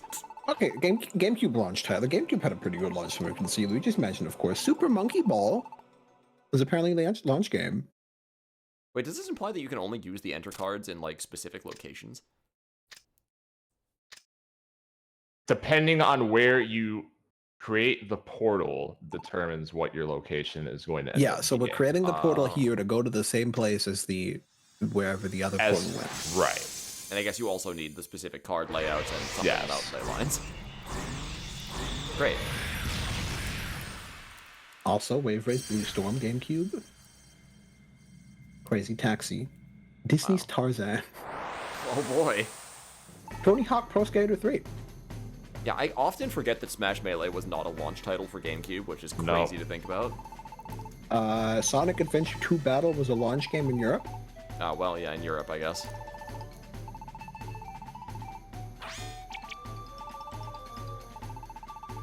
Someone summoned a Magna Gate here and then made their way to the glacier. Who could it be? We only know of one other Pokemon who ever made it here before, so the list is a little short. Listen, Jim, how do you know this isn't a new character? It could be, I suppose. Yeah, Chekhov, go fuck yourself. Eat your heart out, Chekhov. We've got mystery devices here. A list of surprise characters, each more It's a surprising. lot of than the one. mysteriosity right now. Mysteriosity. We're knee deep in the mysteriosity. Snipperclips was bomb. Actually, it was. However, I lived Snipperclip, yeah. alone at that time, especially. So. All right, Yeah. what are we considering launch window for the purposes of this conversation? 6 Yeah, months? I was gonna say. Like I I was don't just thinking about know. the games that physically launched alongside. The Yeah, console. along with the Okay. same. Like that's how I feel about it. But I always know that the list is gonna seem short. But like I think Hey. Sega might be clearing up in this department. I'm just saying. The Game Boy had Tetris. The Game Boy did have Tetris. That's kind of huge. That was one of the most popular like ways to play Tetris. Also. So the Wii, like I brought before then, is Wii See, Sports. We play Twilight Princess. Wait, We Play was a launch title? Really? Yeah. Seriously? We Play can't have been a launch. I thought that was Actually, way no. Oh, after. no, no. We Sorry. play- No. That's the month after. Okay. Even Okay. still, wow, that's surprising that it was that soon. I remember seeing We Play in shops like a year or two after the Wii came out. I did not know. The Wii had apparently like a pretty like a long list of games, but not like that many like interesting games. The Wii, one of the launch titles apparently Happy Feet. Yeah, Wii Sports, Twilight Princess, Need for Speed Carbon. that's right. I did get And this is Twilight all Princess alright. at launch. There was like a Rabbids, the first Rabbids. Yeah, Yeah, Rayman Raving Rabbids, Rabbids yeah. is a launch game. Also got that on launch, yep. I enjoyed that one a lot too, actually. WarioWare Smooth Moves was a launch game in Japan. Red Steel. Japan. Oh, man. Red I Steel. haven't thought about that in Oh, forever. We Play was Oh a launch game in Japan as well, apparently. People were Is the- hoping so hard. Oh, sorry, go on. But yeah, Twilight Princess, of course. We Play was a launch title in Japan, you said? In Japan, yeah, just because the Wii launched later in Japan than it did in America. Really? We got it. Yeah. We got it first. I didn't know that. That's kind of interesting. Wait, but didn't we just teleport back to the same place we were in before? Am I gonna No. get a copy. No. The of this color dungeon is now? different. This It one is yeah. blue. Mm. Look at the Damn. image I put in And the thing, texture on the it's floor how is that one's- different. Yeah, the Snivy. Great texture's asset different. reuse, man. This really is Armored Core. Okay, yeah, I'm gonna look at the thing you sent then. Yeah, you had Assassin's Creed 3, Batman Arkham City, Monster Hunter 3 Ultimate, NSMBU, Nintendo Land, Ninja Gaiden 3, Zombie U. That is the best. That was the version of Ninja Gaiden 3 that released on Wii U was the best version of Ninja Gaiden 3 until they released the collection later. So that's not. It's not for nothing. You know, Ninja Gaiden 3 is still the worst game in that trilogy, but hey, you know. 2. Scribblenauts Unlimited, launch game for Wii U. Sonic and All Stars Racing Transformed. Yeah, I'm still just gonna keep taking them. You know. I can't. So like once again with the dungeon spam thing, right? Like people really complained about that, and then they're playing this. Which like the expedition, I think in actual EOS was not much different from this. No, it's not. where it's like, hey, Actually, you're I'm thinking. thinking Wii U might be the winner. That's a That launch title's not bad. It's not, What about Super Nintendo? Like, Let's see here. Super Nintendo, F-Zero, Super Mario World. Okay, yeah, oh, what God about damn the it. Really PS3 guys? I mean, SimCity. hey, F-Zero kind of fucked. Super Tennis. A wombo combo. Oh, where are you at, Sarah? Super Tennis, hey yo. Super Tennis. SimCity. I mean, NES had like Duck Hunt Mario, and I think that might have Yeah. been it. No, NES, Japan, Donkey Kong. So the Oh, Famicom, right. Donkey Kong Jr. and Popeye. Famicom Donkey Kong fucking sucks, by the way. It's like such an inferior It's version. missing a quarter of the game. It's so bad. I was so like aghast when I played America has baseball, Clinical Land, Duck Hunt, Excite Black Golf. So yeah, all the like black box game that everybody knows. Hogan's Alley, Ice Right. Climber, Kung Fu, Mock Rider. Of course, NES came out 2 years after the Famicom, so there's plenty of games I was that gonna they say. could just release We got to cheat a little bit for that at launch. Super Mario Brothers, Tennis, White Gunman, Wrecking Crew. It's just a Zorua? Yeah. Yeah. He's just hanging out. He's having a good time. All right, bye. What the fuck? The Game Legendary Boy, Pokemon Game Boy just had kinda showing Tetris, Super Mario Land. The Virtual Boy had Mario's Tennis and Red Alarm and Tellero Boxer and Galactic Pinball. Tellero Boxer was a launch title? Interesting. Yeah, that isn't. I mean, Tellero Boxer is one of the games that best shows off the Virtual Boy. Yeah, I think, Tellero along with Boxer is the Wario. is the game that like fits the best on Virtual Boy because it's the one of the few games that is actually trying to be VR. Yeah, I would It's argue like that- first person and everything. Exactly, like that, and the Mario Tennis actually was really good. Yeah, Mario's on Tennis. Virtual Uh, Boy, for what that's worth. Game Boy Color, Centipede, Tetris DX, Pocket Bomberman, Game & Watch Ah. Gallery 2. Pocket Bomberman was good. However, yeah, that's kind of, a little whack. No one ever launches with a Pokemon game, man. Can you imagine? GBA. Castlevania Circle of the Moon. Oh. And Circle of the Moon was F-Zero. also good. F-Zero Maximum Velocity. That was pretty good too, actually. That was like a Kudu Kudu GBA Kudu. version. Battle Network's a launch title? No way, really? Seriously? Also, apparently a game just called Napoleon. No, alright, great. Super Mario that's bad. Advance, which is just fucking Mario 2. So, Yeah, because the two games that I remember playing in Germany while I was sick as a dog in that fucking Meersburg apartment was Castlevania Circle of the Moon and Super Mario 2. Super Mario Advance, Super Mario 2. Which means Yeah. that was my Game Boy launch titles. I also remember playing Rayman for Game Boy Advance at some point. I yeah, don't know when that launched. Rayman... Where is it? That Just might have had been a it. launch title. Rayman Advance. Yeah, was it a launch title? Yes. Oh, okay, excellent. Yeah. Oh, what about the Which is DS also- launch titles? Did we talk about The those? DS, yes, DS launch titles. Asphalt Urban GT, Feel the Magic XY/XX, I forgot about Feel the Magic, yeah. Madden NFL 2005, Metroid Prime Hunters First Hunt, Mario 64 DS, Spider-Man 2, Spider-Man 2, woo. Was not 3D, unfortunately. Mr. Driller Drill Spirits, Wow. Pokemon Dash, Really? Okay. Japan apparently only, Oh, okay, as I well see. as WarioWare Touched. Oh, yeah, was that also only in Japan that was launched? Yeah, only in Japan. Oh, okay, damn. I think they're listed like in order. So some of these apply to Europe. Everything that's like listed first. So we did get WarioWare Touched as a launch title in Europe, because it was a launch title in Japan. Other than that, Europe doesn't really have anything too interesting except maybe Rayman DS. The Yeah, I guess 3DS, Nintendo Dogs and Cats, But we had Picto Chat and Super Mario 64 DS, and what else do you really want? Ridge Racer 3D, boy. Asphalt 3D, Lego Star Wars 3: The Clone Wars, Oh, Pilot do Wings Resort. me a Rayman- favor next Rayman and look 3D. up the Dreamcast launch library. Dreamcast launch games. Sorry, I I've didn't got wanna- PS2 right now. 'Cause I Oh, was PS2? curious. PS2 had like, there was like an NBA game, there was like an SSX game, I think. Yep. Bunch of sports games, including the SSX. Which Yeah, is very important. SSX was fun. I played the demo for it back when it launched. Time Splitters, Wow, Unreal Tournament, Ridge Racer, Midnight Club, Oh yeah. Armored Core 2. Oh yeah, that was a launch title? I had no idea. That's pretty crazy, actually. Dynasty Warriors. Alright, yeah. Dead or Alive. Ooh. Tekken Tag.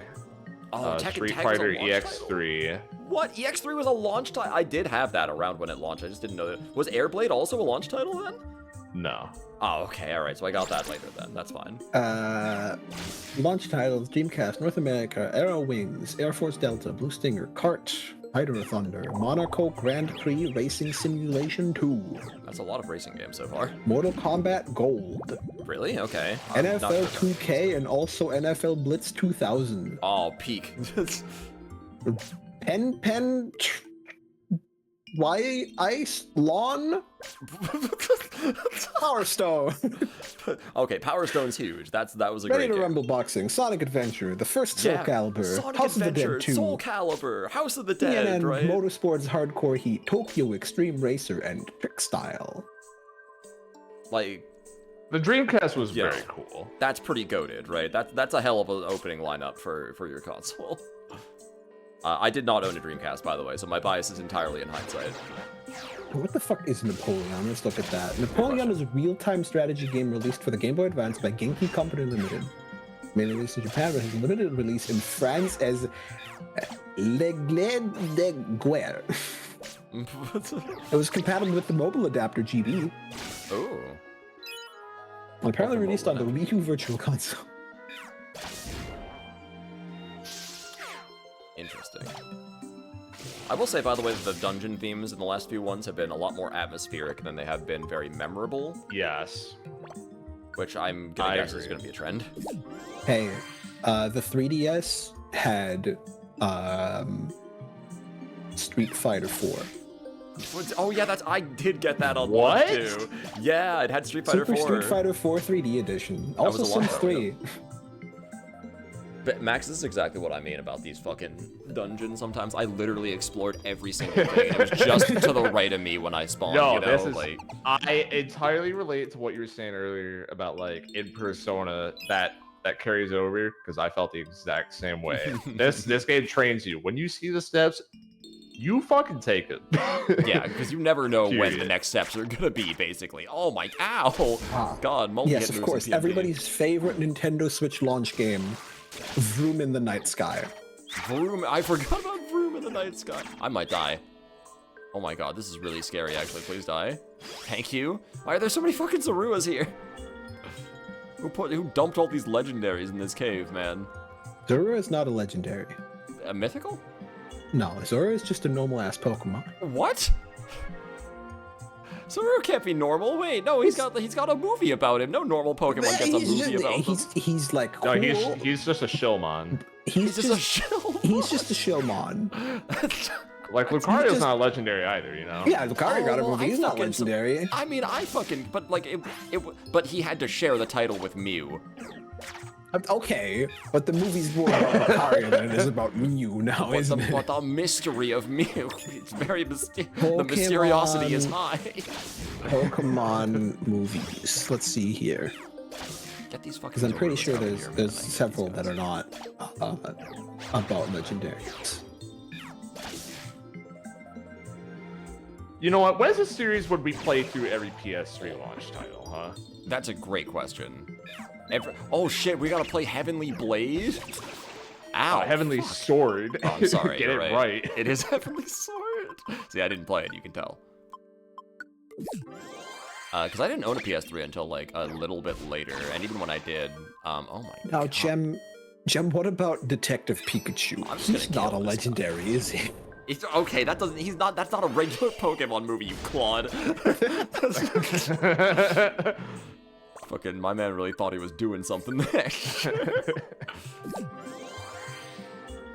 Detective Pikachu. Alright, I don't like- New thing to look up. Okay, list of I don't like Pokemon Mirage movies. Pokemon Lugia's explosive birth. I'm telling you, it's Lugia's explosive birth, huh? I dislike that greatly. Also, this dungeon layout is gonna make me Emperor scream. of the Crystal Tower, Entei. Okay, there we go. What? What? No, Entei's movie was just called, like, Mystery of the Unknown or whatever. We have Mewtwo Strikes Back, Mirage Pokemon Lugia's Explosive Birth, Emperor of the Crystal Tower, Entei. Now, these are some Telebi, Japanese-ass names. The meeting that Power of traversed One, I time. think you mean. Guardian Gods of the Capital of Water, Latias and Latio. Yeah. Wishing fair, Star I do for love 7 Pokemon Nights, Venice. Jirachi. They code with Visitor that setting from and the they never Sky use it. Splitting, Deoxys. Mew and the Aura Hero, Lucario. The Pokemon Ranger and the Prince of the Sea, Manaphy. They Prince- stopped naming them after legendaries after a while. I never Did knew they? that. They didn't start naming them after. Yeah, because the first movie was just called Pokemon the First Movie. And Okay, then that is true. the Pokemon the Movie 2000. They only they had Okay, subtitles, well, but that's that was never Mewtwo the- and that's Lugia. I was going to say, Yeah. the first movie subtitle was Mewtwo Strikes Back, so Yeah. his name was in that. And the second movie Yeah. subtitle was The Power of One, which Lugia's name was not in that. But, you know. Yeah, like they all have like subtitles that has the thing. Like usually it's not in the main name for a while until later it starts having the name in it, and then later it starts not having the name in it anymore. Well, there was the Hoopa movie, which I think had Hoopa's name in it, although I don't Yeah, remember. Hoopa has the Yeah. movie in it. Thank you, So Ben. does Volcanion. And Magearna. Magirna. Where I stop off, Wishing Star of the Seven Knights, Jirachi. No, I read that already. Yeah, the Lucario. The Pokemon Ranger and the Prince of the Sea, Manaphy. Dialga versus Palkia versus Darkrai. Yeah? Giratina and the Bouquet of the Frozen Sky, Shaman. Bouquet of the Frozen Sky, damn. Arceus, these to titles, man. conquering space-time. Damn, isn't it fucked up how in the Arceus movie the world literally just ends in the first 20 minutes? Arceus blows up the Earth. They have to go true. back in time to stop him from doing it. That's crazy. Phantom Ruler Zoroark, Victini and the White Hero Reshiram / Victini and the Black Hero Zekrom because they released the same movie Yeah, twice. we talked about that Oh, recently. yeah, that's right. That was so silly that happened. As much as I would Huron love versus Double Team, I the can't. Sacred Swordsman Keldeo. Interesting that in Japanese it's specifically about Keldeo versus in English it is the Swords of Justice. That's the Lords of Justice. Which, to be fair, that, if I remember right from that movie, it is mostly about Keldeo. It's mostly about Keldeo, but the other ones are there too. They are there, it's true. Extreme Speed Genesect, Mewtwo Awakens. Extreme Speed Genesect. Genesect had to share his fucking movie with Mewtwo, even though he actually is a mythical. Yeah. Deontay and the Cocoon of Destruction, which by the way in English is called Deontay and the Cocoon of Destruction. Yeah, you know, this tracks. That's the one with the title closest so far. The Arch-Genie of the Rings Hoopa. Oh, he's got fucking V-Wave power for this. I didn't look at what the V-Wave was for this dungeon. Oh yeah, the Must be poison. V-Wave. Shit, I forgot to have Emolga roll again. Well, it's fine. He has to go Volcanion out of and the two. Exquisite Magearna. I Choose You. Okay, 'cause that Everyone's was their story. fucking... That was their redux of, the first movie, I think, right? Yes. Or no, it was that Marshadow one, wasn't it? No, I Choose You, an alternate retelling of the first season of the original series. First season, yeah, because that was the one with Marshadow in it, and then Pikachu talks. Oh, I'm sorry, is that a spoiler? It's some bullshit, don't worry about it. The Pokemon Trainer Understandable. Cross. Oh, yeah, Power of Us. And then Mewtwo Strikes Back Evolution is listed here. Which... God, that Hoopa movie fucking sucked too. I'm sorry. Like I came back to watch a Pokemon movie after a while because I was like, maybe I've been missing out. Maybe they like got their sauce back at some point. I watched that movie and I was insulted. Like, this is what they've been doing in their spare time? Really? This is all we have to look forward to anymore? Christ. It's like the Hoopa movie to me is everything, like, bad about how Pokemon does its movies. It's just a huge fucking jerk-off fest of a bunch of legendaries fighting for no reason. It sucks. They were just jorking it, man. What are we doing here? You know what my favorite thing is? What's the TV special, the other one that had Mewtwo has? Mewtwo... Oh, the one where Mewtwo became a girl for some reason? No. Mewtwo used take my trusty frying pan, uses drying pan, because that's not from the first movie. Oh. That's from the other Mewtwo thing. You're right, it actually is. Wait, but I don't remember what that was. Now that you mention it. Is it like Mewtwo Returns or something? God, it's always the last place you look. Yeah, Trubbish just dig. Zorua just dug up from underground, disguised as a Trubbish digging up from underground. I love Mystery Dungeon, man. There. Yeah, Ow. so in conclusion, Zoro is a Shellmon. Shellmon, man. Who did not catch on quite as well as Lucario. Yeah, it's unfortunately for TPC. Oops, turns out that Mewtwo Gen 5 design. Sorry, I don't dislike Zoro or Zoroark actually that much, but no, it's no Lucario. And Gen 4, I'm gonna be honest, I think Gen 4 missed on most of its designs too. You ever seen fucking Rhyperior? You ever try to look at that guy before? No, that guy's great. Man, he's just a big fucking burly rock guy. They just stuck a bunch of weird fucking rocks onto it, like a weird orange like hexagon rocks onto him. He's ugly. It is hard for me to look at Rhyperior. I'm sorry, the design feels so confusing. Jeb, you are the type of person who posted that, like, you have to know what I'm talking about here. The one where it's like, what if Charizard was designed in Gen 4? You know that image? I have seen those. I have seen those images before. I have a feeling that you saw that and you were like, that's exactly what I think. Yes. What if Charizard was designed in Gen 4? I wonder if I can just find this. I'm curious. Real quick, I should have just read chat. Taco told me what it was immediately, and I kept looking. It is indeed Mewtwo Returns. The funny thing about that is that in Germany, or in German, Mewtwo Strikes Back is called Mewtwo schlägt zurück, whereas Mewtwo Returns is called Mewtwo kehrt zurück, which is even more confusing than they already are in the English titles, where they're very similar already. Yeah, it's like Mewtwo Strikes Back and then Mewtwo Returns or something, or Revenge. I don't remember. Something like that. Okay, Return. So what is it in German? What's that translate out into, roughly? Well, I just said the things, Jen. Well, you said that in German, unless I was... Yeah. Okay, well... you said it's even more confusing there. Well, yeah, because they're even more similar, right? Because at least in English, they're like Mewtwo Strikes Back versus Mewtwo Returns. They're like actual different things, but in German, it's kehrt zurück versus schlägt zurück. It's two words both times. Zurück is the second word every time. Okay, right. And because that means back. Okay. So essentially, it's Mewtwo Strikes Back versus Mewtwo Comes Back. Mewtwo Returns versus Mewtwo Strikes Back. I see. It's all making sense now. But it's like comes back. That's pretty funny, actually.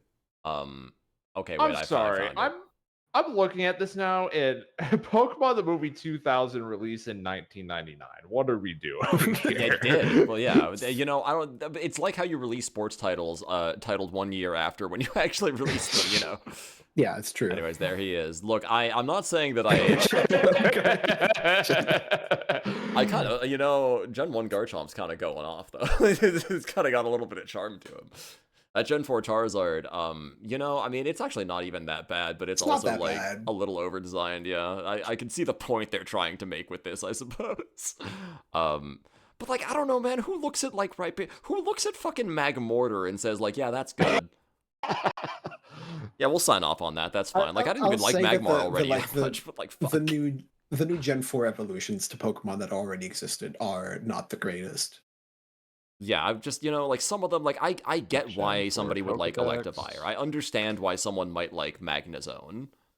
But, like, Magmortar? And, like, there's a, like, Leafeon's okay. Like, let me see here. Roserade, that's a winner. Roserade was pretty good. Dusk Noir is pretty iconic these days. I don't know if I would have been so down with Dusk Noir if it wasn't for PMD, but, like, I can't divorce him from that anymore, so, it's fine. We're Team Dusk Noir now. PMD Water and Electivire, fuck. How dare you? I'm not a big Electivire guy, but I already didn't like Electabuzz, so it's not like I'm losing anything. Now, Electivire is not like I absolutely understand. It's fine. The Rhyperior thing. Electivire is perfectly fine, and Magmortar I also kind of understand where you're coming from, but it's also fine actually. Honchkrow. Honchkrow is... Yeah, Honchkrow's pretty good. Miss Magius also, I'll say, is pretty alright. There's, like, at least one of them from a Gen 2 design where I was like, but I don't remember which one it was. What about Ambipom? Ambipom is so good. It's so close. So close to being good. Close. but it's got this weird fucking Beatles mop top haircut for no reason, and I want to scream. Just erase the 2 lines and like do a similar hairline to Apom, and it would probably be fine. It's like my only problem with him. We had a great adventure day. Maybe we should stop playing. Yeah, that's what you think, Nintendo. We have to get past the dungeon. Tangrowth, I mean... Tangrowth. He's alright. He's fine. Togekiss, that's a winner, clearly. Smile face, yeah. Togekiss is funny. Togekiss feels a little... I don't know if Togekiss is backwards from where we were with Togetic. It's like, oh, here's Togepi, he's evolving from the egg, and Togetic has, like, feet and hands, and he's kind of, like, walking and standing up, and then Togekiss is, like, just a big fucking plane.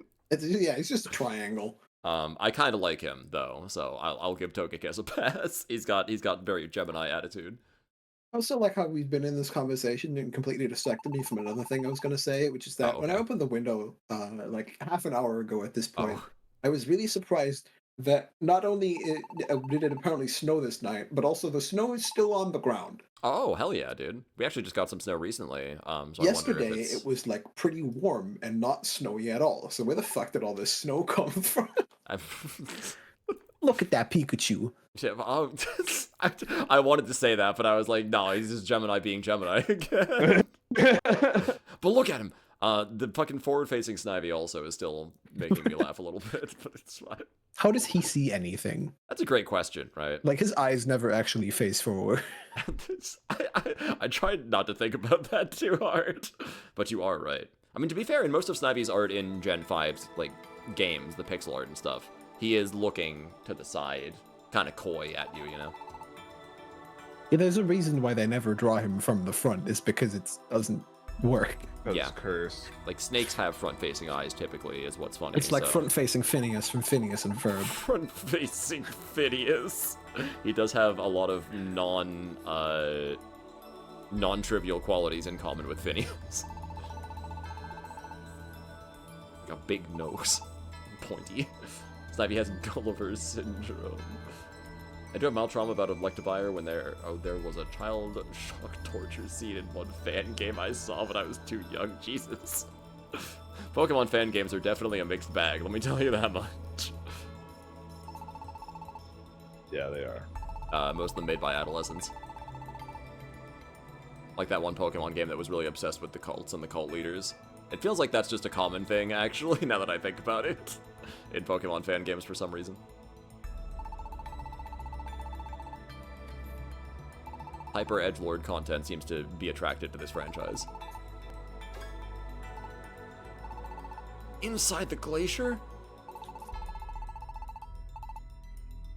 Pokemon Reborn, yep. Oh, I've never even heard of that one. Should I consider myself fortunate? Actually, it's being refracted Virizion. There's a difference. Maybe I'm just desensitized, but like, there's nothing in Pokemon Reborn where I'm like surprised. Oh, you know, okay. If that tells you anything. That's fair. I've seen some real fucking edgy PMD hacks in my time already. You know, I can only be surprised by so much anymore. Pokemon Blood Hell. There was like a PMD hack. There was like a PMD bad ending or something where you team up with the villains at the end for no reason. Amazing. It's pretty funny. It's like a whole bunch of ice pillars. I kind of want to see what this looks like in 3D. Give me a second. Using the power of the Nintendo 3DS. That's what started this whole conversation, by the way. Shiny. It's true, yeah. The power of the 3DS. Console gimmicks, you know. Again, I really just want the Switch 2 to have a little more charm than the Switch 1. Pokemon Black and Blue Enigma, that was actually made by PETA, if I remember right. Oh, that is wasn't that a fan that game. shit? Yeah. Which, the irony is so fucking palpable that they used Pokemon Black and White of all games for that. All games, yes. Where PETA is the evil team. That's so fucking funny. Oh, man. I mean, they never obviously play these games, but, you know, it's so funny. The irony couldn't have been thicker.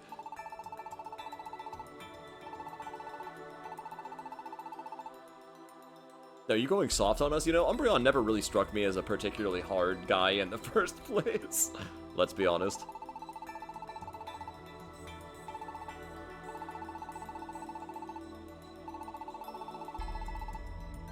How many more dungeons could they possibly do in a chain? And we're already at the Great Glacier. Isn't this like the final dungeon of the game? What's going on? Well, you think we're staying here? Well, I mean, we are here after all, right? What do you want me to go We are back through all here. those dungeons? But it's peak, dude. It's peak. Peak, guys. This Hang game on. is peak. I'm just gonna screenshot. But what I wanted to say, I was gone for a little bit, couldn't speak, but you were turning on 3D, the 3DS. Like, this is one of the reasons why the 3DS is one of my favorite consoles. It's because its gimmick is actually like really cool Yes, and works well, especially if you have a new 3DS. agreed. I never had a new 3DS though. What did it Oh, change? the new 3D, the like motion stabilized 3D face tracking is actually Oh, it had motion very stabilized. nice. Son of a bitch, because I always have to hold it in such a specific Yeah, way. you have to like hold the original 3DS. You have to like hold exactly right. You can't fucking move. Yeah, the new 3DS, you can like if you move it around a little bit, that's fine. Can't move it too much. But it has like it tracks your face so that it can like adjust the 3D layer so that it actually like doesn't do the like fucked up eye thing. God, that would be so very nice, actually. And it's really I really like the 3D. I think it adds a lot of depth to a lot of the games, depending on which games it is, and they like use it well. Of course, a lot of early games just use it as a gimmick. But it's honestly something that just kind of like adds to any game, even if like not specifically used. Like just the 3D, it increases immersiveness, just like easy. Make it 3D. It's true. Like, I agree. It will give you a headache after a certain period of time, but like, you know. Not if you have a new 3D. Yeah, apparently not if you have a new 3DS. Damn, dude, I missed out. It's the only problem with me having my capture card is that the new 3DS, it wasn't on the new 3DS, it was on my 3DS XL, which, by the way, Yeah. I won this 3DS XL that I ended up putting into the mail to get the capture card put in, this very one I'm using right now. I won the money for it from a random college raffle in my senior year that I entered for a survey thing. I got $100 for entering the raffle, and I spent it on a 3DS XL, which was just enough money, and this was the very one that I still have today. So Yeah. there's a kind of fun fact for you. Also here, not Max, gonna in case see you the ever need classic to use 3DS this for TBH. anything, here you go.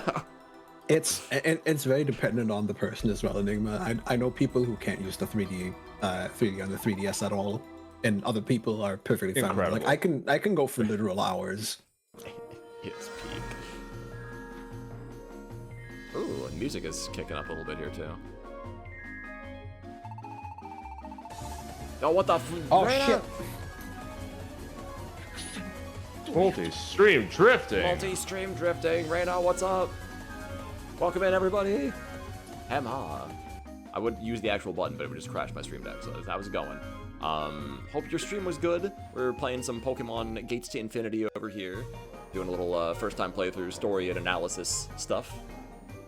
How is stream? Stream is good. Thank you. Been having a lot of fun. We just, like, blitzed through about 4 dungeons, so I'm getting ready for, I hope, some plot soon. But it seems like there's going to be some dungeons in front of There us, is so I some don't plot actually know. I love that you can just push them around here, like, so unnecessary, but it's fun. Jem, I hate to tell you this, but I think you're just wrong about these Gen 4 evolutions. All right, I'm gonna list off all of them in a row. Okay. Okay, so for context, Reyna, I was dogging on the Gen 4 evolutions, like Rhyperior and Magmortar. So I'm about to get schooled. Tell me. All of them are Roserade, Okay, that's pretty good.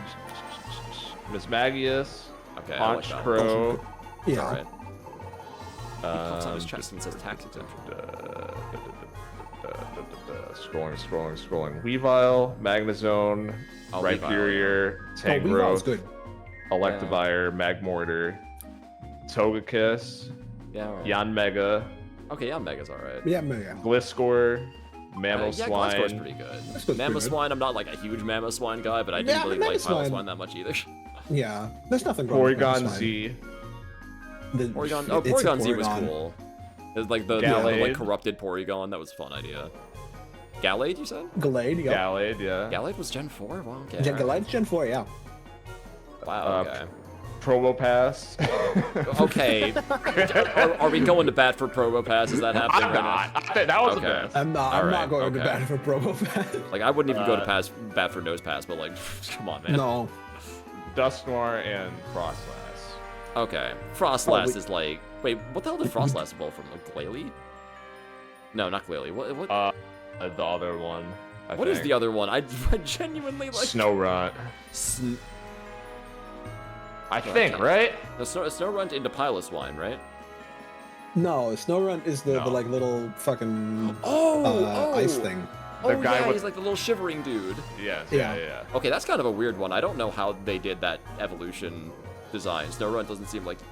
Well, I mean, I Yeah, guess. I don't know.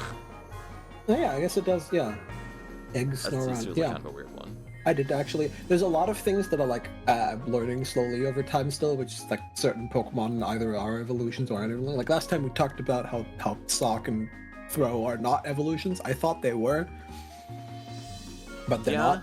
Yeah, they're actually not. Yep. And I'm learning there's that the whole, yeah, like... Frostlass evolves from Snorunt. Do you have any idea how many years it took me to realize that Seviper wasn't an Ekans evolution and that fucking Alomomola wasn't a Love Disc evolution? What were they doing?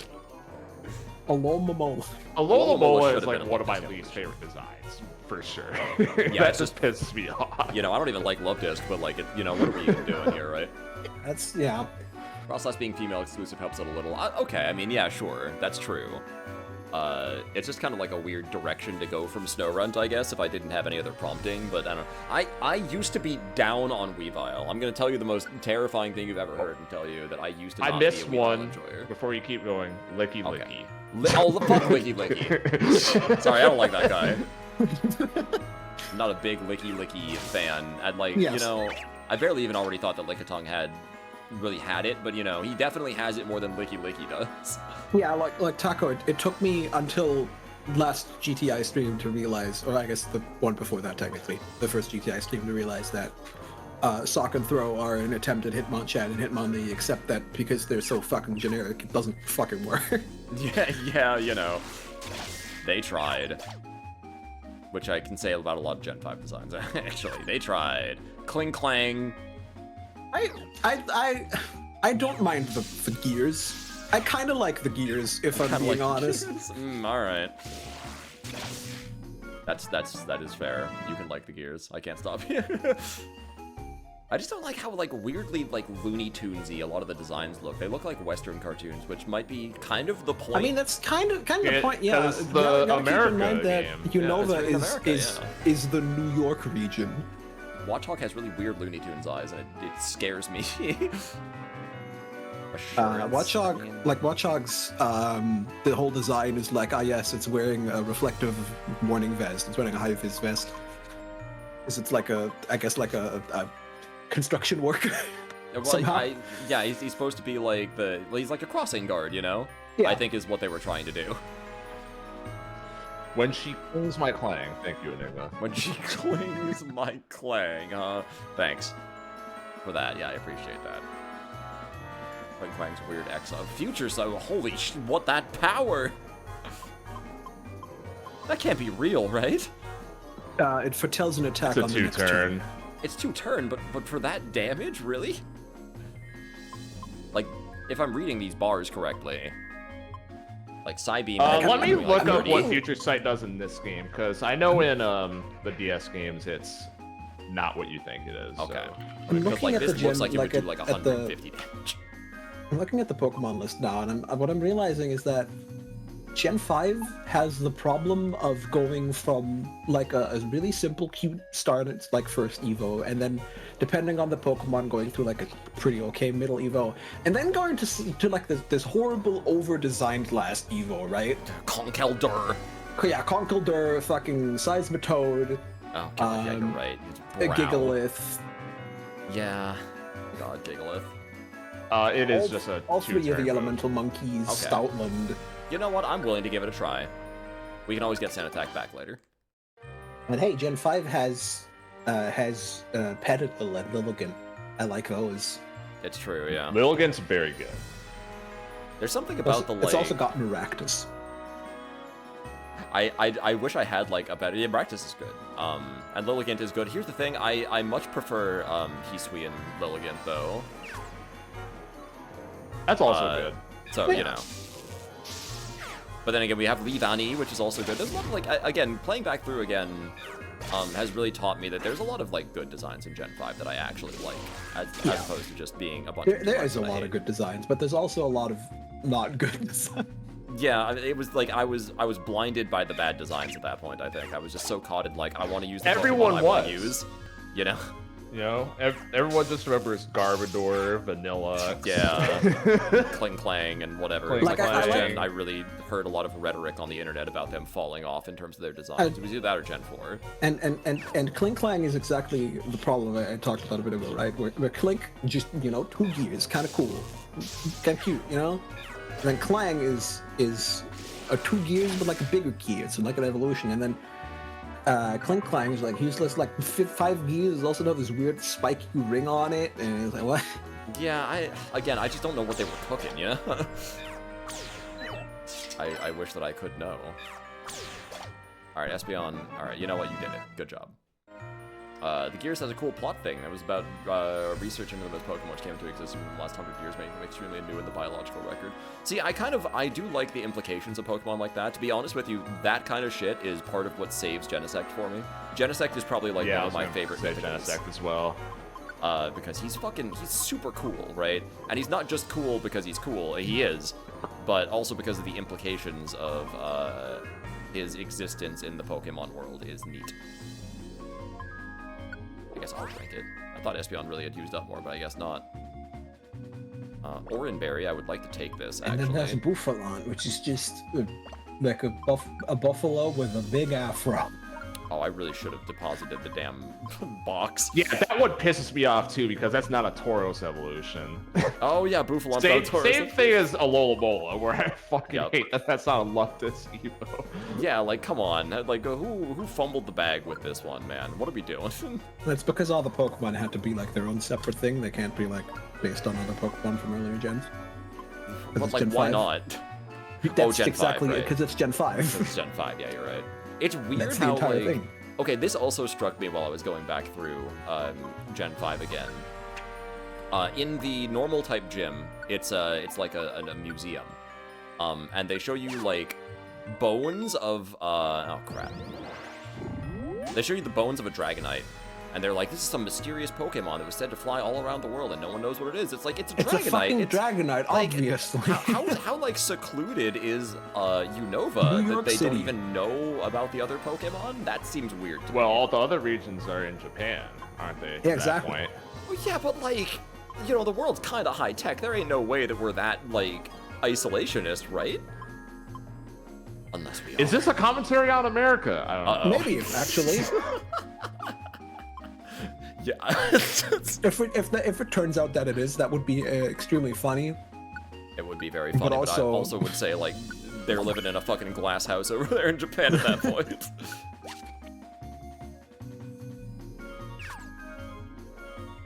Reminds me of the Junpei wishing he was born in America thing now. That was really good.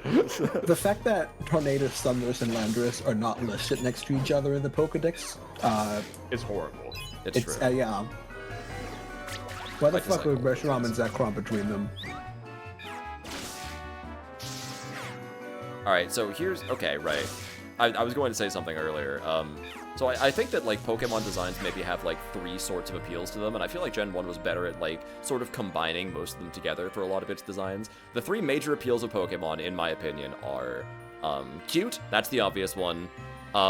Elegant, I guess, I would use for the second one, which is for, like, the designs like your Gardevoirs and Frostlasses and whatever. And the third one would be, like, I don't know, powerful maybe is the best term for it. My head wants to use the word Bara, because that's almost always what they fucking turn into, is these, like, big barrel-chested, like, basically buff hairy men possibly with unibrows or unibrow like adjacent fucking things. In Gen 4 and 5, they interpreted that very literally. Like in Gen 1, a lot of like the powerful things like, oh, it's Charizard or Blastoise. Like they look big and impressive, and sometimes they have detailed musculature and stuff.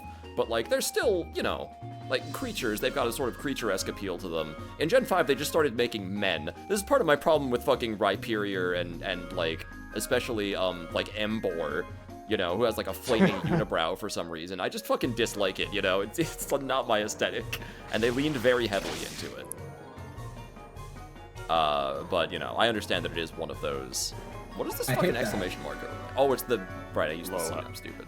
Or, no, it's not. Sorry. I used, look at your UI. No, it's okay, yeah, I used the power-up C. What the fuck you mean they added another fucking one of the Landorus Thunderuses in Gen 8 of all things? Yeah, they did. Oh yeah, that's right. For some, there was like what the Enamorous, female what one. the Yeah, fuck is Enamorous. that? Yeah, it's you. I know. That's what I thought too. I don't like that. Man, I'm getting status to shit already. They also added 2 Reggies. They Yeah, did. they added Reggie more Lightning. Reggies and also gave the elemental birds the regional form. Yeah, which some of those regional forms are okay. Some of them. Articuno's is a little weird. I don't know why they gave him a Phantom Thief mask. Zapdos G is tight. I like that a lot. Yeah, the like Chocobo Zapdos is pretty peak. I'll agree with Yeah. that.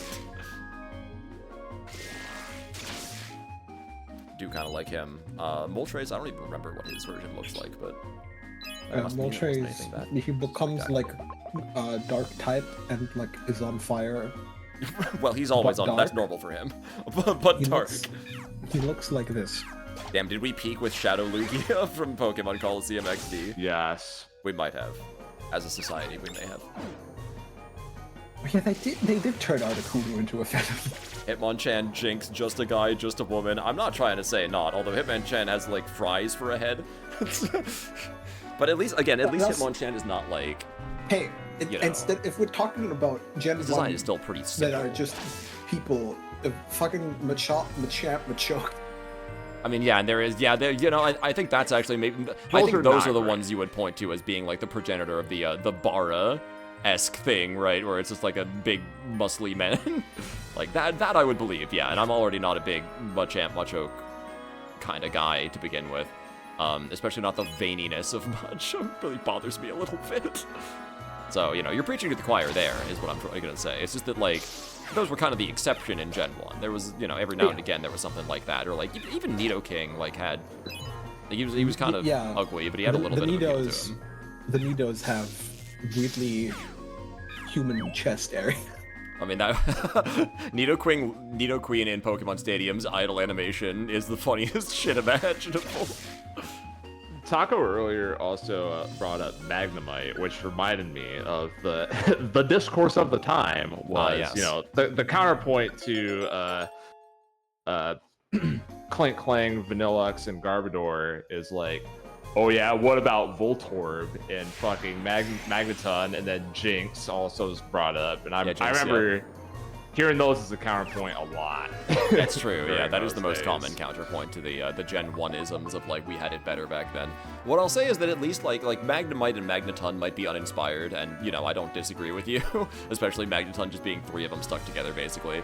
But on the same token, at least it's kind of, like, simple, you know? Like, I look at Klinklang, and Snivy's right, it's, like, a simple concept that gets overcomplicated to hell, so, like, not only is it not that interesting, it's just like a gear Pokemon, they also made it, like, annoying to look at by overcomplicating its design. That's kind of how I just feel about it, though. Yeah, like I like Clink and I like Clang, and then Clang is overcomplicated. Yeah. Which a lot of Gen 5 does. Again, I'm using Tepig right now in my run, and I'm, like, keeping him as Tepig for as long as possible. Partially because it's easier to learn his moves like that, and partially because I like him in that form best, and then it just kind of gets worse from there. Like, the second form is okay, I guess, but I am not an Embor man. Embor is, yeah. Same for the fucking, what's, Oshawott final guy, Samurai. Oh, Samurai. Yeah, it's true. It's so disappointing. Why did he Duot's turn so from an good. otter to, like, whatever that is? Yeah, I don't know what that is. I still don't know what that is. He's got like and again, he's got like a full mustache for some reason. I mean, you know, he's a samurai, I guess. He needs to be Imagine distinguished. peeking as a baby. Imagine peeking as a baby. Damn, just like me for real. Like me, for real, for real.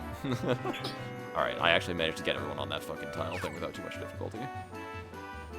I really like the Galarian invariants of the Bertria. Probably actually a case of convergent evolution. Despite being superficial in appearance, they are completely different species from the Cantonian Bertria. Oh, interesting. Really? I don't mind them, quite honestly. Or are they supposed to be like legends in the first place? How can there be a species? Yeah, but they're not, right? That's one thing that's like weird about like regional forms of legendaries, right? Which to me at least, which is also something that I never liked about like the Genesect movie. Oh yeah. Or some other Pokemon movies, which is that what the fuck? There's only supposed to be one legendary. Why the fuck is this Mewtwo in the Genesect movie such an asshole to Ash? Oh yeah, that's right. It's a completely like it seems like a different Mewtwo, which again like weird continuity stuff because in the second Mewtwo movie, Mewtwo's got a female voice for some reason, but it definitely has to be the same Mewtwo from the first movie because of plot reasons. So, but there at least we can explain it away with Mewtwo's not actually talking at all. That's like telepathy, and so yeah, you can just like make other people imagine a voice whenever you want them, and it just happens that Mewtwo decided on a different voice, I guess. Good for her. You know? Yeah, you know. Yeah, that's probably true. But there's only supposed to be one of each, especially of Mewtwo, right? Mewtwo was created as a scientific experiment that went wrong. There should not be multiple different Mewtwo. That is true, yeah. Mewtwo-specific lore should definitely... If there are going to be multiple Mewtwo's, you can explain it away by somebody getting the initial data and then redoing the experiment. You can explain that, but you have to explain it. You have to explain it. You can't just shrug your shoulders. That has to be like a thing you make a whole movie out of, you know? Genesect is fine to have multiple Genesects, because that seems like the kind of thing you can mass produce. That's like part of what makes him cool, I guess. But yeah, and like the thing about like regional forms for the legendary birds is like that doesn't make sense because there's only supposed to be one of the legendary birds. Okay, that was pretty powerful. But if it's convergent evolution, it's just birds that happen to evolve to be similar, and it's like also it's just a legendary bird. I guess that makes sense. There you go. I started in the top right of this map, by the way. I just want you to like. Yeah, you did. Is how I had to get around here. Fuck's sakes, man. Love the plastic spork of Pokemon. Oh, it was in the Genesect movie that it was the female Mewtwo. Really? I thought that was in the other one, where like the. I think Mewtwo Returns might also have the female. I don't remember. Mewtwo, I thought it was like the one with the vaguely spiky-haired Pikachu, who's like a huge dick.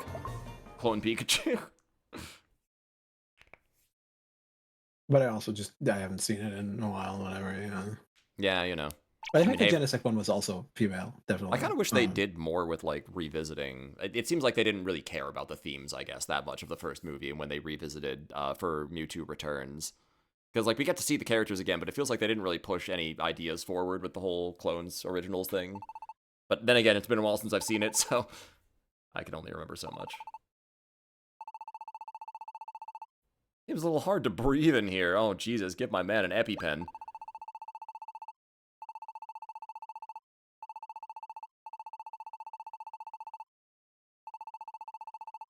What's going on? Everyone's having trouble breathing. Not dangerous at all. Pikachu, where are you looking? Like, everyone's looking at that wall in front. Pikachu and Virizion are just looking at the corner. Oh, they're the floating crystals. Okay. I guess that makes sense. Sorry, I'm so desensitized to mysterious things in fantasy games. I was like, yeah, that's normal.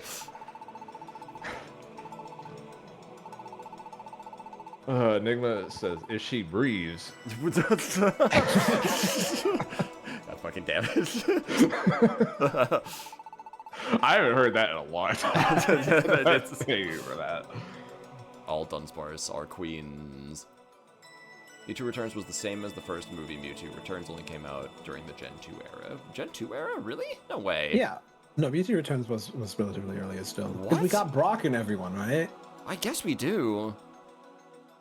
But I remember there being his trusty frying pan into he'll take his trusty frying pan and using it as a drying pan. So okay, Returns to the movie I'm thinking of where Mewtwo and all the clones are like chilling out on some island somewhere, and then like someone's bothering them, and that's like the movie. That's all I remember. I have seen Mewtwo Returns a whole one time. I don't remember exactly. All right, well, Taco, I trust you. Yeah. Where's the ham? Ah, there he is. Didn't make a noise. Yeah, I know. Well, that's because I just had to manually do the source, because if I press the stream deck button, it's just going to crash. What crashes? Stream Deck or The stream deck just crashes. the Stream Deck crashes? Okay. Yeah. I wish there was a log somewhere. I was trying to look and see if I could find a log somewhere for it, but I couldn't see in time. It's weird that it crashed. Because, like, what the fuck is it doing that it would crash, right? Yeah, that's what I'm wondering. It must be something with the OBS plugin.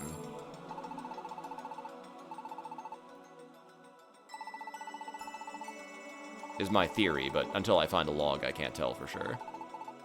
Frisms? Oh. What's a frism? Prisms. Treasure? Yarhar, fiddle-dee-dee. Fiddle-dee-dee.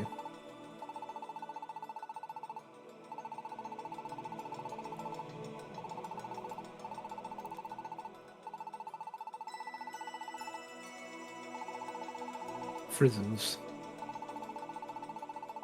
Pokemon Mewtwo Strikes Back Evolution was the 3D CG remake. Yeah, I wasn't thinking about the 3D CG the 3D CG remake. There we go. Hamter. Welcome in though, Fallen. How you doing? Would you try saying something into the hole? Into the hole? Snivy tried speaking into the frism. Oh. Wow. The the frism kind of echoed.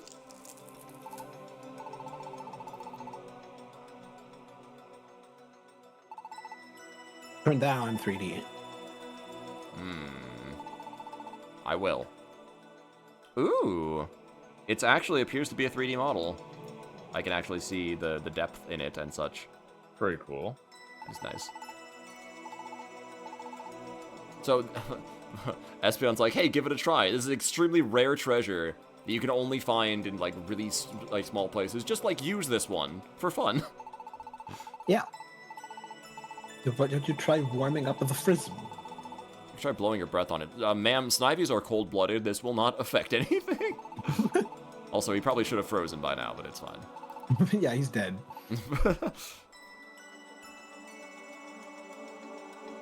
So I thought about this weird fridge thought to have while I was laying in bed earlier. I was like, huh, why do blankets warm us up? Is it because of our own heat radiating off our body has nowhere else to go, and so it warms the environment around the blanket? And that's Yes, why it it warms is. us up? Yeah. It is simply to keep the warmth from your body in. That is so weird. I never thought about it before. I just thought being under blankets was warm. I thought it created warmer space somehow. But I guess, yeah, so if you put a blanket over a snake, it wouldn't do anything. Nope. That's crazy. I mean, not if the snake is warm and then you put the blanket over it, then it's fine, right? It'll stay warm for a while. But like, if the snake is already cold, you put a blanket around it, it's not gonna do anything. Damn, look, they're cold-blooded, yes. They don't produce warmth from themselves in the same way we do, I assume? Yeah. I don't know how cold-bloodedness work, but it's something like that, yeah. I kind of wish I understood, but yeah. You do have the right idea of which movie Returns is, actually. Mewtwo and the clones chilling on an island in the lake, very Gen 4 now. Yeah, that's why I thought it was Gen 4. Super pure, untouched natural environment. In comes Team Rocket to recatch Mewtwo and make a new base in the lake, polluting the healthy water and beautiful environment. Yeah, that sounds like something Team Rocket would do. Just kill him. It's like that one episode of Sonic X where they find a haven of chows in a cave in a river. Oh yeah, wow. It's just like that one episode of Sonic X, and except like Eggman, except Team Rocket. You know. Also the rare Pikachu W/Sparkly Eyes. Pikachu W/Sparkly Eyes. It sounds kind of strange.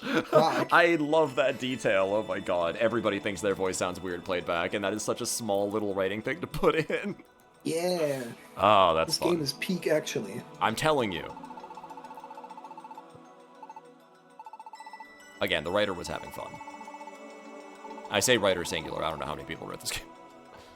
Give some to Emolga, yeah.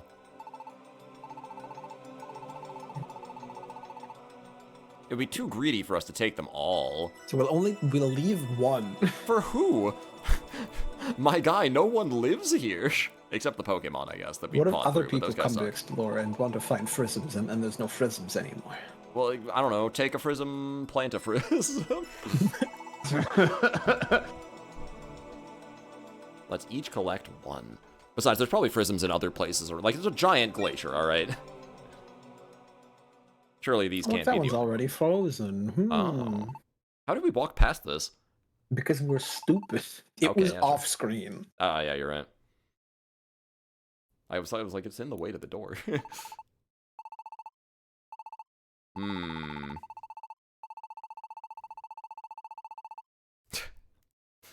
Umbreon, if that was true, these would all be used by now. These would all be frozen. It can somehow recognize voices, don't ask me how. Mewtwo merely doesn't just murk them. Ash convinces them it'll be good enough to do the memory wipe thing. Oh, that's right, because Ash doesn't actually know Mewtwo anymore because of that memory wipe thing at the end of the first movie. That was a punk-ass move, by the way. Nobody gets to remember their lessons. Still doesn't explain why the Mewtwo in the Genesect movie is such a dick. Yeah, he did a reverse memory wipe after the second one by accident. Used it too much.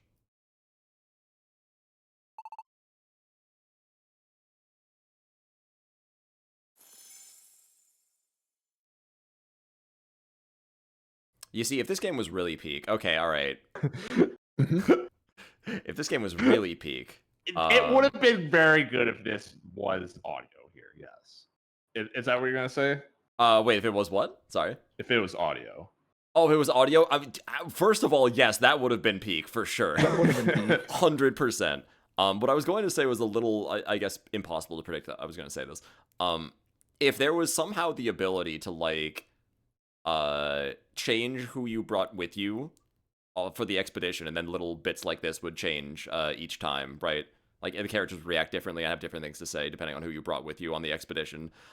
It would, like, impact Emolga getting to have his moment there, though, is the only problem. Right. But, I don't know.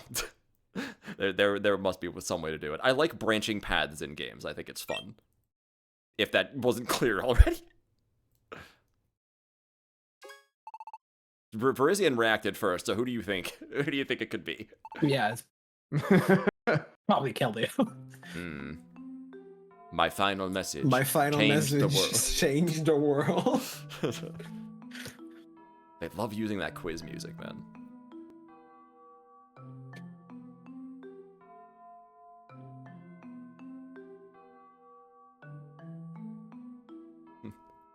Keldeo just thinks to himself, I wonder if these things have a recording limit.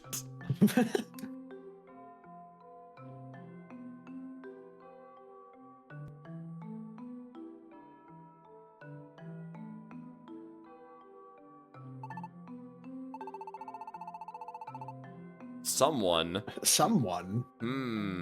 I wonder who we know. Yeah, okay. Yeah, Verizon. I wonder.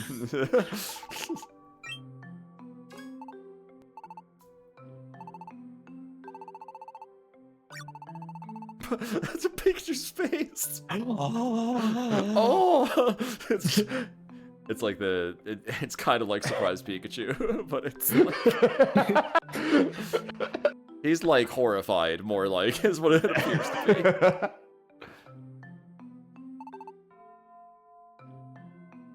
No, not Verizon. Not Verizon Wireless. Verizon. I know this voice. Wow, it's Keldeo. Everyone is shocked. No, it was just actually it was my neighbor Keldeo. You know, I grew up near him.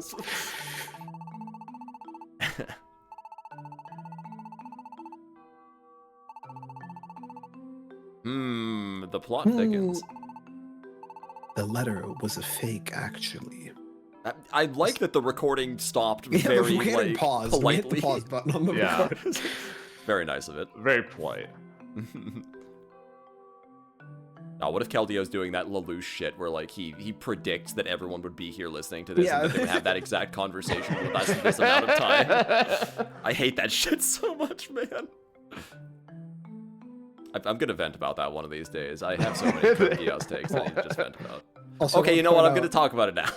No, real quick, I want to point out, Keldeo, you're a water type. What the fuck are you doing? Wait, he's a water type?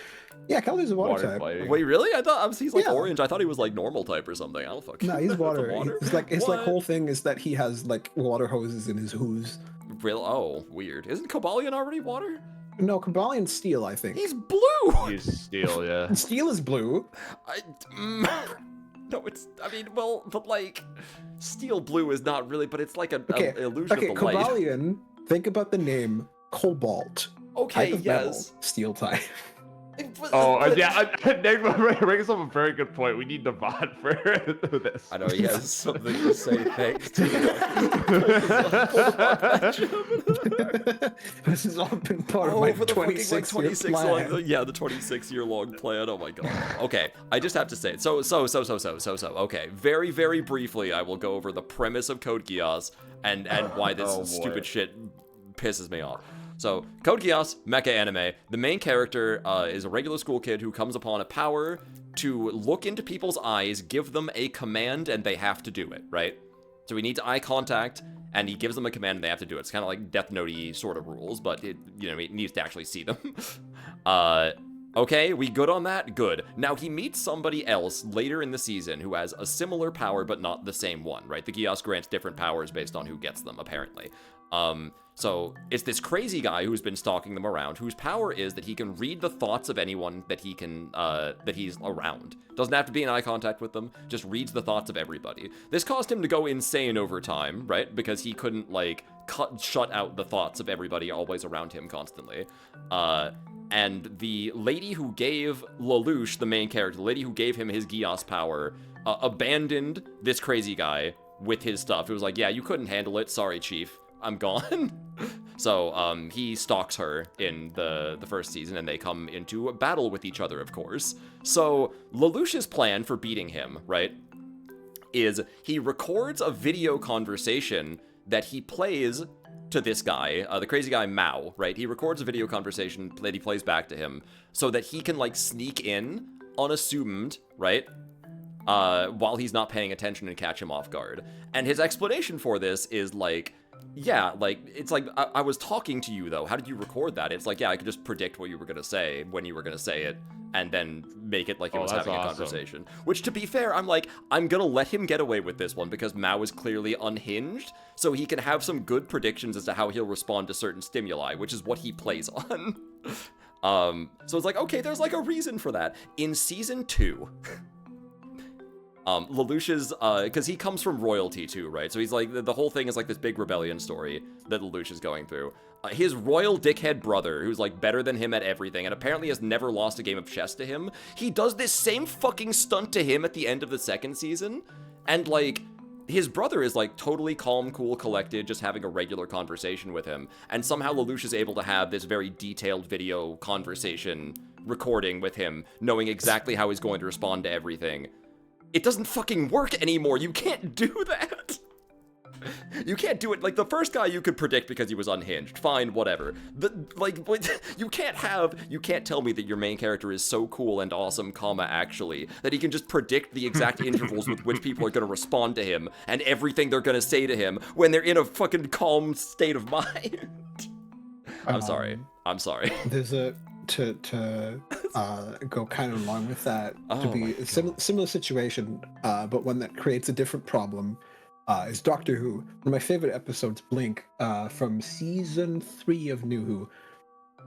It is the episode that introduces the Weeping Angels. The whole thing about that episode is that the Doctor is stuck in the past, and what's there is like this. There's like this secret message recorded on like it's like hidden in like secret menus of a bunch of DVDs, and it's this recording of the Doctor having half a conversation, right? He's clearly talking to somebody, but we can't see who. As it turns out, he's having a conversation with the person who it turns out blah blah blah. This lady shows up. The episode follows her instead of the Doctor. It's a really interesting episode. I really like it. She is the only one who has, like, it's on like 13 DVDs. She has these exact 13 DVDs. The message is meant for her, and it's basically later on, they're having a conversation, right? So while the video is recorded because of time travel, she is having the conversation with the video, which he has a recording of the conversation that somebody else who's watching this conversation of her having the conversation with the video, who's writing it down. So the Doctor knows what she is going to say, even though he's like 40 years in the past when he's recording all that shit. And it's like, the problem there is, Amazing. later on, after the old stuff is over and she manages to send the TARDIS back to him in time. This is like the whole thing. The Doctor like is in the past, but the TARDIS is still in the present. So she needs to send the TARDIS to the Doctor. Later on, she has this recording, like all this documentation on the thing, which includes this transcript of the entire conversation, and she hands it to the Doctor before he gets stuck in the past, right? Grandfather paradox. Oh shit! God damn it! Every fucking time. Nothing creates this conversation. At least half the like the one half of the conversation happens naturally because she's just having this conversation with the Doctor essentially. Like she's acting normally, but this recording is like what he is saying doesn't get created anywhere. It is simply written down from the video on the DVDs. It is written down from there, and then that gets to the Doctor, who reads it. Nothing creates what he's saying. Oh no! It is going from a recording into a transcript back into that same recording. If you ever think that you've written a stable time loop, I want you to stop and remember that there is no such fucking thing. It's impossible. There always has to be a first event. That's the point of the grandfather paradox. You clods. Sorry. Yeah, I guess if I were to like squeeze any kind of writing lesson out of my story, it would really be just like. I'd have to make a whole Gemini for it, because the lesson of that is the lesson of my entire problem with Code Geass Season 2, which is like, if you're gonna make a complex show, you can have an intelligent main character. If you want to make a complicated show about, like, I don't know, two warring points of view coming in conflict with each other, maybe don't just have a whole season where you say, actually, this one is totally right, and this guy's the coolest guy who ever lived, and everyone who doesn't agree with him is wrong. Maybe, like, don't do that if the whole point of your show is about examining conflicts of ideas, right? I don't know, just a thought, right? There should be a limit to how much you glaze your fucking main characters. Wasn't the reason the Doctor couldn't save Amy and Rory because the TARDIS couldn't get to them because some Weeping Angel timing by energy bullshit? The problem there is that because the Weeping Angels were very active in that time period a lot, all the timelines around that point in time got all fucked up, which is why the TARDIS couldn't land there. Earlier in the same episode, the Doctor has to specifically home in on like this ancient Chinese vase to be able to land the TARDIS anywhere there at all. He can't go back there because of that, because all the timelines are fucked up and he doesn't have anything to home in on. The only reason he was able to home in on it was because he had a recording of River Song talking about the Chinese vase, so he can home in on the Chinese vase. I know too much about Doctor Who. Also, go watch Doctor Who.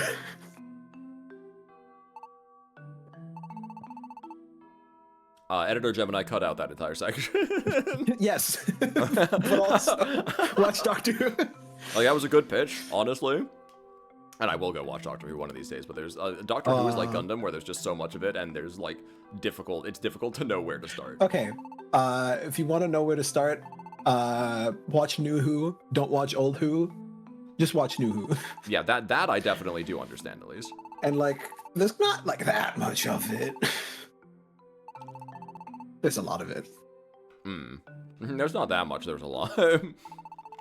Okay, like watch seasons 1 to 7 of New Who, and there you go. 1 to 7.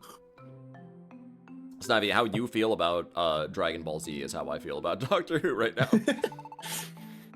Okay, we'll watch Party Doctor Who, and then after that we'll watch Party Dragon Ball. Yeah, we'll be done in 3 years. Doctor Who won't take 3 years. The Dragon Ball should take less time than Doctor Who, because there's not even 7 seasons worth of it. But you know. Well, if we watch Kai anyways, which we would. Okay, well, you know. Actually, you know, why not? Yeah, sure, let's do that at some point. Alright, yeah, sure. Wow, Umbreon, thanks for repeating, like, her worst moment. Yeah, thanks for repeating that. I missed that because I was talking about Doctor Who. We aren't friends anymore, just forget about me. He said that, didn't he? Didn't he, Parisian? Hey, Parisian, like, poking him. Parisian.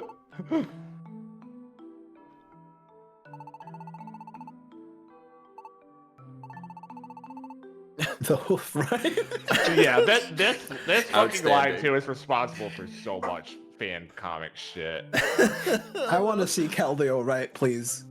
How does that work? Do you think that would suck to write as Keldeo because he like his hooves He just keep doesn't fucking have dripping water? Like, it's not like we can't even like if you were like a cat and has paws, like I can realistically see you like kind of somehow grabbing some writing implement. If you were a horse, how the fuck are you grabbing anything with your hooves? Yeah, you know, MLP had problems with this too, because of course there was lore in that series about how the fuck that worked for them. Long story short, if they needed to hold like pencils or pens or whatever, it was always in their mouths. Which, yeah, I mean, you know, that's how Umbreon was holding stuff recently with the cards. But hoof writing exists now, which means that Keldeo, I mean, using concentrated water jets from out of his hooves, he's able to write like like watercolor letters.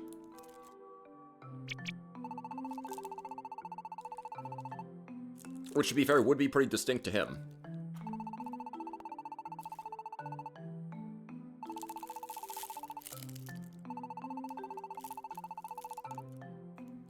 Prehensile horse tails, but it said hoof riding in it. It did say hoof riding, that's true. Snively's also making quite an assumption here that, like, things actually changed for Keldeo and that the letter wasn't just a bald-faced lie. Then again, maybe Snivy can't comprehend things lying to him.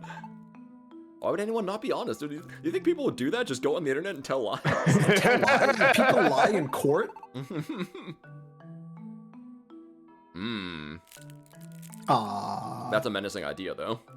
Jim and I cut this out of the VOD, but Reginald is currently playing speedrunning Sunshine, and she just failed at Chucksters, which close to the end too. So that hurts. Wow, she's back at the Sunshine speedrun. I can't believe it. Back at it again at Krispy Kreme. Back at Krispy Kreme. The truth might be straight ahead of us.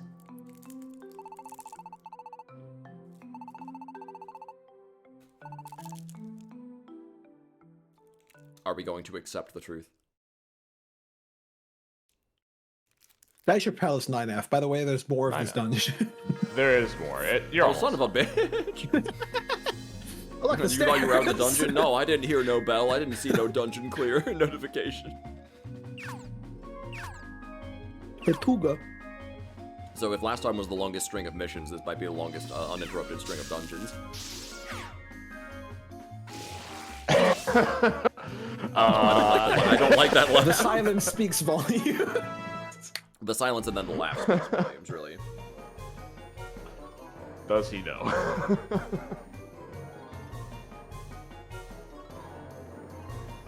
I don't know, actually. That's what So don't worries you me. like this? Don't you like this straight line? Yeah, it's my favorite straight line. Eventually I'll get through my step. Like, I don't look forward to leveling up in this game. I dread leveling up. This floor is just straight lines. Okay, And no, more there's a shoes. little Oh, there we bit. go. Hey, look, a room. Oh, hello, Tortuga. No, it's a Zoro. Oh, sorry, yeah, everything's Zorua. I forgot. They all are. You know, he doesn't seem so special anymore. There were also, like, event Zorua and stuff in Black and White, by the way. That was one of the events, was for event, like, Zorua. Normal Pokemon, huh? I mean, I guess they made an event Chill Ricola and Pokemon. an event Pikachu, so yeah, alright. Chill Pokemon, yeah. Yeah. God! So I didn't have much written down for that scene. Oh, right. Besides, like, what we already talked about, basically. It's that your interpretation of that immediately is like, he could just be lying, and that's pretty much it. You know, it's Yeah, the, okay, the all two right, well. different ways of looking at it. Snivy seems to think that something must have changed once he gets to right here. Oh, not right here. I guess there's a couple more floors. Yeah, there's more Wait, dungeons. really? Still more? But hey, now you get to save. Why would they have this many breaks? Oh, I the music don't also know. got a little menacing here.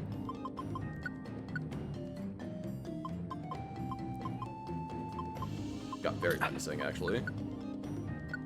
Positive, like, a few max elixirs. I don't need all of those. And then, yeah, I guess we'll save.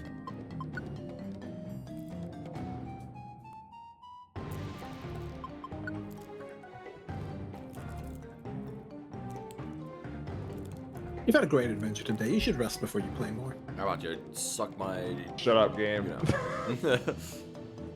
I decide. 11th floor. 11th floor.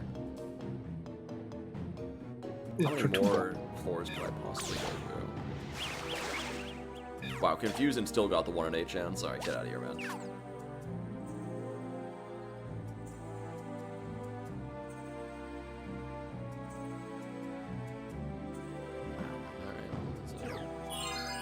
Ah, good. Alright guys, let's put these Pokemon in our mystery dungeon. Let's give them Protect, you know, really just stall them out. Yeah. Yeah, what a great move. Great move for mystery dungeon specifically, I love it. Why did I do that and not just Electro Ball him? Doesn't lose damage. There we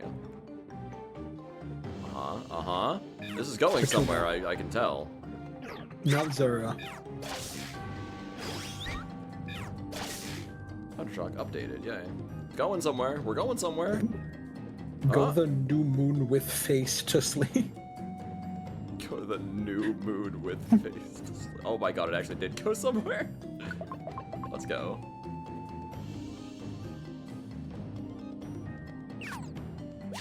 Wow, another max elixir. Why are they so generous with those? Give me more Oran berries. Like, when they give you this many max elixirs, they're really not encouraging you to, like, use things that aren't your attacks or, like, preserve anything. Which I guess, to be fair, like, in Explorers, it makes sense because you have to link moves. Or, like, ideally, you're gonna be linking moves, but there's no move link in this game? Nope. That I can tell, so... You know. Seems like I really don't need those resources that bad. Hey, look, stairs. 13th floor. That'll be like 15 floors, probably, right? Oh, wait. Probably. You're Oh, outside. we're diagonal now. Excuse me? Pardon me? Watch out for all the water types that are here for some reason. Are we ready to go ahead? Yes. Sure. Okay, I think that's it. Never mind. 13 floors. We just stopped at an arbitrary number. Well, remember, because you crossed to the left side, outside earlier in the dungeon, and now you cross to the right side, and now you complete it. Hmm. Makes sense. Also, I didn't see the dungeon clear thing yet still. No, we're not out of the dungeon yet. Uh-oh. We might have just walked into a dragon cave. We're Gurn. Gurn. Wait a minute. Dragged on? Drag on. Dragon? Drag on these nuts. Oh, never mind. It's just a Oh no, it's a Golurk. Oh, I was wrong. Oh, he needs more Nice pixels in his A-pose. texture. Nice apo. It's true. Who band-aided him?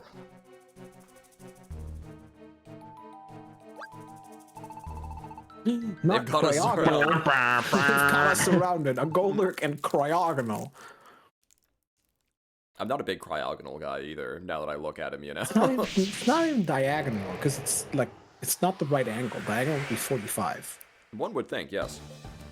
And one would be correct. Anyways, yeah, I guess it's a fucking Dust Noir ambush again. Alright, here we go.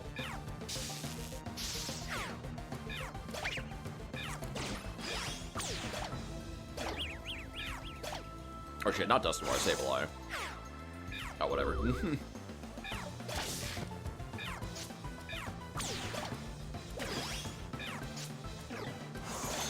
Explorer seems to, or I'm sorry, Gates to Infinity seems to like these mob fights. Which, I'll be fair, in PMD, oh, Dunsparce just fucking died. Poor guy. I'm glad that everyone gets to be in the fight, though. You know, that's a nice change of pace here. Oh, Umbreon's gonna die. I would prefer that you didn't. Well, good thing I had a Reviver Seed. Is anyone even... say, Snivy, get up there. In fact, actually, let me just take some hits here, Umbreon, you know? Maybe I'll be better at that than you. At least rock types, I don't think I can Thunder Wave him. Oh, get him, Snivy. Oh. Yeah, it's just ground. That's immune, but... Never mind. I probably should have just spat the seed at him, thinking about it now, like 50 damage for free. Go the fool to sleep. And you should look at the image, then you'll understand it. Alright, yeah, I'm gonna look at the image. Oh, yeah, it's the book, yeah. I forgot about Go the Fuck to Sleep. My favorite child book. That's probably a word. That's probably a series of words. Child book. Mm-hmm.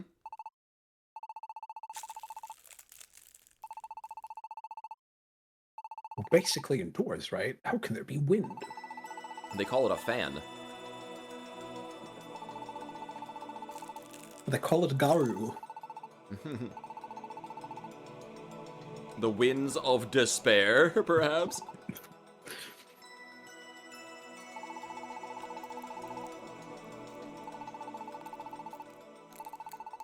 Oh, that path leads to peak. Man, yo, We're let's go. We already in gotta peak. find peak. We'll keep making new summits for ourselves. The flames of disaster. The flames of disaster. No, clearly they're the winds of change, and that's what changed Keldeo.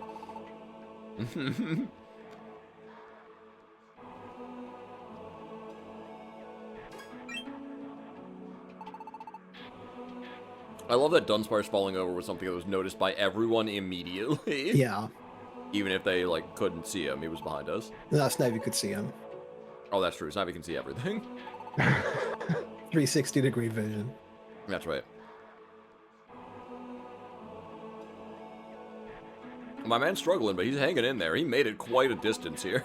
Like, this was a lot of dungeons.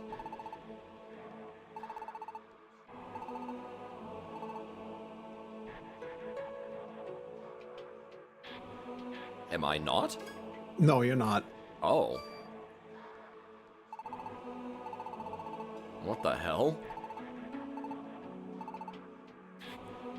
Sorry, guys, just get better lungs. Humans Just built get different. I better suppose. That's great. That's great. No one else. I'm happy for you.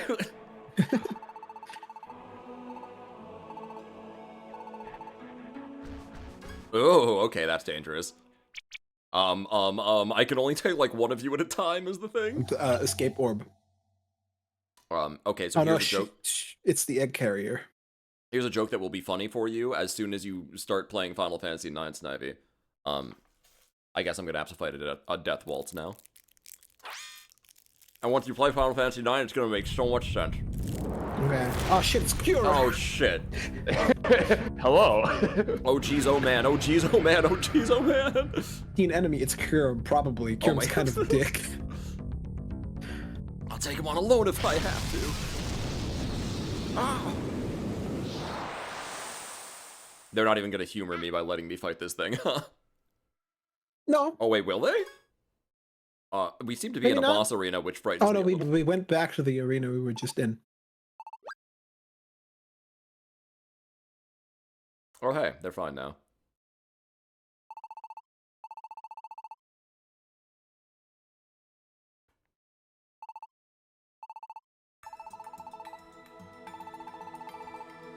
My posture sucks.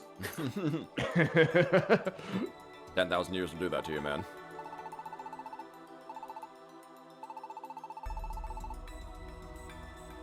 So did Kyurem have, like, an ancient history in actual Black-White lore? I remember something about, like, him being pretty recent because of the whole Getsis thing in Black-White 2 fusion, whatever. I'd have to refresh myself Let's look at on this that. here. Cannot approach the Forbidden Palace. It's forbidden.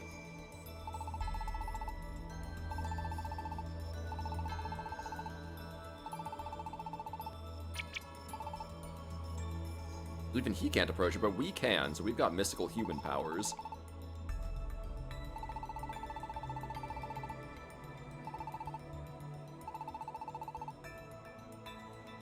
Oh, apparently he's also a prophet. I know the coming of all things. Don't laugh.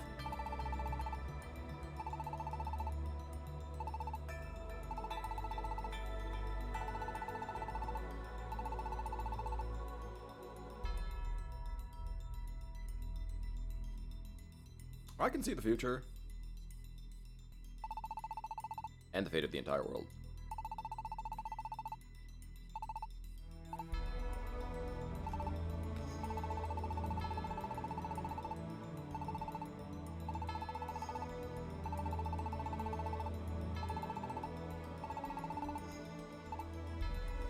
There is no further adventure here. Go home.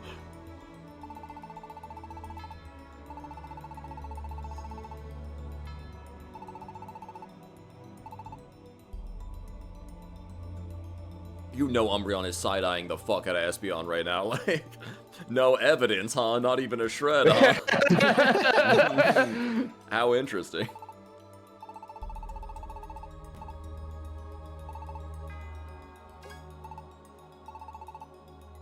Well, that doesn't make any sense. We heard his voice in the prism, so that's impossible.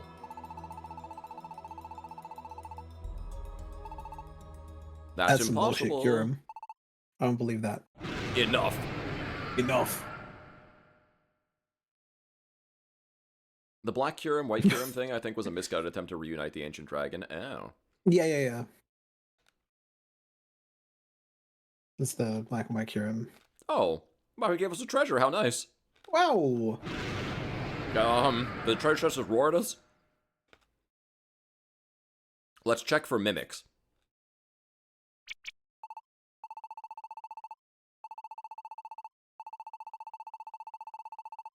It must have happened somewhere between here and the spot where we found that Prism. I mean, that's the only possible explanation. Again, except Kyurem is lying to us.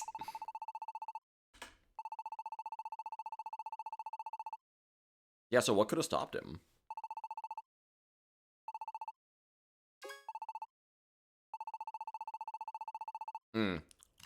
Sorry, wait, Snappy, I have to get the sound. I have to get the,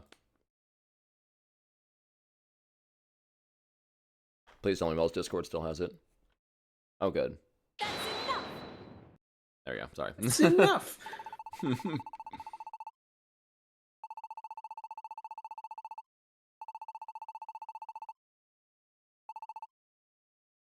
According to an old legend in Lacunosa Town, Kyurem is an extraterrestrial Pokemon that crash landed on the planet inside either an icy meteor or a dragon stone, creating the giant chasm. Why are there so many aliens? The same legend describes Kyurem as hostile towards Pokemon and humans due to the fact it supposedly devoured them if they were found outside of Lacunosa Town during the night. However, and according to another old legend, Kyurem was created by the leftovers of the single powerful dragon Pokemon owned by the twin heroes of Unova after it split up into Reshiram and Zekrom. Oh, it's split, I see. Yeah, that's why it wants to like recombine with so Reshiram Kyurem's and a Zekrom. nobody. Oh, okay, great. Kyurem's he's a space alien. If Kyurem's a nobody, does that make Reshiram and Zekrom his Heartless? Yes. Thank you, I hate it.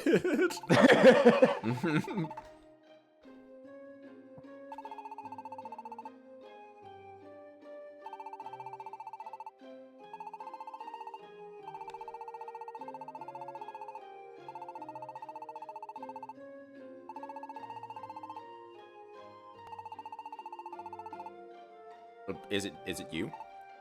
Well, it's me. Ah, There we go. Ah, we got there.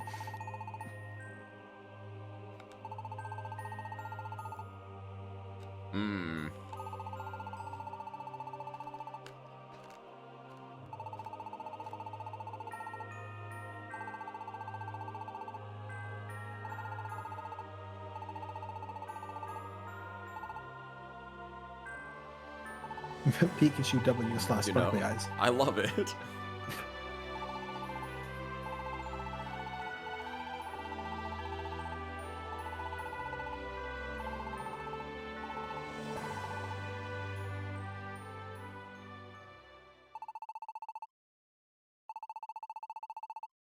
We're glad to have you on the team. Right. Yeah, I agree. Sure. And we, learned ancient secrets that we never knew before, and also apparently found out that no Pokemon except for me can walk through the thing. Maybe I should have kept walking, though. I should have told Kyurem, like, hey, by the way, I can breathe fine. Would he have killed me? Maybe. Maybe. The answer is yes. Uh-oh. The answer is yes, he would have killed you. Okay, well, great. I shouldn't have said anything then. Good. Did we open the treasure chest yet? No. Oh, my man comes down and Christmas morning wants to immediately crack the presents. You gotta deal with family matters first. I've never seen that. Oh, all right. Not the Urkel show.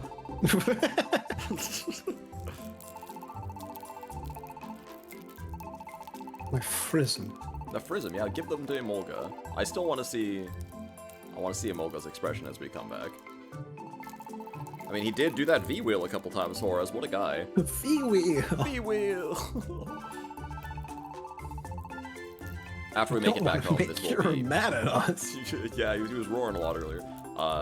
After we get back there and whatever scenes should follow it, will be where the stream ends, most likely, by the way. Yeah, it's a good place to end off. It's a clean end to this segment of the story. Yep, we made it through the whole thing, it seems. Wow, a life seed. A life seed and a protein. Why were you keeping these here, man? This is my And fridge, 5 actually. silver spells. Look at that, Oh, we have what? throwing There are items. throw items. There are throw items, what? Okay. And a black key. Menacing. And a And a gold, gold scope. scope. And 5,000. And $5,000. But what a haul. What a haul!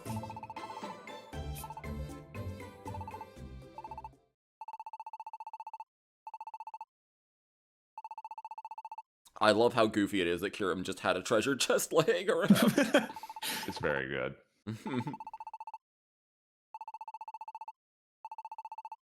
A great success. Yeah! You want to save? And that was how. And that was how the curtain closed on our adventure to the Great Glacier.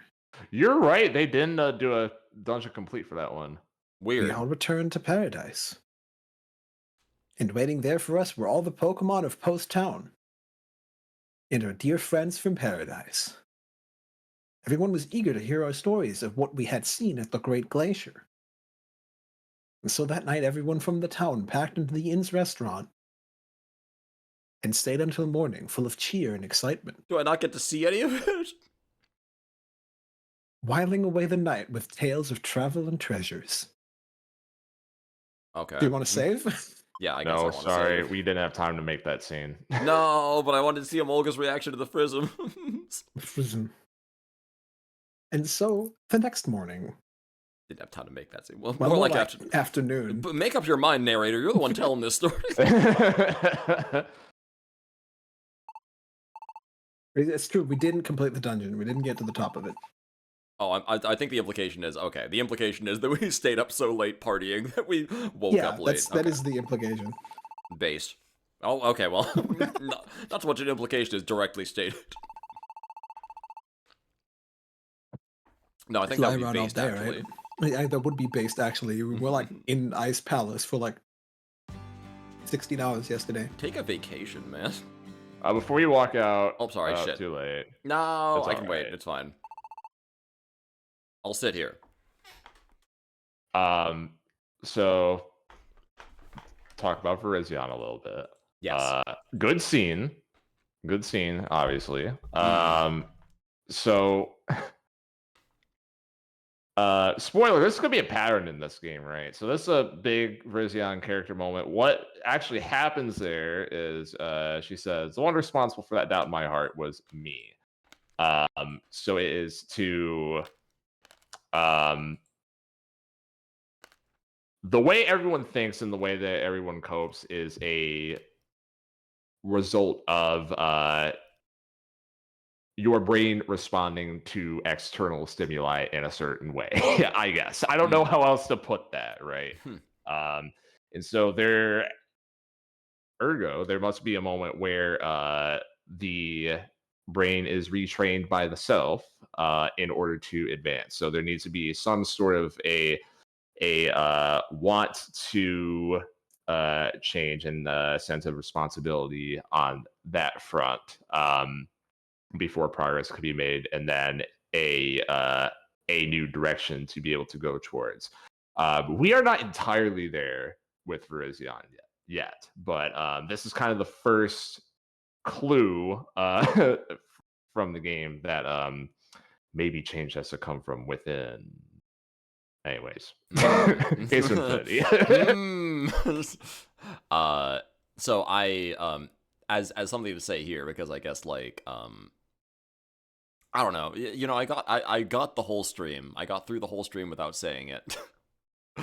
But it really does feel like the themes of Gates to Infinity are really important again now more than ever, because I feel like there's almost this war in the common sort of like rhetoric about how to deal with situations like we're seeing in GTI, I guess. And the notable thing about Verizian here is that she kind of just stated the exact opposite of she kind of stated the exact opposite of the conclusion that Odysseus comes to in Epic the Musical. I Take a did shot, it. everyone. I got the whole stream without mentioning it, but I have to mention it now.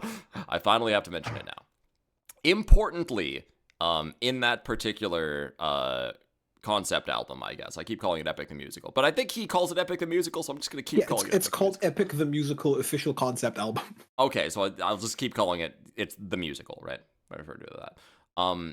At the end of that, like a bunch of shit happens to Odysseus in that musical, but by the end of it, he's always blaming something else, right? Even at the very end, he talks about all of the things that he's been through, that things or people have put him through, and he blames the suitors in that specific instance for putting the hatred inside of his heart that changed him into this monster.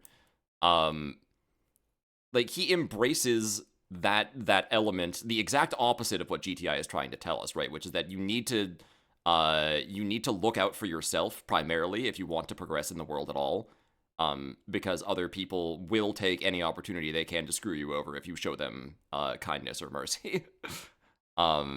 But the most telling thing there, again, is how he blames everything and everyone but himself for his own decisions throughout that story. And he makes a lot of decisions in the musical continuously that seem to always worsen his position. And like, including sure, ones that don't immediately threaten his life, by the way. Yes, like a lot of them do immediately threaten his life, but even for those, his reasoning always isn't like it's either me or them. His reasoning tends to be like, I have to get home to see my wife and son. That's it, right? Anything gets in the way of that, then it's gotta go. So that's like, he has a tangible thing he's working towards that guides his every decision. But he ignores the fact that he's still making decisions. Verizian is saying something very adult in this case, which is something that I think people need to take away more, which is that in reality, Odysseus is the one who made those choices. He's the one who decided to embrace ruthlessness and become the monster in the underworld. He's the one who did all of the shit that happens in Thunder Saga. And then later, he's the one who does everything that happens in Ithaca. He had a lot of choices. He just chose to be a monster because that's what other like characters, quote unquote, made him into. But Verizian, meanwhile, is saying, no, even though all of these stimuli are the reason, like, why I was pushed in this direction, ultimately, I'm still the one who made the decision to react the way I did to it, right? So equally, right, it's kind of like, it's disempowering in a way if you think about it initially, but it's empowering because you think, if I'm the one who made the decision to do it, that means that I'm also the one who can make the decision to, like, you know, overcome it, right? To be different again. That, like, they don't have power over me, I have power over myself and my own situation, right? This is an important lesson to keep in mind, because, like, Epic the Musical is really popular, and I feel like that's a message that's going to end up reaching a lot of people, and, I think that it's kind of interesting and complicated. There's probably a lot of stuff to talk about there, but from a very facial stance, I think there's a level of nuance there that gets lost, that somehow, right, the very adult, like Homer's Odyssey focused like Epic the Musical versus the fucking Giga Chad Pokemon game released in like 2013. This one's got the more mature take on this particular topic, I think. So there we go. I did Not it. I gonna fucking disagree. I did One more thing before you advance. Please do. So that's Riziad. Riziad's awesome. Also, I feel the need to mention that she's not gonna be done being awesome, which is like also like in a lot of games this would be the end of a character arc, but it's not. I guess. Yeah, spoiler. exactly. So Umbreon. Umbreon, if you hadn't noticed, like the first time that he seems like genuinely happy at all is like once you start going on the trip and then he starts geeking out about everything. As Jem pointed out, I don't believe that this guy is tough at all because he's a nerd. So, it's kind of a change of pace because it's someone who is so one-track minded, workaholic, go, go, go, go, go. And then there's a payoff for something. And that's a very real happiness, very real passion and happiness that comes through. The scene when they get to the top there, they all collapse, and then Umbreon is very upset. He's is how close can you possibly get to whatever life goal? Maybe not life goal, but long-term goal and whatever. But it's certainly a different side of him that we see, and in addition, ooh, did that happen yet? Actually, maybe I can't talk about that yet. Oh, okay. Do you need the image again? Let's see. Naya. Okay. I should probably also make sure these don't capture my cursor. Okay, so he does mention specifically that he expressed a lot of joy. That's not the thing that I was going to bring up though. There is something else. Okay. Yeah, more Umbreon later, but notably we see another side of him there who's all business until he gets to nerd out, and then he can no longer restrain himself. So, and he is more open and willing to bond with the party and all that good stuff. So there you go. Oh, okay. Bye, Taco. Hope you have a good night. Later, Taco. Night, Taco. We're winding down here. No worries. But yeah, I hope you have some. We have this scene, and then I'm gonna send you the link for part 2 of the Gates anime special, which we can now watch. Oh, hell yeah, dude. Hell we did it. And we'll end on that. Let's go. I'm excited. I do think that, like, as to the Umbreon thing, this is another good detail to me when it comes to like a character building sort of thing, because it's so easy to write like professor nerd characters who just know a lot of stuff and study a lot of stuff, and especially in kids' stories, the answer to why they do that is like, well, they just do, right? That's just who they are. They're just like nerdy professor guys. I do like that they have those scenes for Umbreon, because you get to see the passion that drives him to be this knowledgeable about his field and why he's a workaholic in the first place, right? That it's not because of like ancillary reasons so much as it is like he really just really cares about this stuff. So I like that. It's a nice detail. And I guess, I don't know, maybe some kind of message about getting to show a more genuine, passionate kind of yourself helps you connect with others. In a way, it's like a sort of vulnerability, I suppose. But yeah, anyways, that all for this?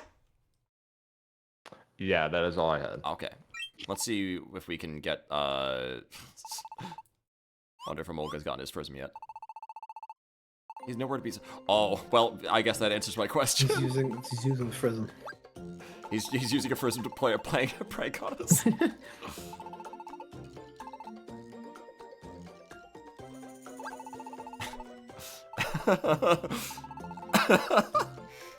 How many did we give him?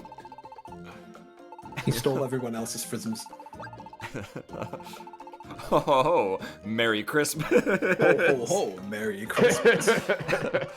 Oh, man. Unfortunately, it's January. Never answered my question. Which question would that be? Yeah, what question, Smash? Oh, sorry, Smash. I need to scroll up now. It's the first message I think I've seen from Smash. I was gonna say, was that Smash's first? I think that's your first message. I'm pretty sure as well. What are you doing? What are you talking about? Doing a little trolling. I'm being messed with in chat as we're being messed with in game.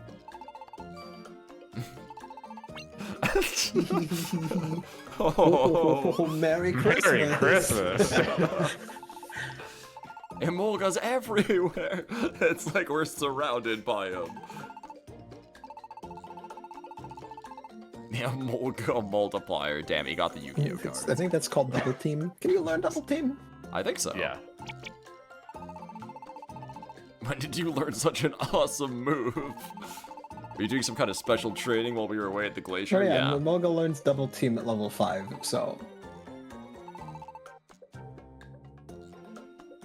I'm pretty sure I figured it out, but... I don't want to spoil anything for Snivy. I'm spoiling it. Oh, there it is, yep.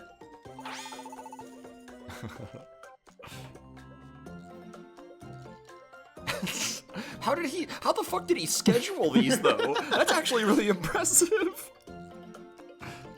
So, like, wait, are you telling me that he did like, my stupid bitching about the Lelouch conversation thing actually?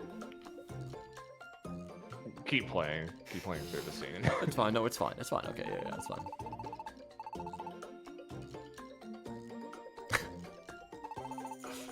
So he wasted all the prisms just for this stupid joke. Oh, is he recording them in real time? In real time, This is running in yes. circles. Yes. What's the point of that? Wait. Because, like, they would be replaying from the start then, and that would be confusing. Alright. That's fine. Also, wait, if they're frozen, then can't they not take in the voice? Alright, that's fine. Don't worry about it. Wahahahahaha. Hey. Hey. This is, hold on, where is it? Hold on, I need to get the image now, I'm sorry. Please tell me I can get this with relative speed, because this is exactly what I'm imagining currently. Why is it so hard for me to find specific meme images, man? It's like everyone wants to copyright this shit. It doesn't belong to you, I promise. Boop boop boop boop. There it is. DDD. Snivy walks up behind him, Olga, just like, oh no. Oh no. Oh no. Oh no. Wait, Hey. I got that. Let me fucking, where do I have it? I just need to replace their heads. Like this is an image editing journey for me now. Oh no. Wait, thank you. can you send me that image real quick? Yeah, I'll send you the image so that you can have fun. Anyways, hey. How's it going? Oh, just great. My man hit him with the knot like it's 1992. Holy shit.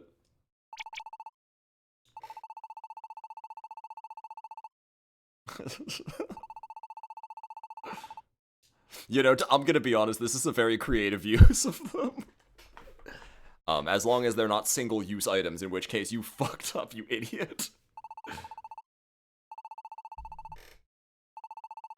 The important thing was, it was all made possible by you guys conquering the Great Glacier.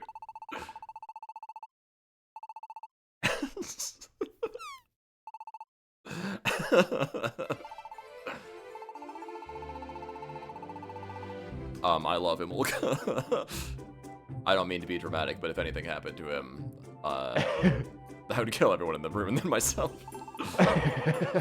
As they say. In Minecraft. In Minecraft.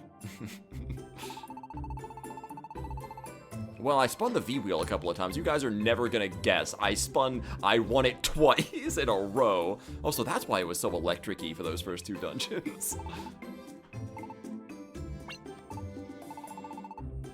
Oh my god, please.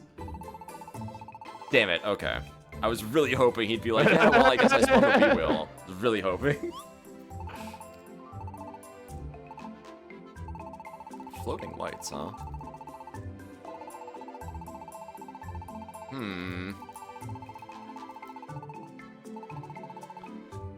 I have a really bad feeling. Because like I said, I know things about this game. I've seen the ending before. I have bad feelings right now.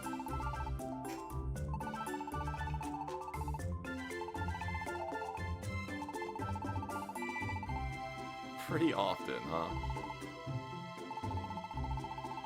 Okay, well, fair enough.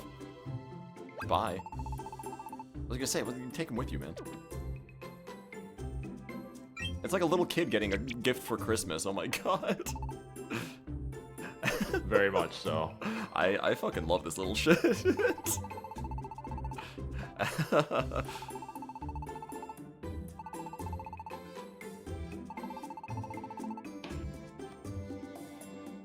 They are fun, it's true.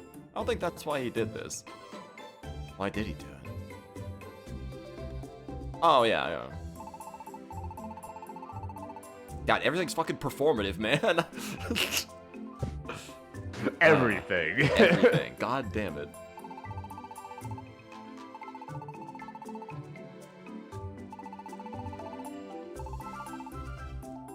All right, and then we'll be back to the status quo grind next time. What a thing that Gates does, Jim. That now that you're bringing that up, it's there is so much like assumption of inherent cynicism on the player part that is like wrapped up in the game that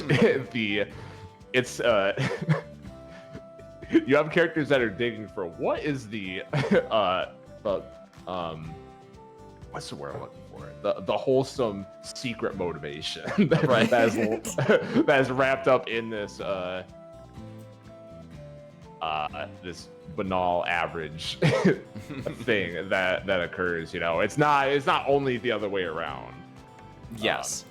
But the other way around, of course, is core to the themes of the game. Blah blah blah. So it is true. Yeah, the writers always have to add that little extra, something extra onto everything. In this case, I mean, I think it probably would have been fine to just have him all be having fun.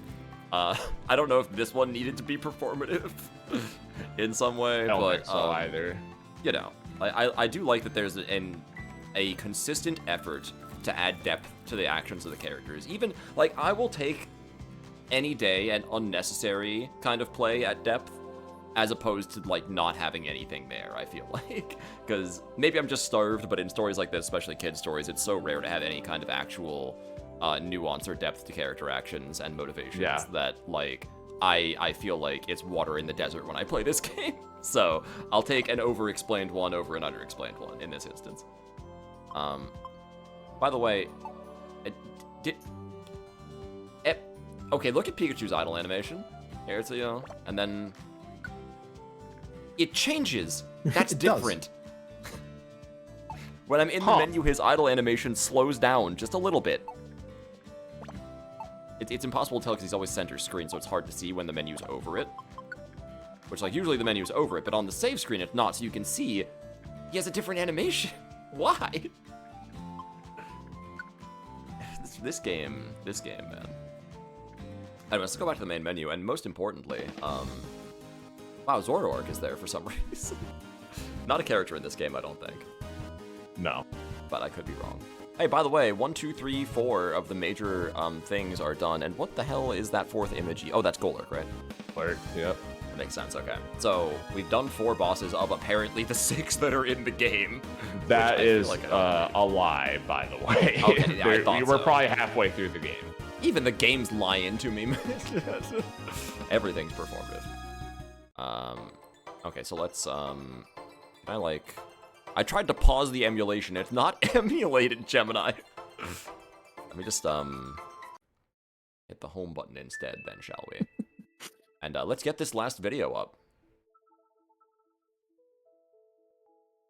The Gates to Infinity Animation Part 2.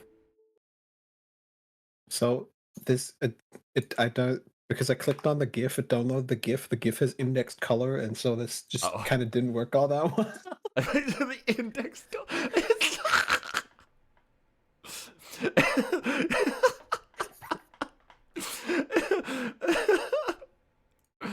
I actually kind of appreciate that the green of Snively's head is the same green as the jacket. It's like it works shockingly well. Actually, I'm gonna show everyone on stream this now. I should have fixed the scale, the layering on Pikachu's ear, but you know. That's fine.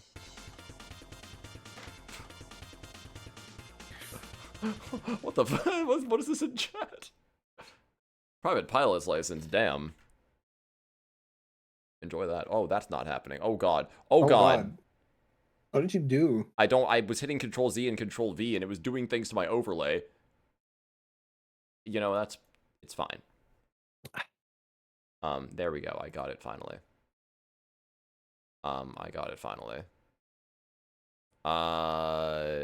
Here it is. Incredible. It's inspired. The knowing smile. It's just, hey. God damn it. Okay. Very good. Very good. All right. They don't get call him that thing. Smugly for nothing. They don't. Yeah, that's that true. is very true. They don't call him Smugly for nothing. Firefox video. Firefox. Select a window. Not actual gameplay. Not actual gameplay. Oh, thanks for the sunflower seeds. Wow. Appreciate that. Did somebody mention the door to darkness? I did not mention the door to darkness, but thank you anyways. I need to put this over the front overlay, make sure that it's like over there. It's not actual gameplay. This is not actual gameplay. I need to like make it small enough that I can like center it, I guess, because it's hard to tell exactly what to do with these things ever. But like, you know. There we go. That's fine, right? Here we go. Our story takes place in a world inhabited only by Pokemon. Only It's the by female- Pokemon. It's the female Pikachu again, by the way. Oh yeah, that's right. The mysterious female Pikachu that is impossible in game. It's a dead end! Yeah, which dungeon is this from?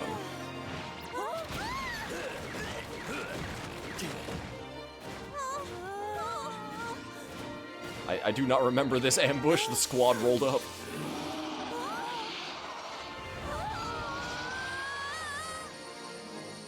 Pokemon Mystery Dungeon. Happened yet, don't Gates to worry about it. infinity. Oh, okay, all right, that's fine. That'll be happening later. Okay, I trust you.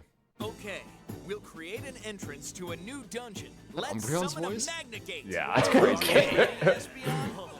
Of course. I'm ready when you are.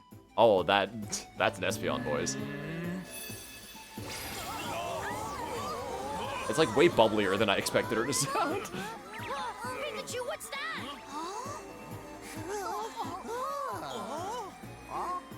Oh. Oh. It's a Magnagate. All right then, we'll go on ahead. Time to go, Espeon. Right. That sound voice sounds familiar. Who is that? It does something. Come on. Let's go, everybody. All right. But what about like everyone else though? They couldn't spoil that part. Except, oops, it's spoiled because we see who's here anyways. There yet? Virizion is so big. Yeah. Verizon! I'm sorry. Calling her that, by the way. We're not calling her that. Verizon, because like the Horizon. I guess yeah, I feel like yeah, sure, okay. Would Drew be arguing with me about this one too? I don't think so. I don't think he cares enough about Drew Virizion. cannot see this. Yeah, we can't show Drew. Dunsparce.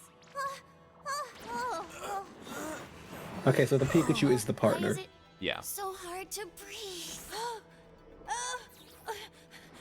Espeon.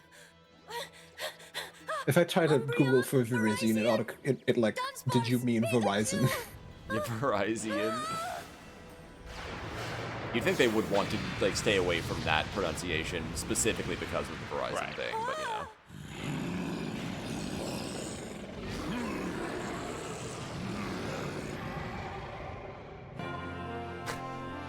I love when they do the thing where they like have a man just go "Rrr," and then they also overlay real dragon noises, quote unquote, on top of it. It's like funny. The path you seek is the one that none may tread.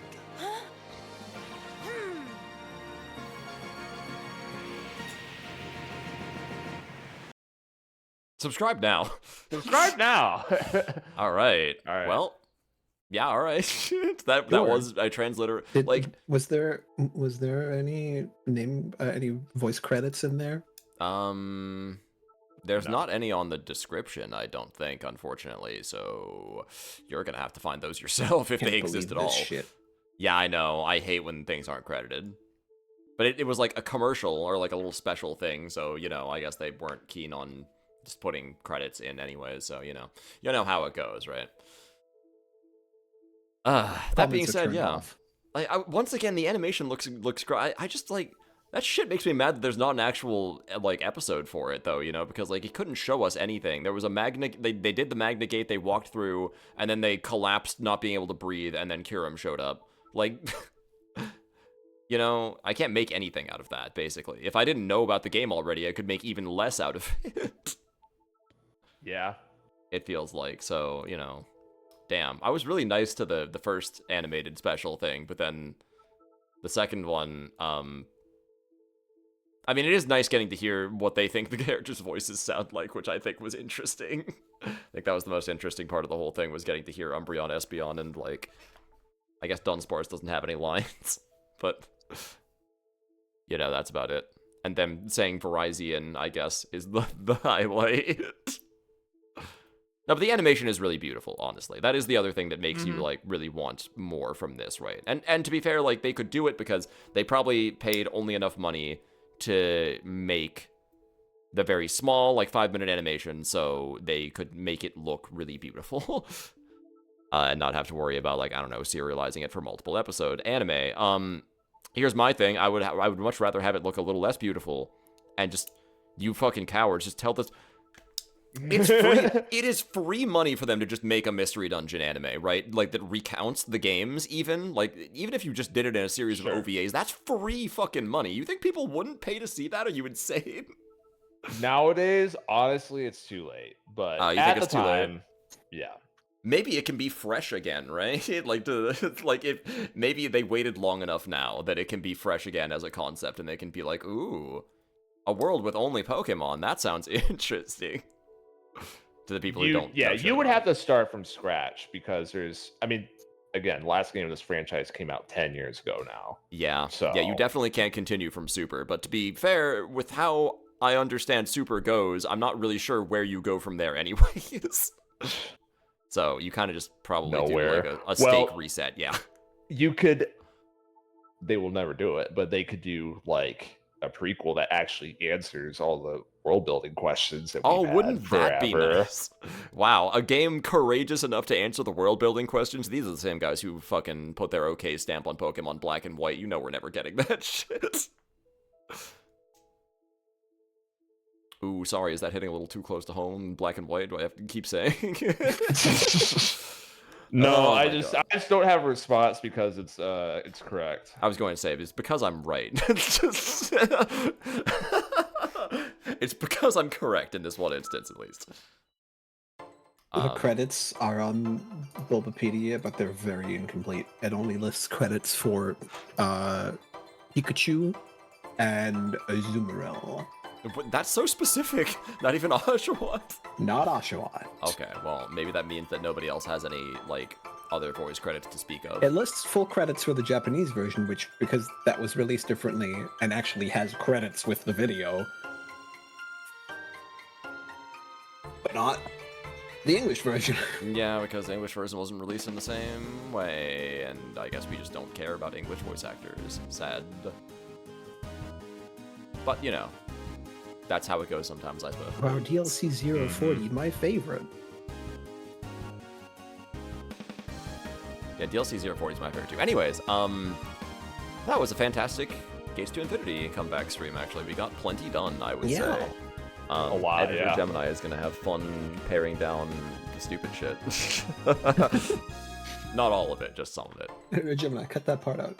Editor Gemini, cut that part out talking about Editor Gemini. Jarvis, cut that part. Jarvis, cut that scene. Great main melody. That is what we're going to be doing. Yeah. In just a second, but as ever, I will give my guests a chance to introduce themselves. We'll do that first this time, so I'll have some actual time to Probably play, good and idea. I'll learn my lesson. Yeah. Hey guys, me, Max Jersey. skytemple.org/spirit, that's me. Yeah, let's go. Explorers of the Spirit, first ever full story ROM hack for Explorers of Sky, hack of the year 2022. It's how Gemini met. Yes. So there you go. You can take this man's opinions on things seriously because he's got pedigree in the community. That matters, right? No, but genuinely though, No, Thunderwave. like I mean that kind of genuinely, even though it sounded like a meme. Like I still am like blown away sometimes by the fact that like, oh shit, we're here playing a PMD game together, just like talking about plot related shit. That still gets me every time. This guy's awesome. His work is awesome. Please go play it, check it out. And if you don't, you can at least join us when we watch Snivy play through it later. Speaking of which, hey Snivy, what's up with you? Hello, I'm Sneaky Snivy. I'm a variety streamer, and I'm going to be playing Pokemon Mystery Dungeon Explorers of Sky, and then afterwards of the Spirit. Soon, TM. After we're done with GTI, presumably. And also, I play other games on my stream, like Kingdom Hearts, and Genshin Impact, and Mario and Luigi Brothership. He does. Not to be confused with Mario and Luigi Brotherhood, my favorite anime. Full Metal Alchemist, Mario and Luigi Brotherhood. And for the sake of people on the other side of things, hi, my name is Gemini Hero. Relevant on stream, I guess. I'm a ham-tuber, which is a fancy name for saying I'm a VTuber using a hamster model. And I don't have any real credits to my name yet. I mean, I was the... I worked on Beyond Melee as, like, Raichu's character animator, and I was, like, 1/3 of the team responsible for the Roxas mod for KH2 that Max also played through with me I have no credit except all of these really cool things I did. Yeah, literally. What the fuck is this? I don't have fucking hack of the year, you know? Like, nobody gave me any adulations. In fact, if you look up discourse about Beyond Melee, it was quite the opposite. Not my fault, by the way. I joined after that, alright? I'm just the guy standing on the sinking ship right now. But no, so, like, other than that stuff, I am working on a PMD hack thing of my own that we'll be talking about later on, no doubt. So, you know, I'm not entirely without skin in this game. In the coming months, question mark? In the coming months, hopefully, yes. I'm going to be working hard to make sure that I can actually get this thing out in a reasonable time. Because if I don't get the brain gremlins out, I'm worried, I go to sleep worried every day to some degree that I'm like, shit, what if something happens and, like, I can't finish the story? It like, actually weighs on me. It's weird.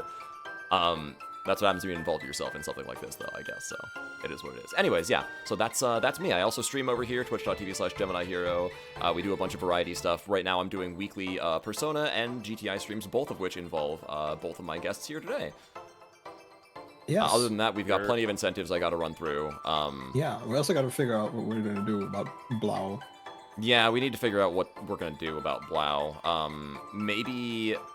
I'm thinking maybe Blau can resume in February, if that's okay. I know it's a little bit of a distance, but, like, that'll give me some time over January to, like, peck away at me getting my save file back in that. So hopefully we can actually finish what we started and then move on to Stadium and such. You should have played Blau on 3DS. I guess I should have played Blau on 3DS, That right? way You know, it's funny that in hindsight that was totally a reasonable thing for me to do, too. Like, I own regular Blue on this 3DS already, and, like, it would be very easy for me to get Blau on here. So. Yeah, it would be very easy to get just the German version. Hindsight is 2020, or is it? I could technically always still do that.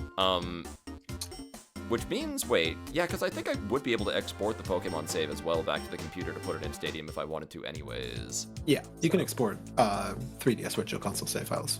Yeah, so we might actually do that at some point. But anyways, yeah, that has been us. Thank you guys so much for joining us. I am having such a blast going through GTI like this.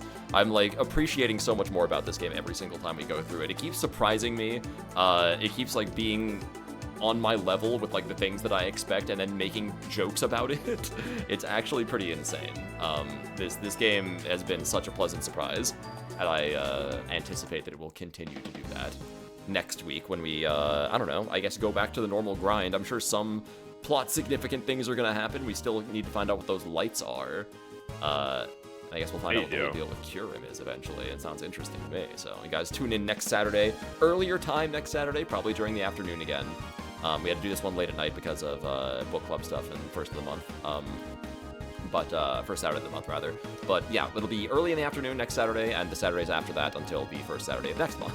So weird to keep track of, but just keep an eye on this stuff. You can always join us in the Discord if you want updates on exactly when streams are going to be. Don't worry about the permissions and stuff. You just post something in the rules section, and I'll make sure you get the right rules. till then, hope y'all have a great rest of your evening. Give Mel a ham-ha for me. If I can actually get this going fast enough. There we go. Depending on whether you're subbed or not, and I will see you guys next time for whatever our next stream is. Take care, everyone. Bye-bye. Bye-bye. Bye.